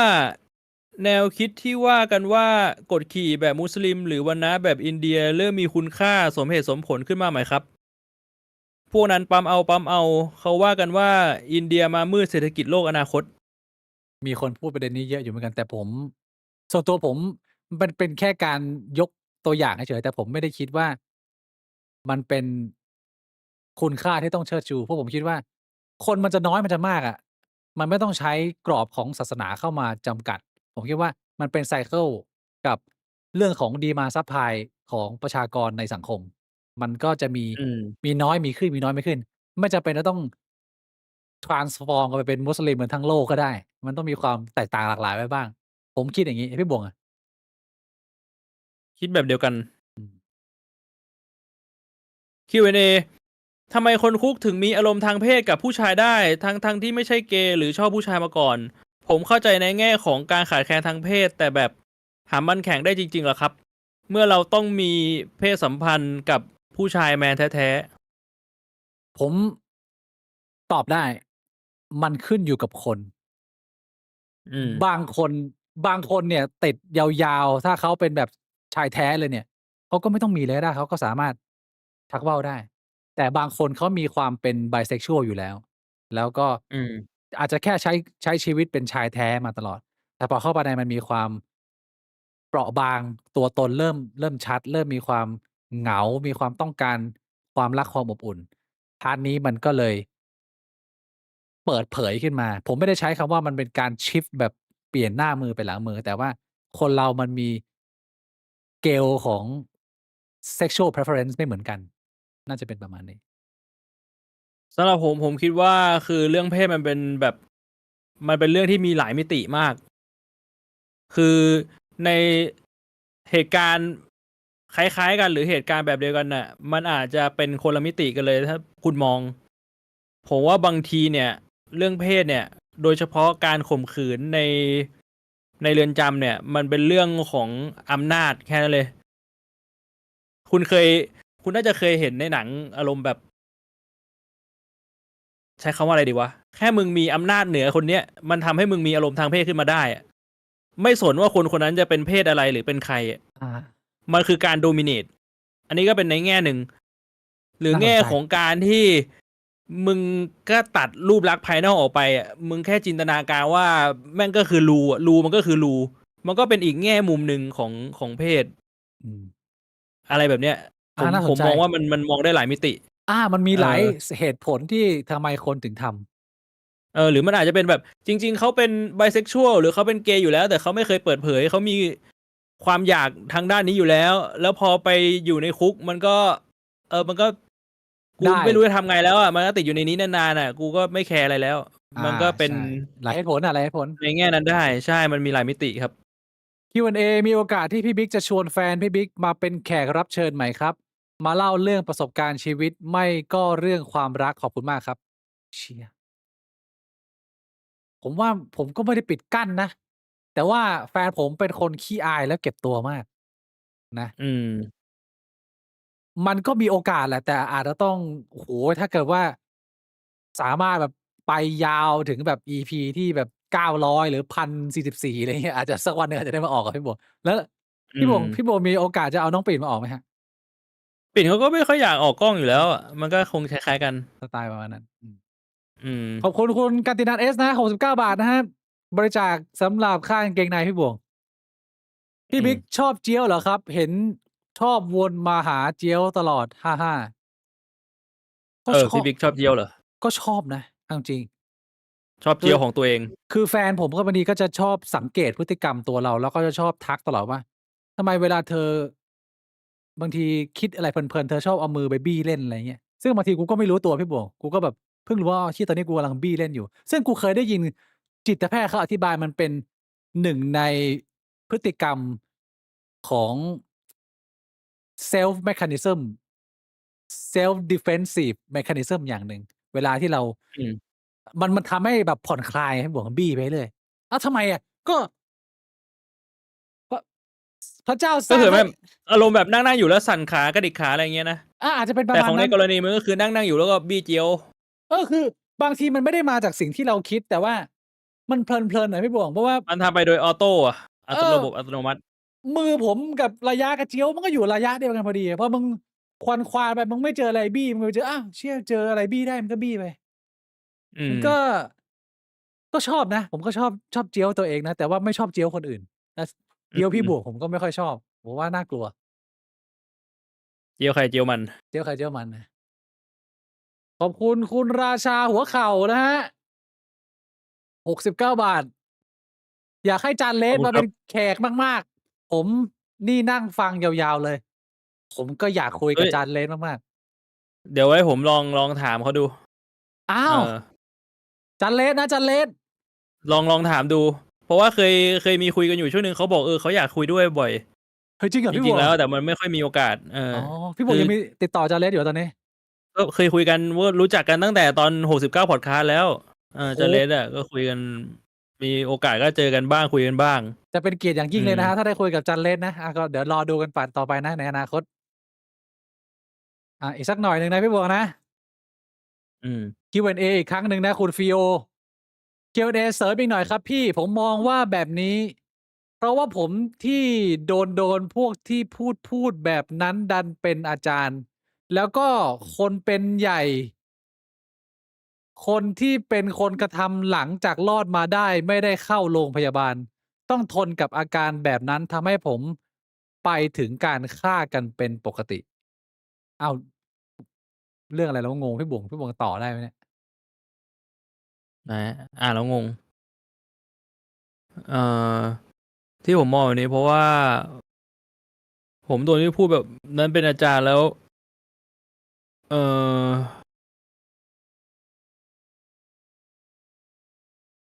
ก็คือเรียกว่าโดนสังคมกดขี่แล้วมันก็ไม่มีใครมาช่วยเหลืออะไรอย่างเงี้ยแหละอันนี้ยังอยู่ในประเด็นปกูระชาธิปไตยอยู่เหรอหรือยังไงไม่อันนี้อาจจะเป็นประเด็นของเรื่องของการโดนบูลลี่แล้วอาถ้ามองในมุมของแบบคนแบบ individual อืมคนแบบเป็นบุคคลอ่ะอืมอืม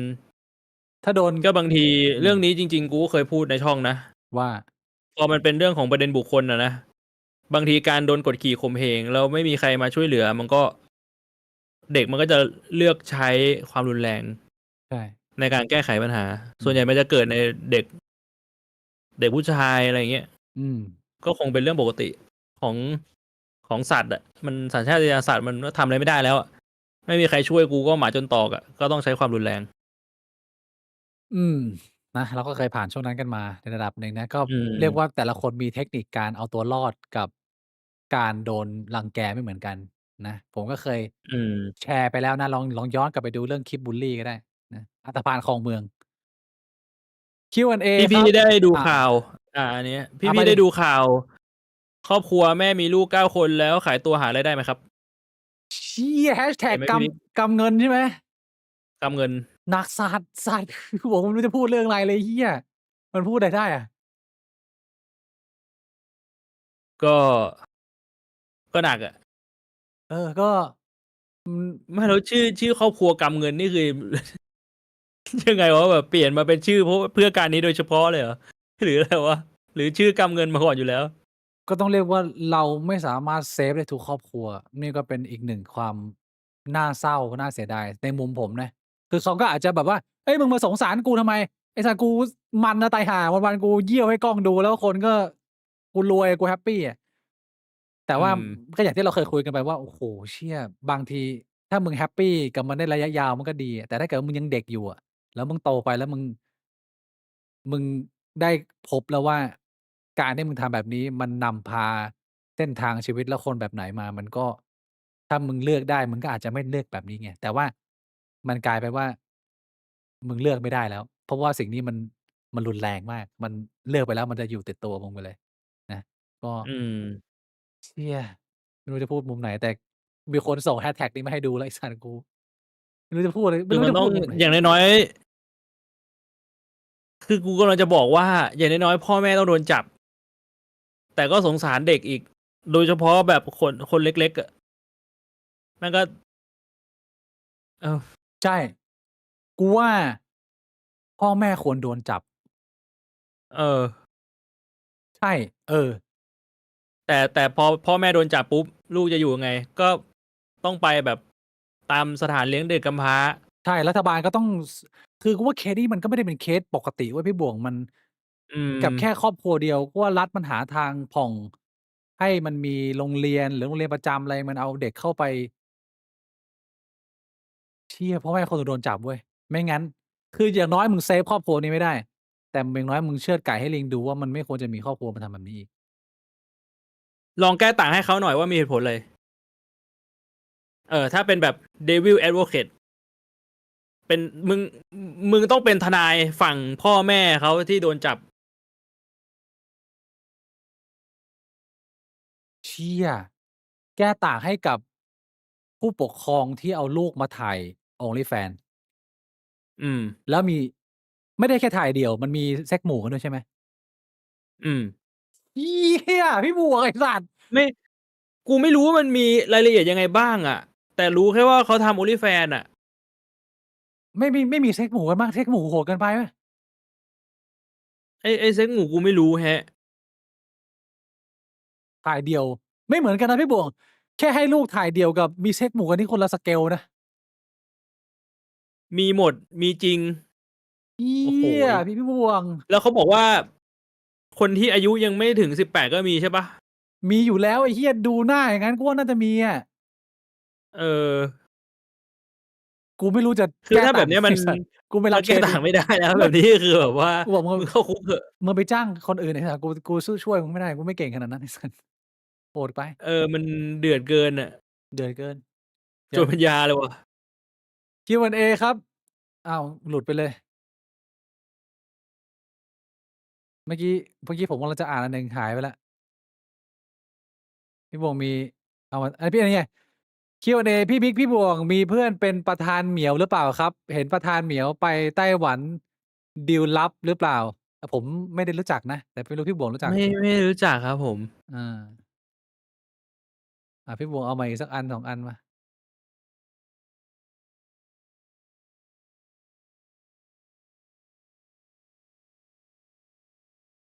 มีคำถามไหมฮะทางบ้าน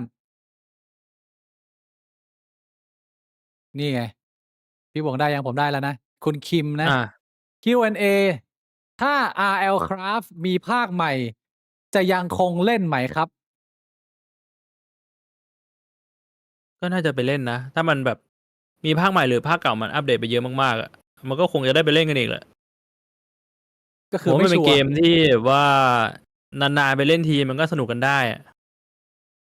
ก็ถ้าสำหรับผมเนี่ย ผมไม่ปฏิเสธอยู่แล้ว ถ้าทางคอเย็นเปิดประตูรับผมรูดซิปใส่เลยนะฮะ ไม่พลาดเพราะว่ามันเป็นประสบการณ์ที่ดีมากที่ได้สนุกกับทุกคนนะฮะ Q&A พี่นี่พี่คิดยังไงกับการที่ต้องไปมั่นผู้หญิงก่อนถึงจะมาอยู่ด้วยกันได้ครับ ผมคิดว่าบางทีมันไม่จำเป็น ไม่ว่าจะมั่นก่อนหรือมั่นหลังอ่ะ สุดท้ายถ้าลองมาอยู่ด้วยกันแล้วมันไปไม่รอดอ่ะ มันก็ถอนมั่นอยู่ดี ในมุมนึงก็เลย คิดว่ามันไม่จำเป็น ใช่ ผมก็คิดว่าไม่จำเป็น เพียงแต่ว่าบางครั้ง in reality เนี่ยบังเอิญคนที่มึงไปตกหลุมรักมันไปอยู่ในบ้านหลังนั้น แล้วมันคือ requirement ของเขาเฮียก็ถ้าเกิดว่ามึงอยากจะไปต่อคนนี้มึงก็ต้องเดินตามดีลเขาอะเฮีย ก็ใช่ก็ต้องยอมเขาหรือไปหาคนอื่น แต่ผมคิดว่ามันไม่ได้เป็นสาระสำคัญ แล้วมันไม่ได้มีผลดีมากกว่าผลเสียเลยด้วยซ้ำที่จะต้องทำแบบนั้น ผมคิดว่า ใช่ มันต้องเรียนรู้กันเยอะมากอะถ้าเกิดคุณอยากให้ความสัมพันธ์ของคุณมันแนบแน่นอะมันต้องโอ้โฮเฮียต้องมั่นก่อนแล้วถ้าเกิดมั่นไปแล้วไม่เวิร์กทำไงก็ถอนมั่นอย่างงี้เหรอโอ้โฮมันไม่วุ่นวายไปหน่อยเหรออะไรอย่างเงี้ยใช่ไหม ก็เรียกว่าถ้าในมุมมองของเราไม่ได้มองว่ามันสำคัญนะ แต่สุดท้ายมันก็ขึ้นอยู่กับว่า เราไปเจอกับใครแล้วครอบครัวของเขากับครอบครัวของเรามีมุมมองเรื่องนี้ยังไงด้วย เพราะบางทีมันก็ไม่ใช่เรื่องของคน2 คนอย่างเดียว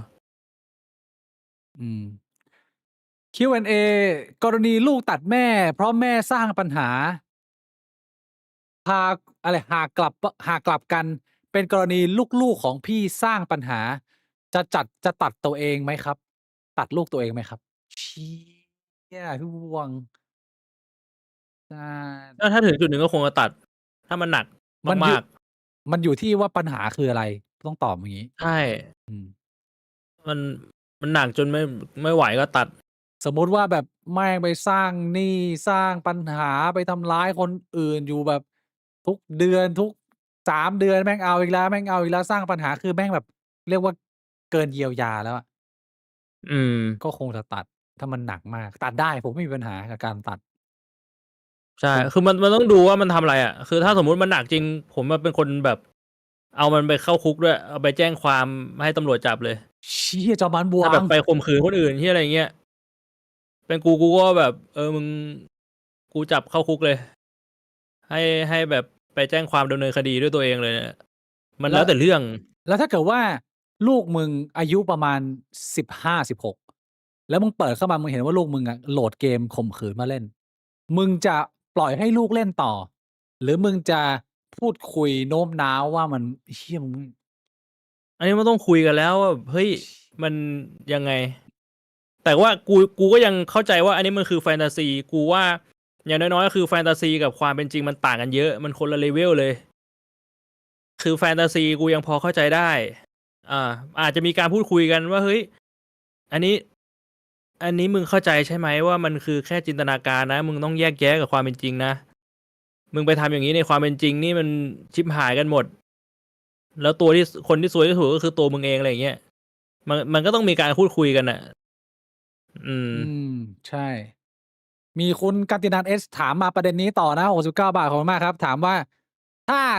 สมมุติว่าการข่มขืนถูกกฎหมาย พี่จะปกป้องคนรักของตัวเองยังไงครับบ้านป่าเมือง โอ้ย บ้านป่าเมืองเถื่อนไอ้สัตว์ก็ ยากเกินไอ้เชี่ยทำเมืองไหนแมัน แต่บางประเทศมันก็ข่มขืนกันเยอะ มันก็มันเยอะแต่ว่ามันไม่ถูกกฎหมายพี่บุ๋มถ้ามันถูกกฎหมายนี่คนละสเกลไอ้เหี้ย แต่บางประเทศไม่ถูกกฎหมาย แต่ก็ คนก็เพิกเฉยไง มันก็ไม่ต่างกันปะสุดท้ายก็คือแบบมึงจะปกป้องคนรักยังไง ก็ต้องกลับไปเป็นยุคสมัย tradition น่ะ คือ ผู้ชายเป็นเพศแข็งแกร่ง ผู้หญิงก็เป็นซัปพอร์ตอะมึงก็ต้องไปฝึกมวยอะฝึกดาบ ไอ้สัตว์ไอ้เหี้ยพกซามูไรเดินไปเดินมาเหี้ยมันก็ต้องวัดกันที่สกิล physical แล้วไอ้เหี้ยก็กฎหมายทำอะไรไม่ได้ มันก็ต้องทำให้ตัวเองมันก็ ดี ต้องมันก็ต้องมีอาวุธอะต้องพกไว้ป้องกันตัว ก็เรียนกังฟูอะไอ้เหี้ยก็ต้องแบบว่า ถ้ามีปัญหาหน้างานก็ต้องพอสู้เขาได้หน่อยในฐานะเพศผู้อะไอ้เหี้ย ผู้อย่างน้อยๆต้องมีแบบสเปรย์พริกไทยมีแบบเครื่องช็อตไฟฟ้าติดตัวอะไรเงี้ย ถ้าอยู่ในสังคมแบบนั้นนะ เชีย ก็ถือว่าเป็นสมมุตินะครับสมมุติ แล้วถ้าสมมุติว่า พี่บ่วงเปิดประตูห้องลูกไปแล้ว เห็นลูกกำลังชักว่าวอยู่ เออ แล้วมึงก็ถามว่า ลูกทำไมไม่ล็อกประตู แล้วลุงบอกว่าขี้เกียจ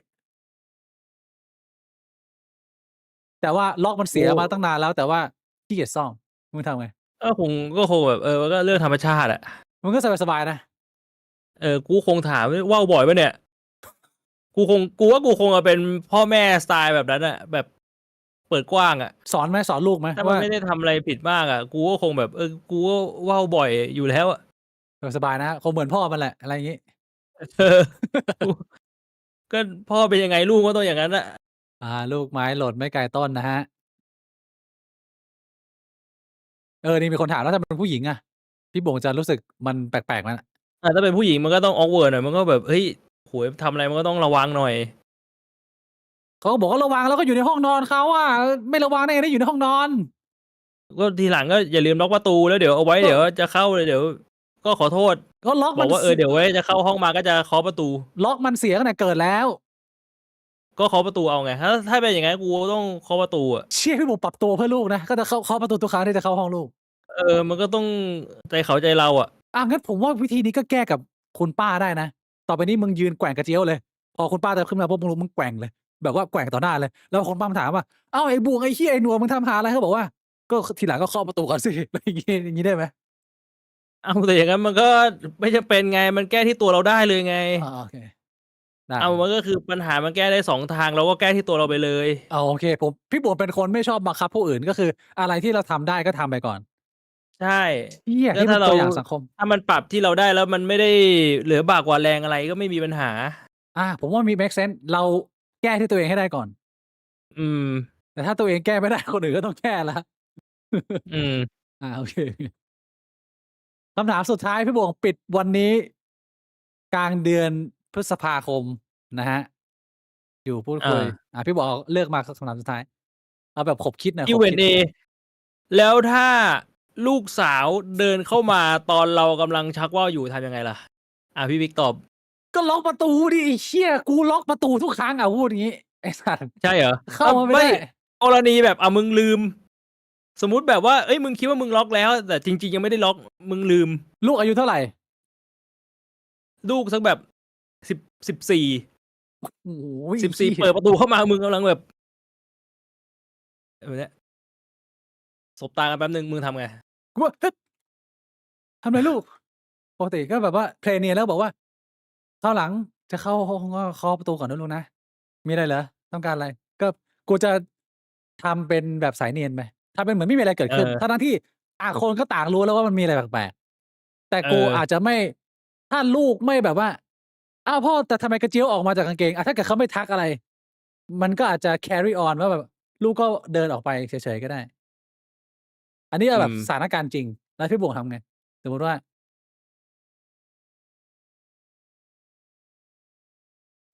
ก็คงทำอะไรไม่ได้มากอะก็คงแบบว่า โทษทีตอนนี้อาจจะไม่สะดวก ทีหลังเข้ามาก็เคาะประตูหน่อย โทษทีพ่อลืมล็อกประตูอะไรอย่างเงี้ยก็พูดแบบซอฟต์ๆไม่ได้แบบว่าอะไรเออรุนแรงก็คงจะคล้ายๆกัน มันก็ทำอะไรไม่ได้มากกว่านั้นนะแล้วถ้าเกิดทรงเนี้ยลูกเริ่มจี้แล้วลูกเริ่มแบบว่านี่พ่อชักว่าวอยู่ใช่ไหมใช่จากว่าวแล้วถ้าเกิดลูกบอกว่าหนูขอนั่งดูเพื่อเป็นการศึกษาเรียนรู้ได้ไหมโอ้โหไม่ได้เลยอันนี้ไม่ได้เลยมันไม่เหมาะสม อ้าวทำไมทีพี่ชายลูกชายถึงคุยเปิดเลยทำไมกับลูกสาวทำไมพ่อเหยียดเพศเปล่าเนี่ยโอ้มันมีความแตกต่างทางเพศอยู่ ไม่ได้เหยียดเพศแต่ว่ามันมีความแตกต่างกันอยู่ต้องไปถามแม่ให้ไปถามแม่ไล่ไปถามแม่แทนลองไปถามแม่ดูทำไมเรื่องนี้ลองพูดคุยกับแม่ดูไหมลูกไม่มีเออกระเจี๊ยวแม่ไม่มีกระเจี๊ยวไงอย่างนี้ก็บอกว่างั้นรอแป๊บนึงเดี๋ยวขอเก็บหำก่อนออกไปนั่งรอก่อนแล้วเดี๋ยวไปคุยกันถ้าคุยเป็นวิชาการไม่ใช่เอากระเจี๊ยวเราพ่อก็คุยเป็นมาสาธิตวิชาการได้ใช่โอเคก็ถือว่าแก้ปัญหาได้มันดีนะคุยกันได้อะแบบในกรณีแบบเลิกกับแม่หรือแบบแม่เสียไปแล้วมึงก็ต้องเป็นคนที่คุยเรื่องนี้กับลูกอยู่ดีถูกปะจริงมันคุยได้สุดท้ายนะเว้ยมันคุยให้มันมันไม่ ต้องคุยมันต้องคุยมันคุยให้มันไม่กามมันไม่ได้ดูแย่ ต่อให้เป็นต่างอืเพศมันก็คุยมได้ เพียงแต่ว่ามึงอย่าเอากระเจี๊ยวมึงออกมาสอนแค่นั้นเอง ใช่ ใช่ไหมล่ะบัวก็กูถึงได้บอกไงว่าออกไปรอก่อน แล้วมีอะไรก็นั่งคุยกัน แล้วต้องรอนานไหมพ่อบวกนานอีกแล้วไม่กูก็ไม่ได้จะว่าวต่อให้เสร็จ กูก็แค่รอให้มันแบบว่า เก็บให้เรียบร้อย แล้วก็อ่าเดินออกไปคุยรับทราบคำถามอืมสุดท้ายแล้วลาไปนอนของผม อืม Q&A โอ้ยเชี่ยเอาเรื่องอื่นมีไหมเอาแบบว่าที่ไม่ได้จบด้วยเรื่องแบบเนี้ยมีไหมเออ มีคำถามปกติทั่วไปไหมหรือเอาแบบขบคิดนิดนึงเอาแบบปิดสวยๆหน่อย ปวดหัวเลยมีบางคนปวดหัวแล้วมีบางคนส่งสติกเกอร์ชี้หน้ามา อืม Q&A พี่คิดที่เห็นอย่างไรกับการโดนแก๊ง call center ต้มตุ๋นหลังๆมาหลายคนมองว่าเหยื่อเป็นคนโง่ไม่ระวังเอง เออ เราเคยคุยเรื่องนี้กันไปแล้วนี่พี่บวงแต่ว่าอันนั้นมันเป็นในกรณีที่ดาราโดนปะถ้าจำไม่ผิด